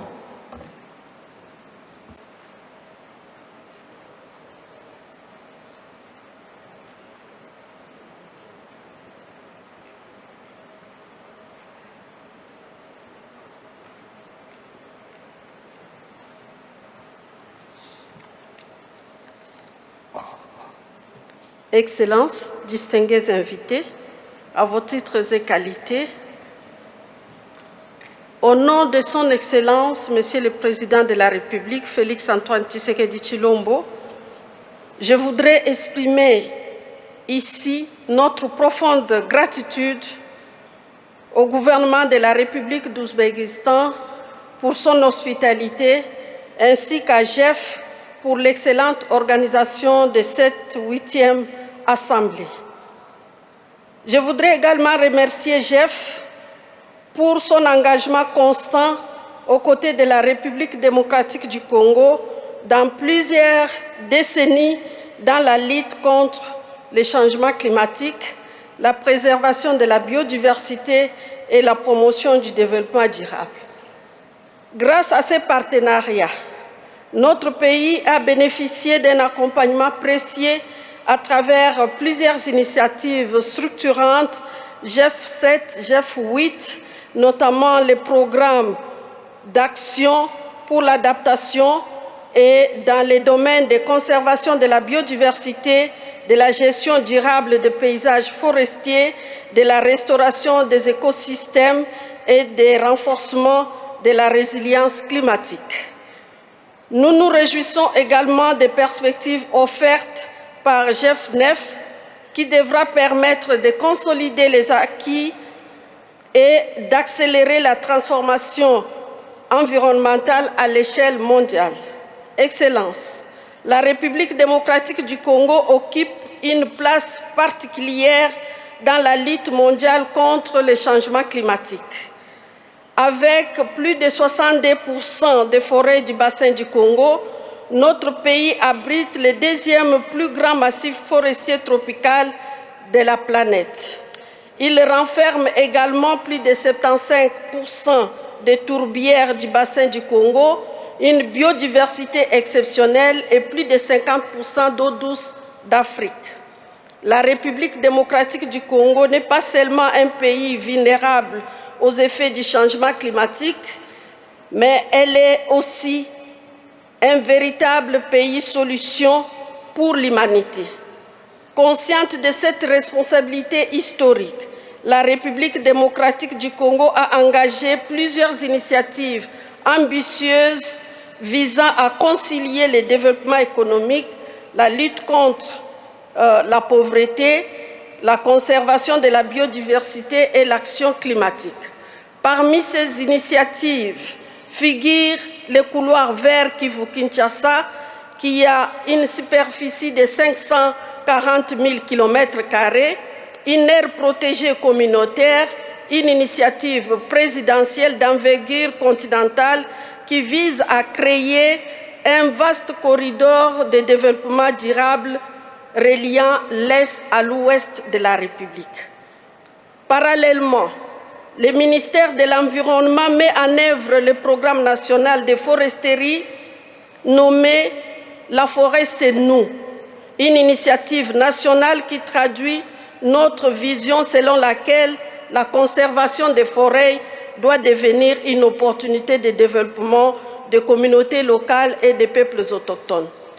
Excellences, ces deux initiatives répondent directement aux priorités du GEF.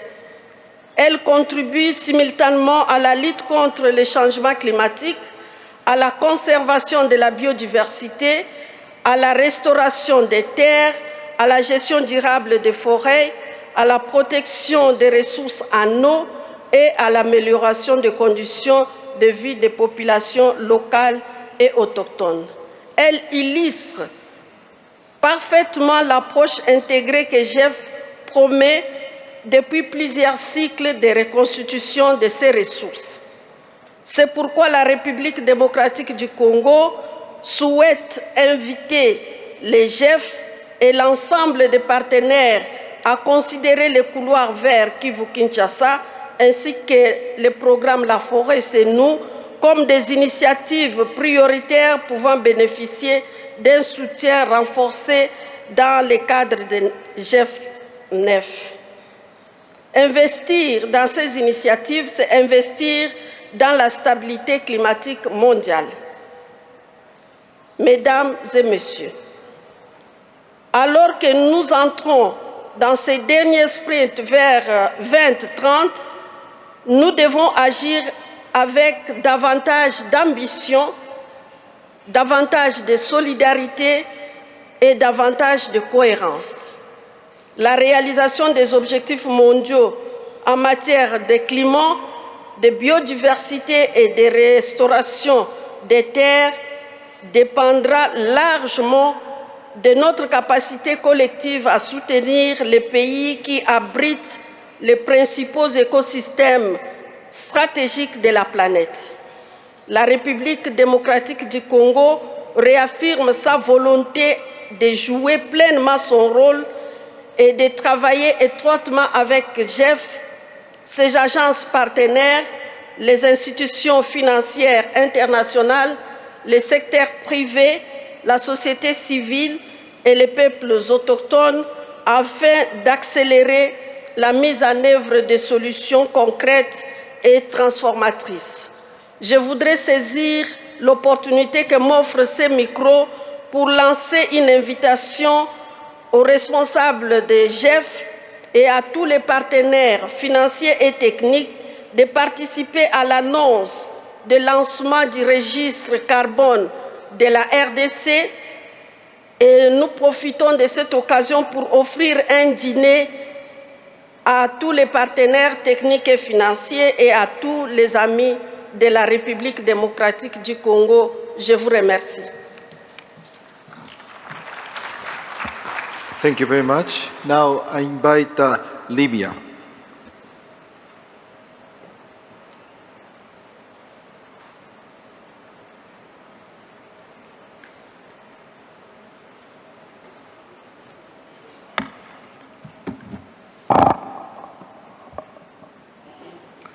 Okay, thank you, Mr. Chair. Excellencies, distinguished delegates, GEF Secretariat, agencies, representatives, ladies and gentlemen. On behalf of the State of Libya, I would like to extend my gratitude to the government and people of Uzbekistan for hosting the 8th GEF Assembly and for their warm hospitality. I also express our sincere appreciation to the Global Environment Facility for its continued partnership and support in addressing environmental and climate challenges worldwide. We also would like to extend our sincere appreciation to the Council member and alternate member representative representing the North Africa constituency for their active participation in the GEF Council meetings and for addressing the needs and concerns of North Africa constituency. Libya recognizes that we are approaching a decisive moment in the global effort toward achieving the 2030 agenda and the objectives of the Rio Conventions.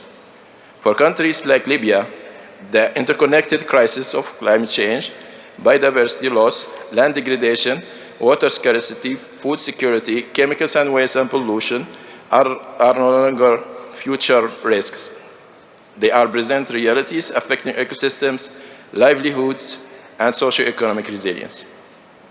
As a largely arid country with fragile ecosystems and vast desert landscapes, Libya faces increasing pressures from drought, desertification, groundwater depletion, and degradation of oases and wetland systems.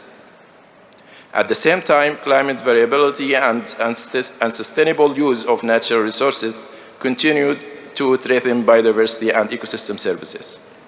Despite these challenges, Libya possesses significant environmental opportunities.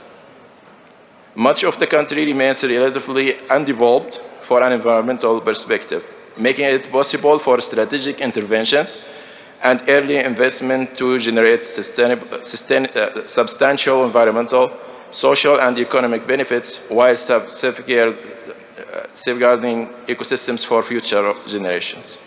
Excellencies, with the support of the GEF and its implementing partners, Libya has achieved important milestones in strengthening national environmental governance and fulfilling its commitments under multilateral environmental agreements. Recently, Libya has successfully advanced several key national planning frameworks, including the preparation and updating the National Biodiversity Strategy and Action Plan, the development of its first national determined contribution, the NDCs, under Paris Agreement, and preparation of natural communications. These achievements provide a strong foundation for integrating biodiversity conservation, climate action, land restoration, and sustainable development priorities into national planning and investment frameworks. As we look towards GEF9, Libya sees strong potential in natural-based solutions, ecosystem restoration, sustainable oasis management, integrating water resource management, and community-driven approaches that simultaneously generate environmental, climate, and socio-economic benefits. Libya emphasizes the critical importance of enhancing access to non-star allocation windows, including non-grant instrument, SCCF, and enable activities for the countries.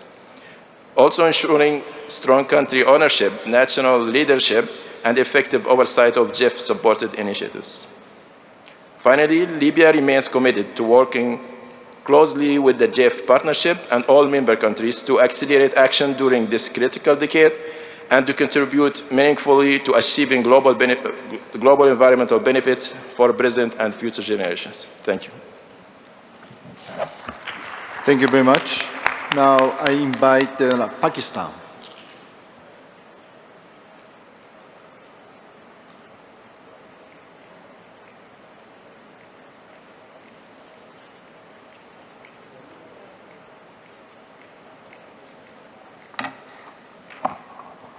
Honorable Chair, Excellencies, distinguished delegates, on behalf of the Government of Pakistan, I express my deepest gratitude to the government and people of Uzbekistan for hosting us in the beautiful and historic city of Samarkand, and to the GEF Secretariat for its excellent hosting of this assembly.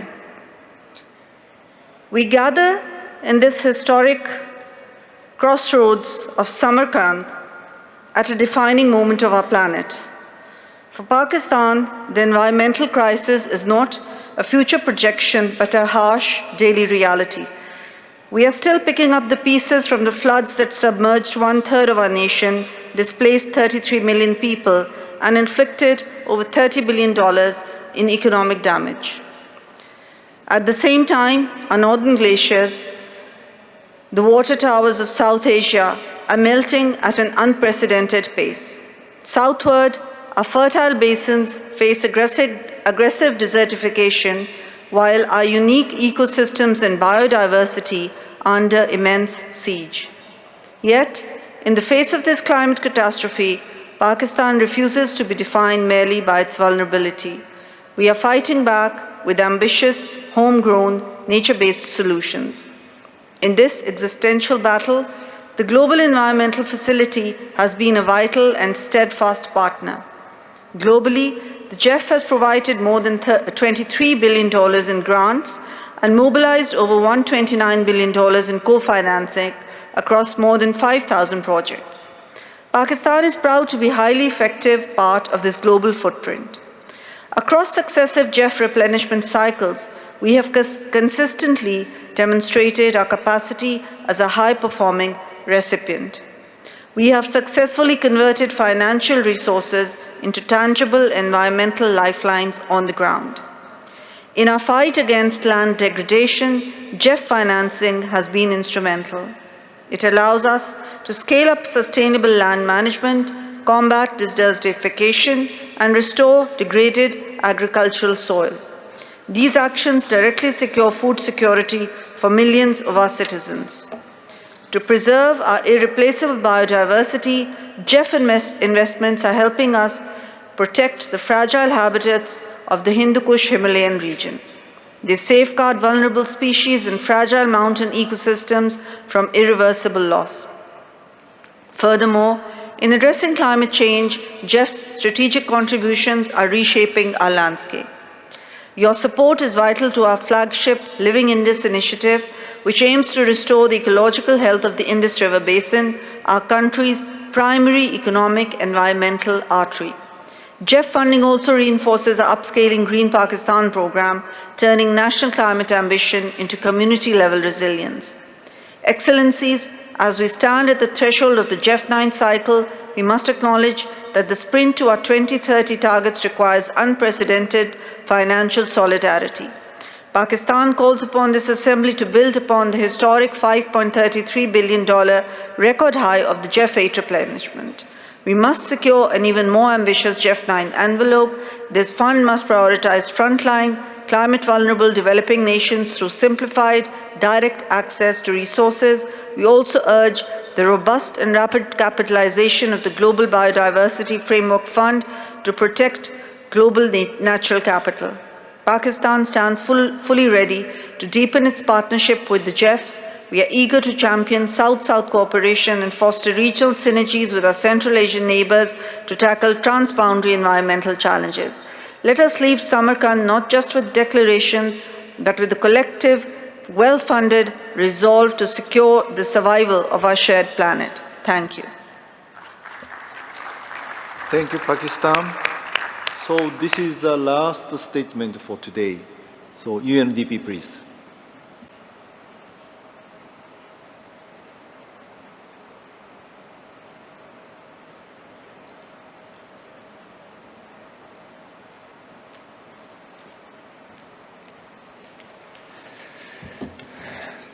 Dear Honorable Ministers, distinguished guests, colleagues, and partners, Assalamu alaikum. It's a privilege to join you today. Let me begin by thanking and congratulating the Governor of Uzbekistan for hosting us in such a beautiful setting and for mobilizing the younger generation who are volunteering with dedication this week. Thank you. I would also like to warmly congratulate the Global Environmental Facility on achieving a successful GEF 9 replenishment during complex and often difficult geopolitical dynamics. This success demonstrates our collective determination and understanding that global environmental challenges are and should remain on the top of our agenda and require urgent collection action, now more than ever. At the same time, this achievement calls us to think carefully about what comes next.